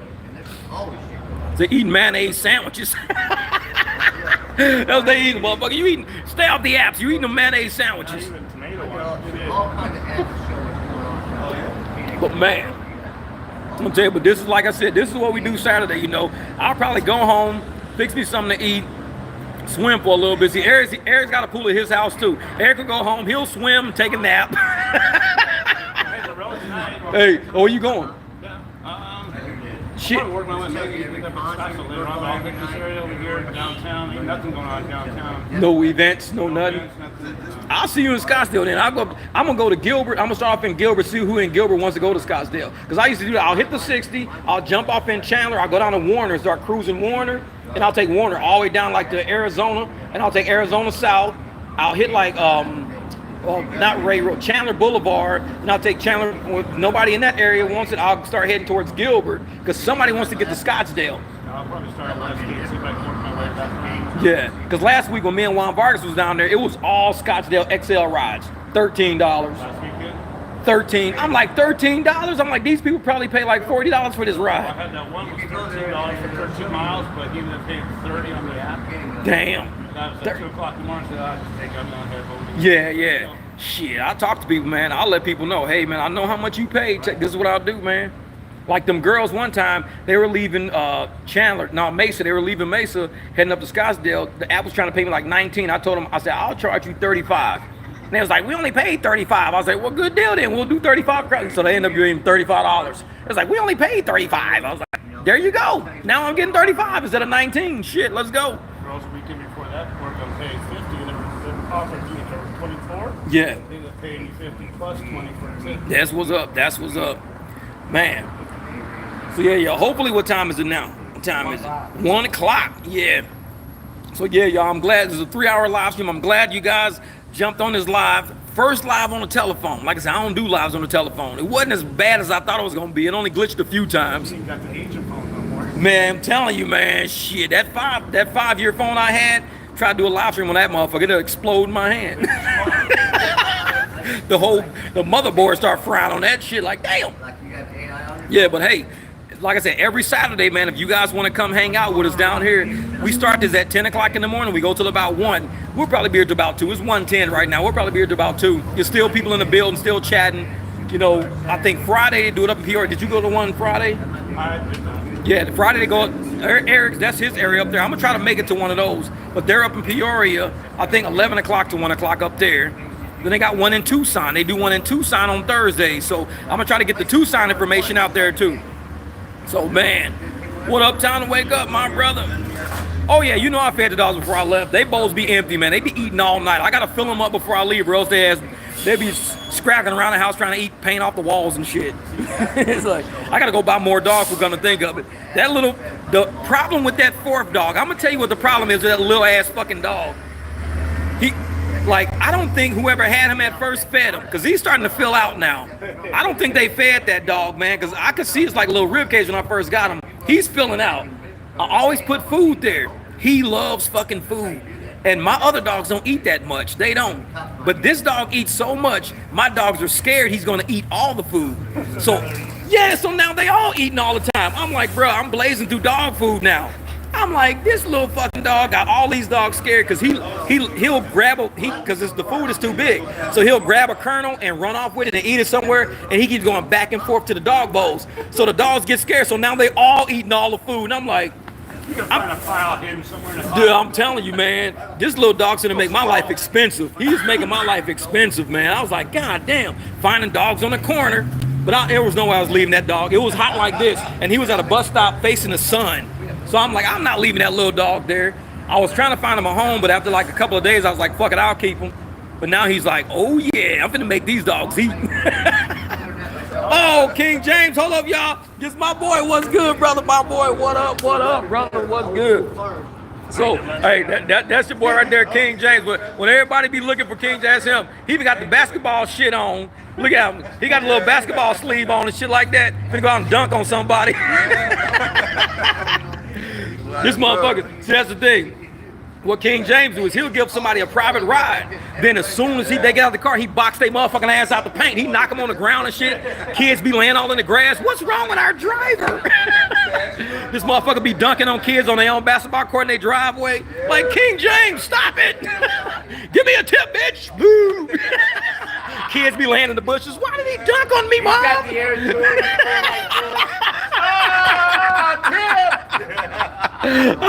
He got the arm sleeve on. He be fucking people up out there. He's gonna say, motherfucker. He's gonna be telling you people, look, I got expenses, I got tires, I got oil changes, I got this. Uber ain't paying me. Hell yeah. Let's see the thing. King James come like, dude, how the hell you make $700 a day? I dunked on 2 grandmas, dunked on a couple of kids, man. I be fucking racking up them tips. And all for the tires. Exactly, all for the tires. God damn it, hell yeah. Hell yeah. Man. I'm telling you, man. It look like Bigums. I know. Maybe I'll turn on the Hum app. I'll start getting pings like you guys in Phoenix. Yeah, still hopeful. Oh, see, Abby, what you got to do is you got to start just sticking Hum cards everywhere. And just what they need to say on these Hum cards is like, please download the app. They don't really say that on the cards. It just shows the QR code. But if it says something like, please download the app, then that would be better. Because it's like when I wear my Hum shirts, it says download the Hum app. That's what it says on my shirt, download Hum Rideshare. But a lot of times, if you don't tell people to download shit, they look at that QR code and they just say, hey, it's a QR code. And that's it. They just, oh, it's a QR code. Nice. Just like during the pandemic, you had to tell people to wash their fucking hands. Sometimes you got to educate people. Wash your hands. Because motherfuckers are walking around not knowing how to wash their hands. And they're old people. And if people say, no, that's not right, then why did we spend hundreds of millions of tax dollars on signs and shit saying, wash your hands? Because people don't know you. You got to educate people a lot. Hey, download this app. And Hum needs to make all their QR codes say, please download the Hum app to save money. Tell people the directions. Don't just have it. Have the QR code. Tell them what to do with that QR code. Downloading this code will save you money in rideshare, something. But just the code itself, people ain't that smart enough. They don't see that shit. Ooh, it's a QR code. Wonder what it's for. like, no, motherfucker, download it. Find out. But yeah. This is not yet. Time on the manual ride. Okay. There's some manual rides out the way. Get it. Gotta tell them to wash their crust ass, though. I know that's funny shit. Gotta tell them wash their crust ass. Yeah, wash your ass. Time to wake up. I know it, man. It's just looking good. I like to see you in the light of day.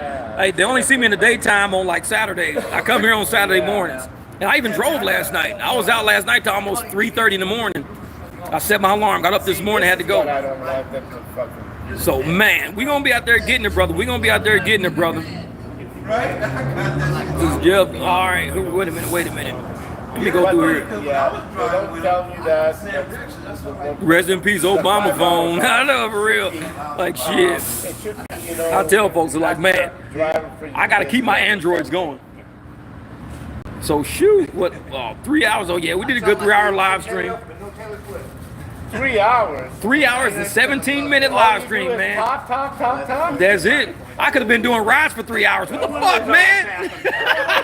He's always broke. I'm going to go home and take a nap after talking to you, motherfucker. No. I need to go do some rides, man. I need to make some money.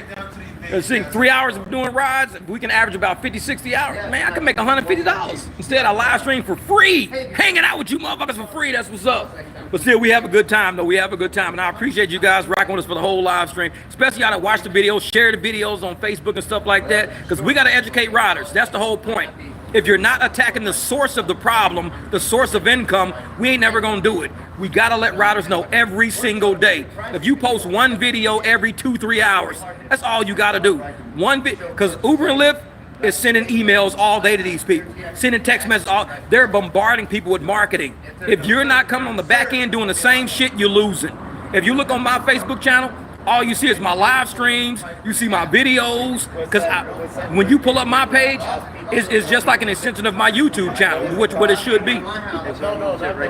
Oh, you good? You good, brother? Oh, you good? You good? Oh, you good? Yeah, and that's the thing, man. It's like whenever you see anything I touch, it's going to be a ton of marketing involved in it, because this is how you get the team out there. This is how you let the public know what we're doing. If you don't let the public know what you're doing, they're going to kind of feel surprised when you pull up saying, hey, I'm going to convert this ride. They'll be like, what's conversion? But if other drivers have already talked to them about it and they've already done it, they'll be like, oh, hell yeah, let's do it. I paid actually like $100 for this fucking ride. I go, oh yeah, man, I'll do it for like $75, $80. Perfect.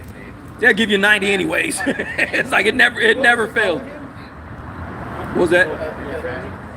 Yeah, we're gonna do a GoFundMe account for all us drivers, so we can get our tires done, our oil changes. It's gonna be called Uber and Lyft GoFundMe. Exactly. Instead of GoFundMe, it's called the Uber Fuck Me page. Like, Uber Fuck Me. No, we drive like Uber, Lyft ourselves and stuff like that. Yeah.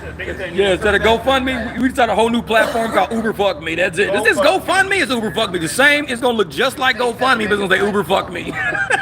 Donate to help this driver get a serpentine belt. Only $17. $17 is the goal.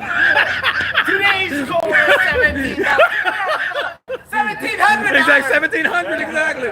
We have a different, this driver needs $32 for a alternator plug. That's, oh man, I need an alternator adapter. All right, baby.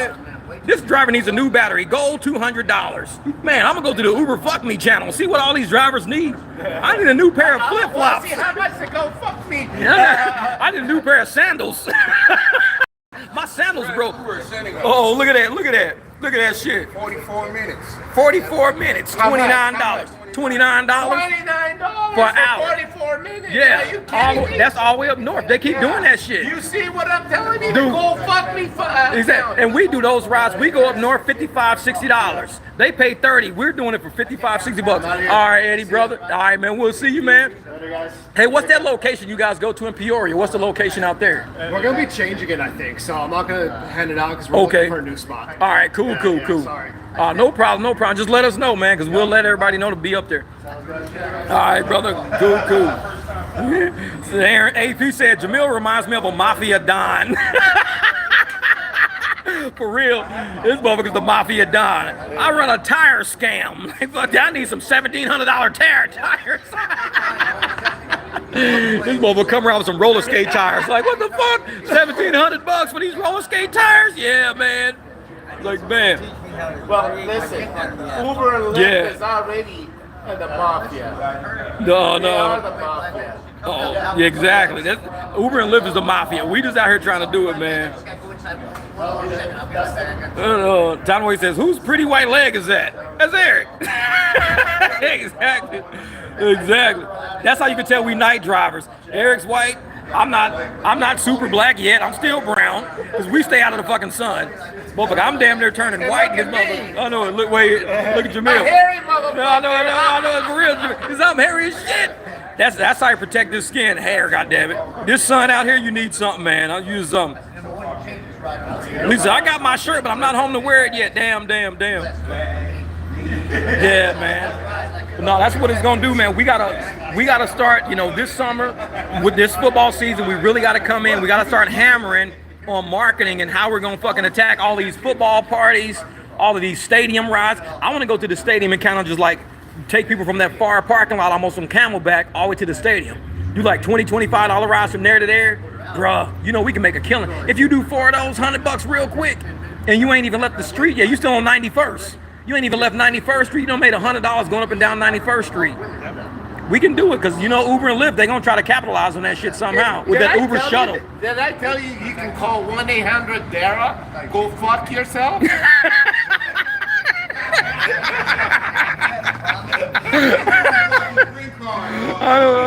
Where's your green card, motherfucker? He's like, I got Uber green. Motherfucker, that's a Tesla. What do you mean? Uber green. Like, fuck that. Like, Darius be fucking with people, man. Yeah, but shit, man. Yeah, but now I appreciate you guys seeing us on this live stream. I know it's been almost 3.5 hours on this live stream, man. But you keep on saying it's gonna be 4.5 hours. It said Jamil reminds me of the actor David Zayas. That's funny shit. Say 1-800 eat a hot dog. That's it. Fuck that shit. Say Joe Jamil had I found on Walmart link, the Mafia Duck. I know that's funny shit. The Mafia Duck. That's funny as hell. I'm telling you, man, the Mafia Duck shit. That's for Jeeps. Yeah, exactly. Say, fuck that guy making $7 million a month. Yeah, that's fucking, man. And it's crazy. It's like it won't show some of my messages on here for whatever reason. Because I'm not going through StreamYard. StreamYard lets it all happen. Can we ask them for money? Hell yeah. He donates to our Uber Fuck Me page. You think he's going to fund me for my new tires? Send him a message. Just send him the invoice. Oh, do that. Send Uber a message with that tire. Say, hey, how much of this can you guys help me with? And let me know. I want to do a video on that shit. Say, how much of this fucking bill can you guys help me with? And take a picture of the tires and everything. And take a picture of the bill and the tires. Send it to Uber support. Say, what we may help you with? You may help me with these fucking tires. How about that? Like, Pay me. and hey, You are gonna pay and me, if he does it, motherfucker. if he does it, and they actually send his ass some fucking money, oh, I'm gonna be like, they send his ass $100. We'll give you 10%. We'll send you 170 on that. Oh man, he got paid. We'll send you some money for those tires. I'm like, shit. You know, that's when we all gonna be like, man, we can be doing this shit the whole fucking time. Alternators, everything. Can you help me with this? Uber has a driver maintenance program set aside that they never told nobody about. What's that motherfucker's name from Lyft too? David Richard? Oh, David!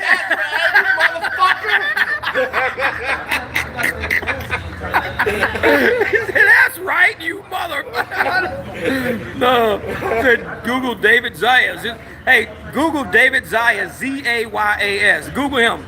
David Zayas. David Z-A-Y-A-S. I'm gonna see something. We're gonna see who David Zayas is. David Zayas, Z-A-Y-A-S. Just a small little business. You gonna say that? You do look like that motherfucker. They said that time to wake up said that's what you look like. David Zayas, Z-A-Y-A-S. We about to see this shit. We about to see this shit. Okay, hold on a second. Where's my Google fucking You know, thing? Abby says, I got Eric beat. I got the widest legs this side of Mississippi. We're night drivers. That's how you can tell. We're night drivers, goddammit. I learned my lesson about being out. Oh, yeah. Oh, man. Eric, he went to a swimming party one day. So he went to a swimming party and parked somewhere where they were trying to tow his fucking car. They did tow it. So he started chasing the fucking people and forgot he didn't have flip-flops on. Remember, we're in Vegas. Zayas, Z-A-Y-A-S.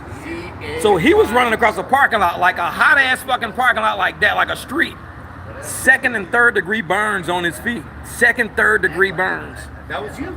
Yeah. Get the fuck out. Yeah, 2nd, 3rd degree burns. Motherfucker was crawling around for a week because he couldn't walk on his feet, man. That fucking street, it burnt his skin, like cooked it. You talking about? Zayas is Puerto Rican. ¿Qué cosa, coño? No, he said David Zayas is Puerto Rican. Oh, that's funny shit. Exactly. He's on fucking Hulu. Motherfucker. Who you Hulu? Yeah, exactly. Was that 2nd and 3rd degree Hey, but burns? he has hair. Oh yeah, hold up, brother. I'm gonna show y'all Wait this a minute. shit. He has hair. Yeah, look He at has that. fucking hair. That's Jamil. That's Jamil right there. That's Jamil. That's funny shit. I know. This is what happened to Eric's feet. That's what happened right there. Y'all see that? That's 3rd degree burns. Both feet running down the street. 3rd degree burns in Arizona. That's how hot these fucking streets get. That is how hot these streets get out here. He was running right through the parking lot. Didn't have his shoes on. Both feet. 3rd degree. He was crawling around. It was man. It's fucking crazy. Yeah. That's how hot these streets get out here, man. And he was on. How long were you running for? Maybe 2 minutes? It was like 12 houses down there. 12 houses down. 12 houses down. That's as far as he made it. 12 houses down. His feet were already like burnt, blistering. He had to drop to the ground. This is how hot these fucking streets are. And people drive in the daytime. We don't drive in the daytime because that shit'll burn your fucking tires up. It makes the rubber real soft. So you cruising through parking lots and you can see like tire marks going through parking lots like this. That's people's rubber coming off. You'd be like, holy shit. Like all you spent $1,700 for fucking $1,700. Motherfuckers be like, it was to the point where I've been out for 6 years. I got a tire changer in my garage, spare tires. That's why, because these streets will eat up tires. I was going through tires so fast, I got tired of going to the tire shop. I just bought my own fucking equipment. I was like, fuck this, I'm buying my tire equipment. I started just shipping tires in, swap them out. Yep, got a balancer, everything in there, man. Fucking, I got wheel weights all on the wall. I got everything, man. Fuck that shit. Yeah, we're gonna go to the house, man. Hey, order some tires. That's what I do. I'll order shit off of eBay. I get like, if I order through the shop, I'm paying over $1,000. I can put all wheels on my car for a little over $500, maybe about $550. Yeah. Are they Chinese? Hell yeah. Oh, okay. Korean tires, man. I'm kidding. I don't know what they are. I run like Petlas, whatever Petlas is. I think Petlas is Korean tires. Is it part of Dara's or David? It's David Richard shit. Richard shit. Yeah, I got a few Pirellis in there. I got a couple of Pirellis in there for the rear tires, but I'm like, Pirellis are hard to put on. They're hard compounds, man. I don't like Pirellis. You need an actual pneumatic machine, something that can push that shit down, but they're too hard to put on. $12. Hey, What you got? $12. What you got? Let's see something. Let's see what you got. What you got? Look at that. Look at that. Damn, $12 for 16. Man, that's garbage. That's like 17 miles. $12. 33 minutes. $12 and 33. That's less than $24 an hour. That's less than $24 an hour. This is what fucking Dara and David Richards do to all of us. We're gonna give you $32.50 an hour. That's less than $24 an hour. Won't even let you out? No, I froze my phone up because I wasn't in the app and didn't take it. Oh wow. I got to reboot. Yeah.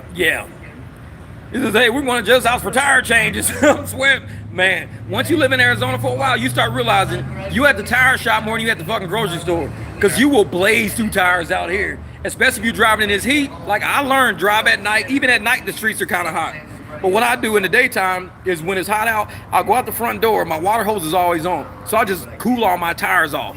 I'll cool my tires about 2-3 times a day for the Jeep and the trucks if the sun can get to them. Otherwise, that rubber gets real like gummy and it gets dried out. And once you start driving, you can see chunks coming off your fucking tire. Oh, no kidding. Yep. So I water my tires down all the time. About 2-3 times a day, I'll go out there, just soak them. The first time you wet them, the water's gonna dry up real fast, like super fast. You can spray them and sit there, they're gonna look dry as hell like in 2 minutes. So you gotta spray them again, and then you can start seeing the tire kind of soak it up, so the tires are starting to say like darker and darker, and then you can spray and the water will sit on there for like 10 minutes. That's how you know the water got absorbed into that rubber.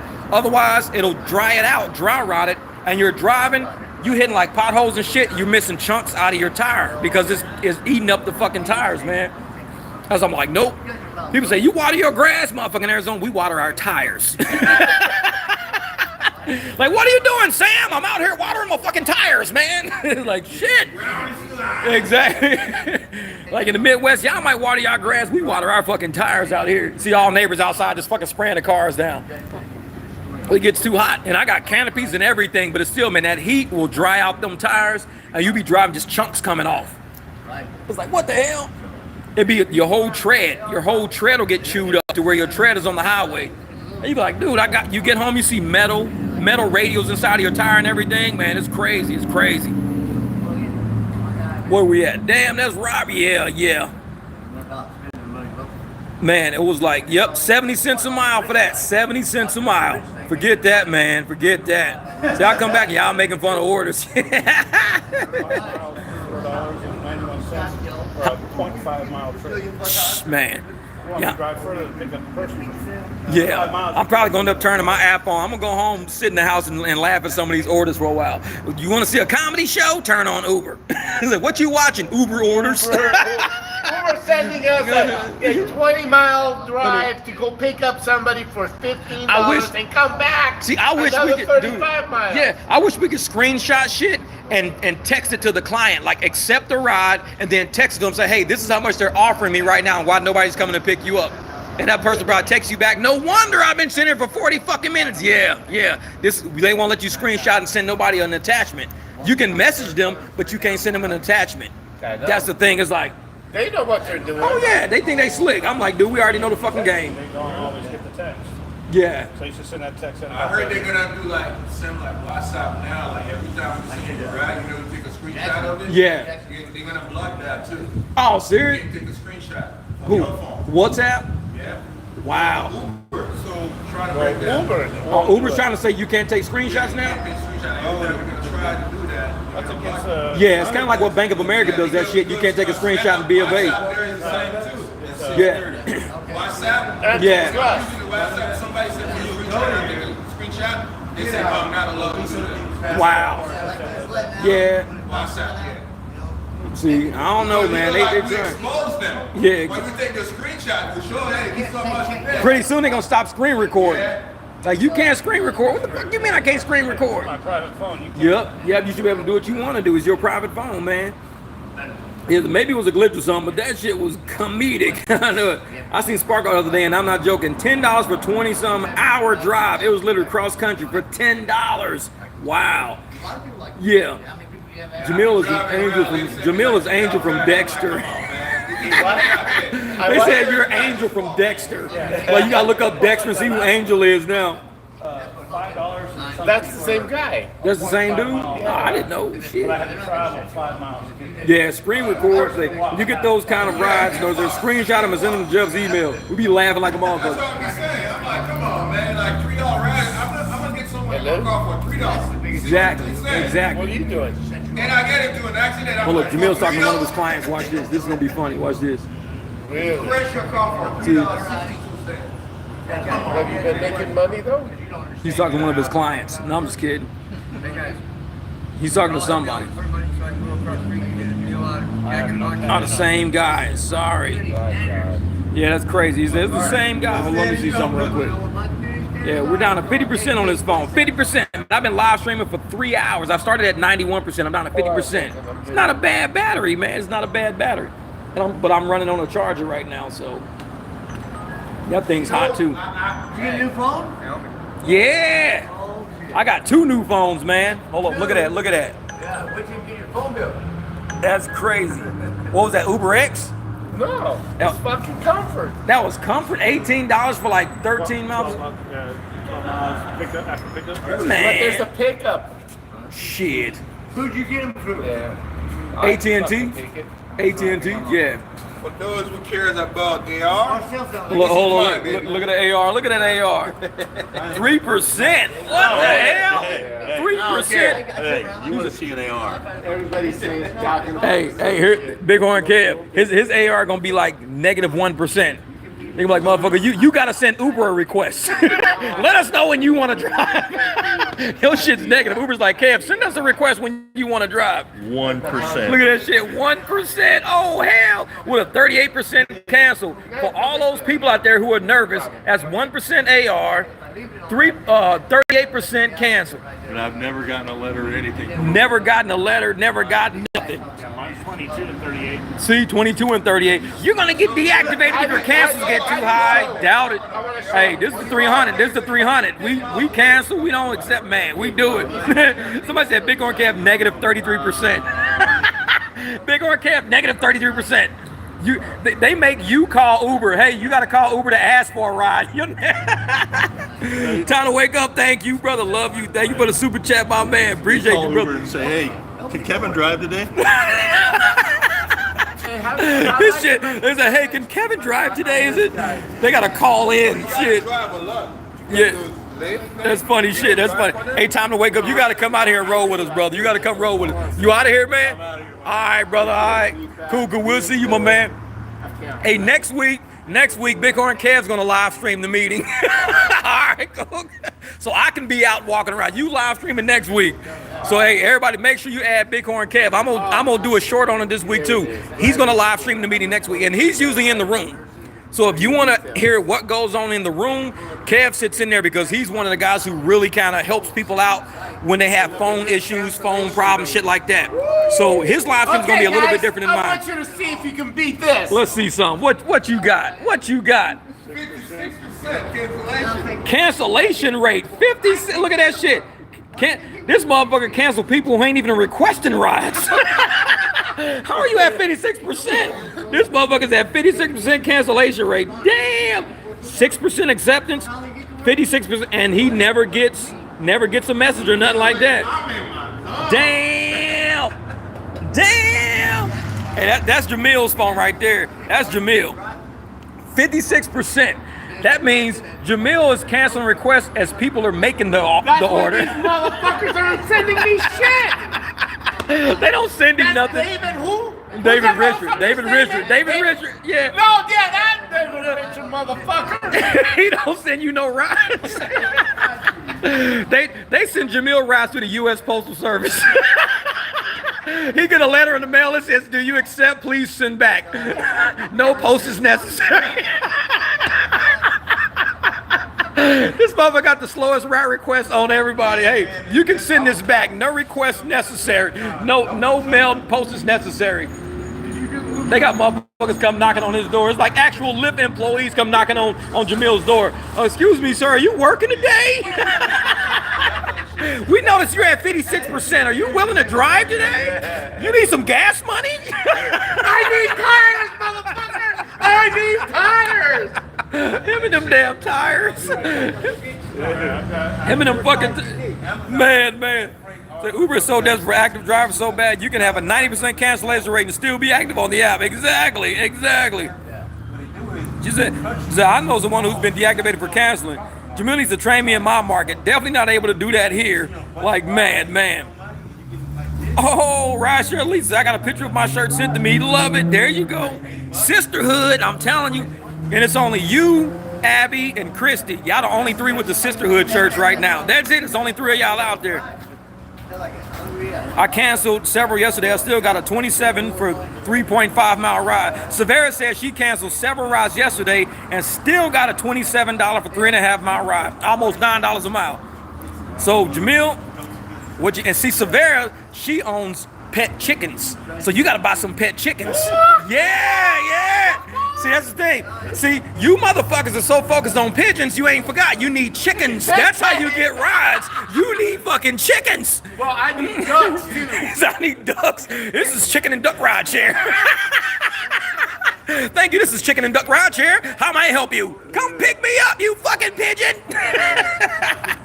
Like, she got full-blown chicken. Are you out? All right, Eric, my brother. All right, man. Hey, I'll see you later. I'll probably be in Scottsdale later, too. Cool. I'll shoot you a text later. I ain't picking up anybody for $3. Yeah. Or $2.53. Hell no. Shit. Hell no. No, but Savera, she's got like actual whole chickens at the house, man. It's crazy. And I thought chickens were scared of people. I didn't know that. So they made $90 off of 3 rides this morning. Bighorn Cab, my brother. Thank you for the super chat, brother.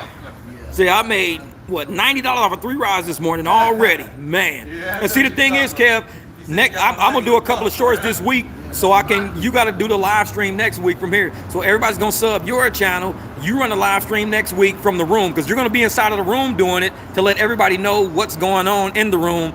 And I'll have a live stream on this side to let everybody know what's going on outside, so they can bounce between live streams. No, I'm not doing live next week. I'll probably fucking just walk around and chill with everybody. Yeah, you stuck up. Bastard. Yeah, exactly. I'm not live streaming every week. No, I can't do this shit. This phone is fucking crazy. Yeah, no, How many hours is it yet? 3 hours and 42 minutes. 3:42. We gonna make it to 4. Oh, I'm gonna be done at 3:30. Shit, I said 2.5. 2.5. But no.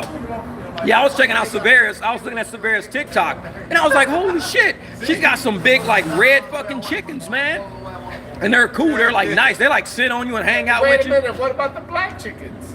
They got black chickens? Those are roosters. No, there's black chickens. No, it ain't. Yeah, they are. Those are roosters. Those are roosters. Black chickens are roosters. There's no such thing as a black chicken. Savera, is there such a thing as a black chicken? Savera would know. Have you ever heard of? I've never heard of a black chicken. You're probably thinking about a turkey. That's a fucking turkey. No, yeah. Look at that big fucking. They got the flares on the bottom and everything. Dude, you talking about the cartoon chicken? No. That I say, boy, I say that's a chicken hawk, yeah, boy. Boy, I say, boy. That's that foghorn leghorn. That's what you talking about. I say, that's a chicken hawk. Boy, let me tell you about the chicken hawk. Wait a minute, I need my glasses. Yeah, exactly. Hey, oh, there's a hot car. There's a hot car. Look at Cam. Wait a minute. Right there. Look at Cam. Hey, give me a ride. There's Cam. Cam's taking off. That's Cam. Say, just get black chicken swim. Like next week, y'all gonna come shooting dice with y'all. But I know it's next week we're gonna be out here shooting dice. Have a gambling ring. Like, yeah, let's go. Say, what about a white chicken? I know it, man. I ain't never heard of a black chicken. What? Chickens learn their owner's voice and look at them like their mom. Okay. Oh man, this is wrong. I'm gonna find the. Yeah, you find. Man, I'm thinking you talking about a turkey or a rooster. No, it's a chicken. She said I have one. It's a what? A Bantam? B-A-N-U-M. Look up B-A-N-N-U-M. Hold on a second. Bantam. B-A-N-U-M.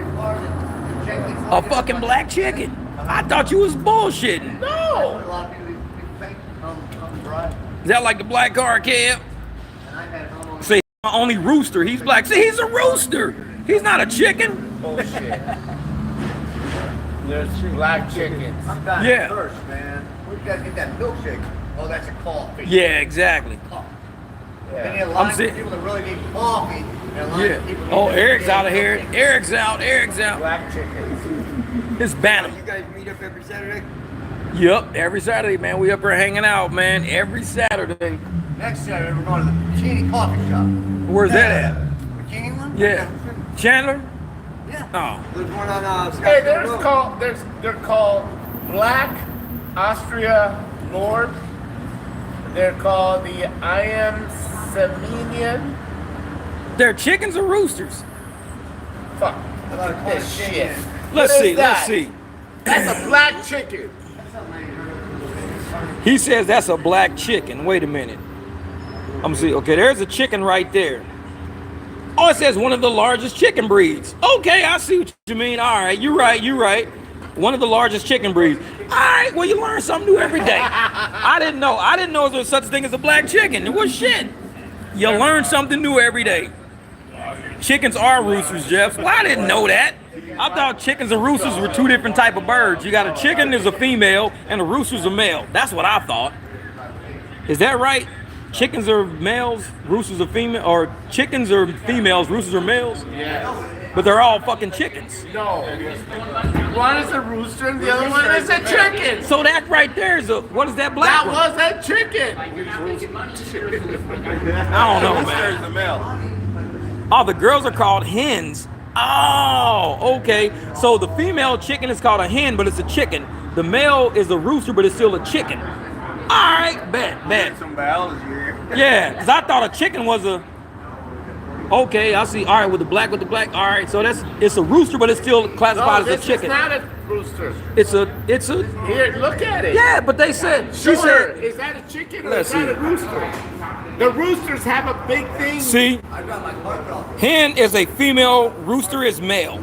Okay, so a hen is a female, rooster is male, but they're all chickens. All right, bet. Got it.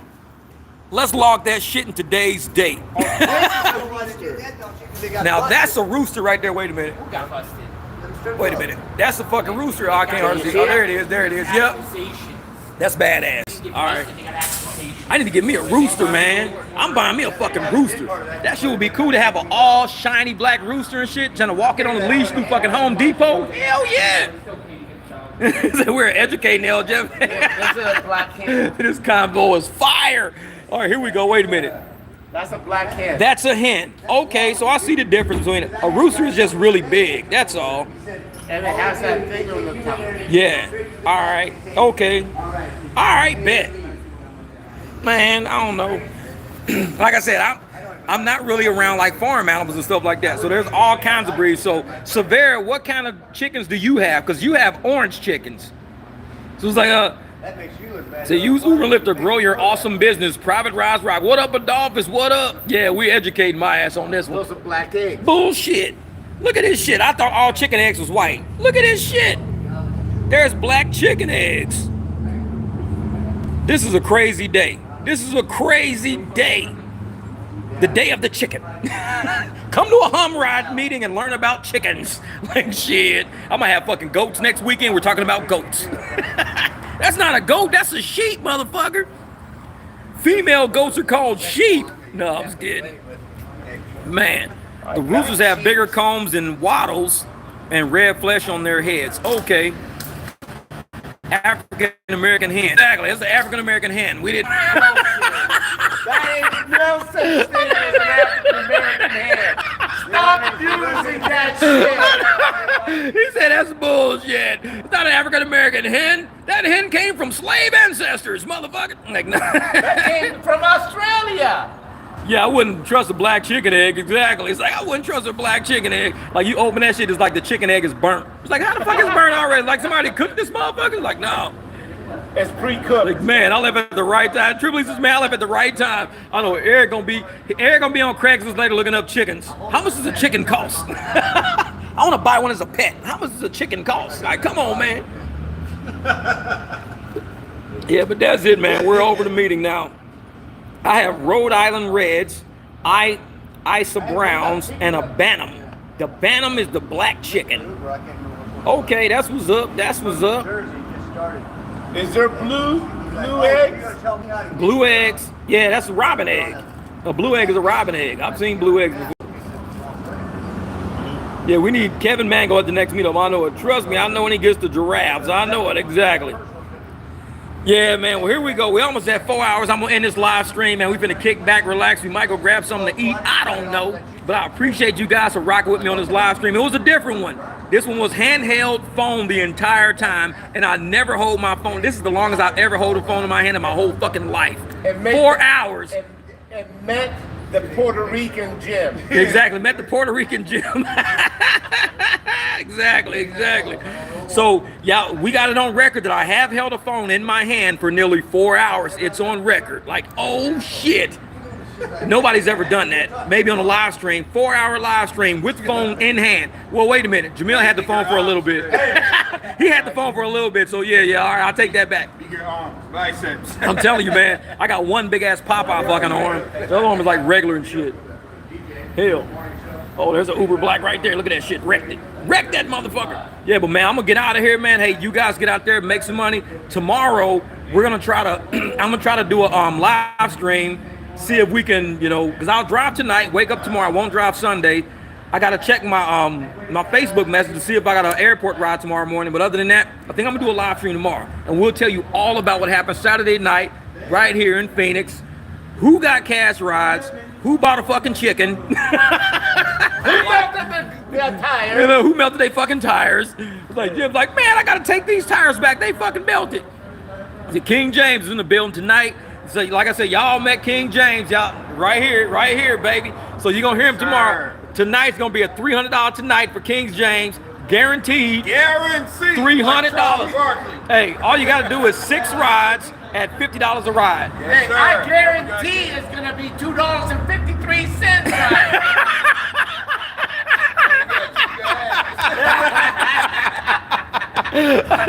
He said, fucking $3.04. That's it. Tell Dara and David, what's his name again? Richard, yeah. Motherfucker. All right, y'all. Hey, man, y'all get out there and do it. Hell yeah, Pedro. Yeah, you motherfuckers. Man, peace out, man. I appreciate you guys, man. I'll be in here and say, hey, can I get in the ride service money with an older 2011 Camry? Oh, yeah.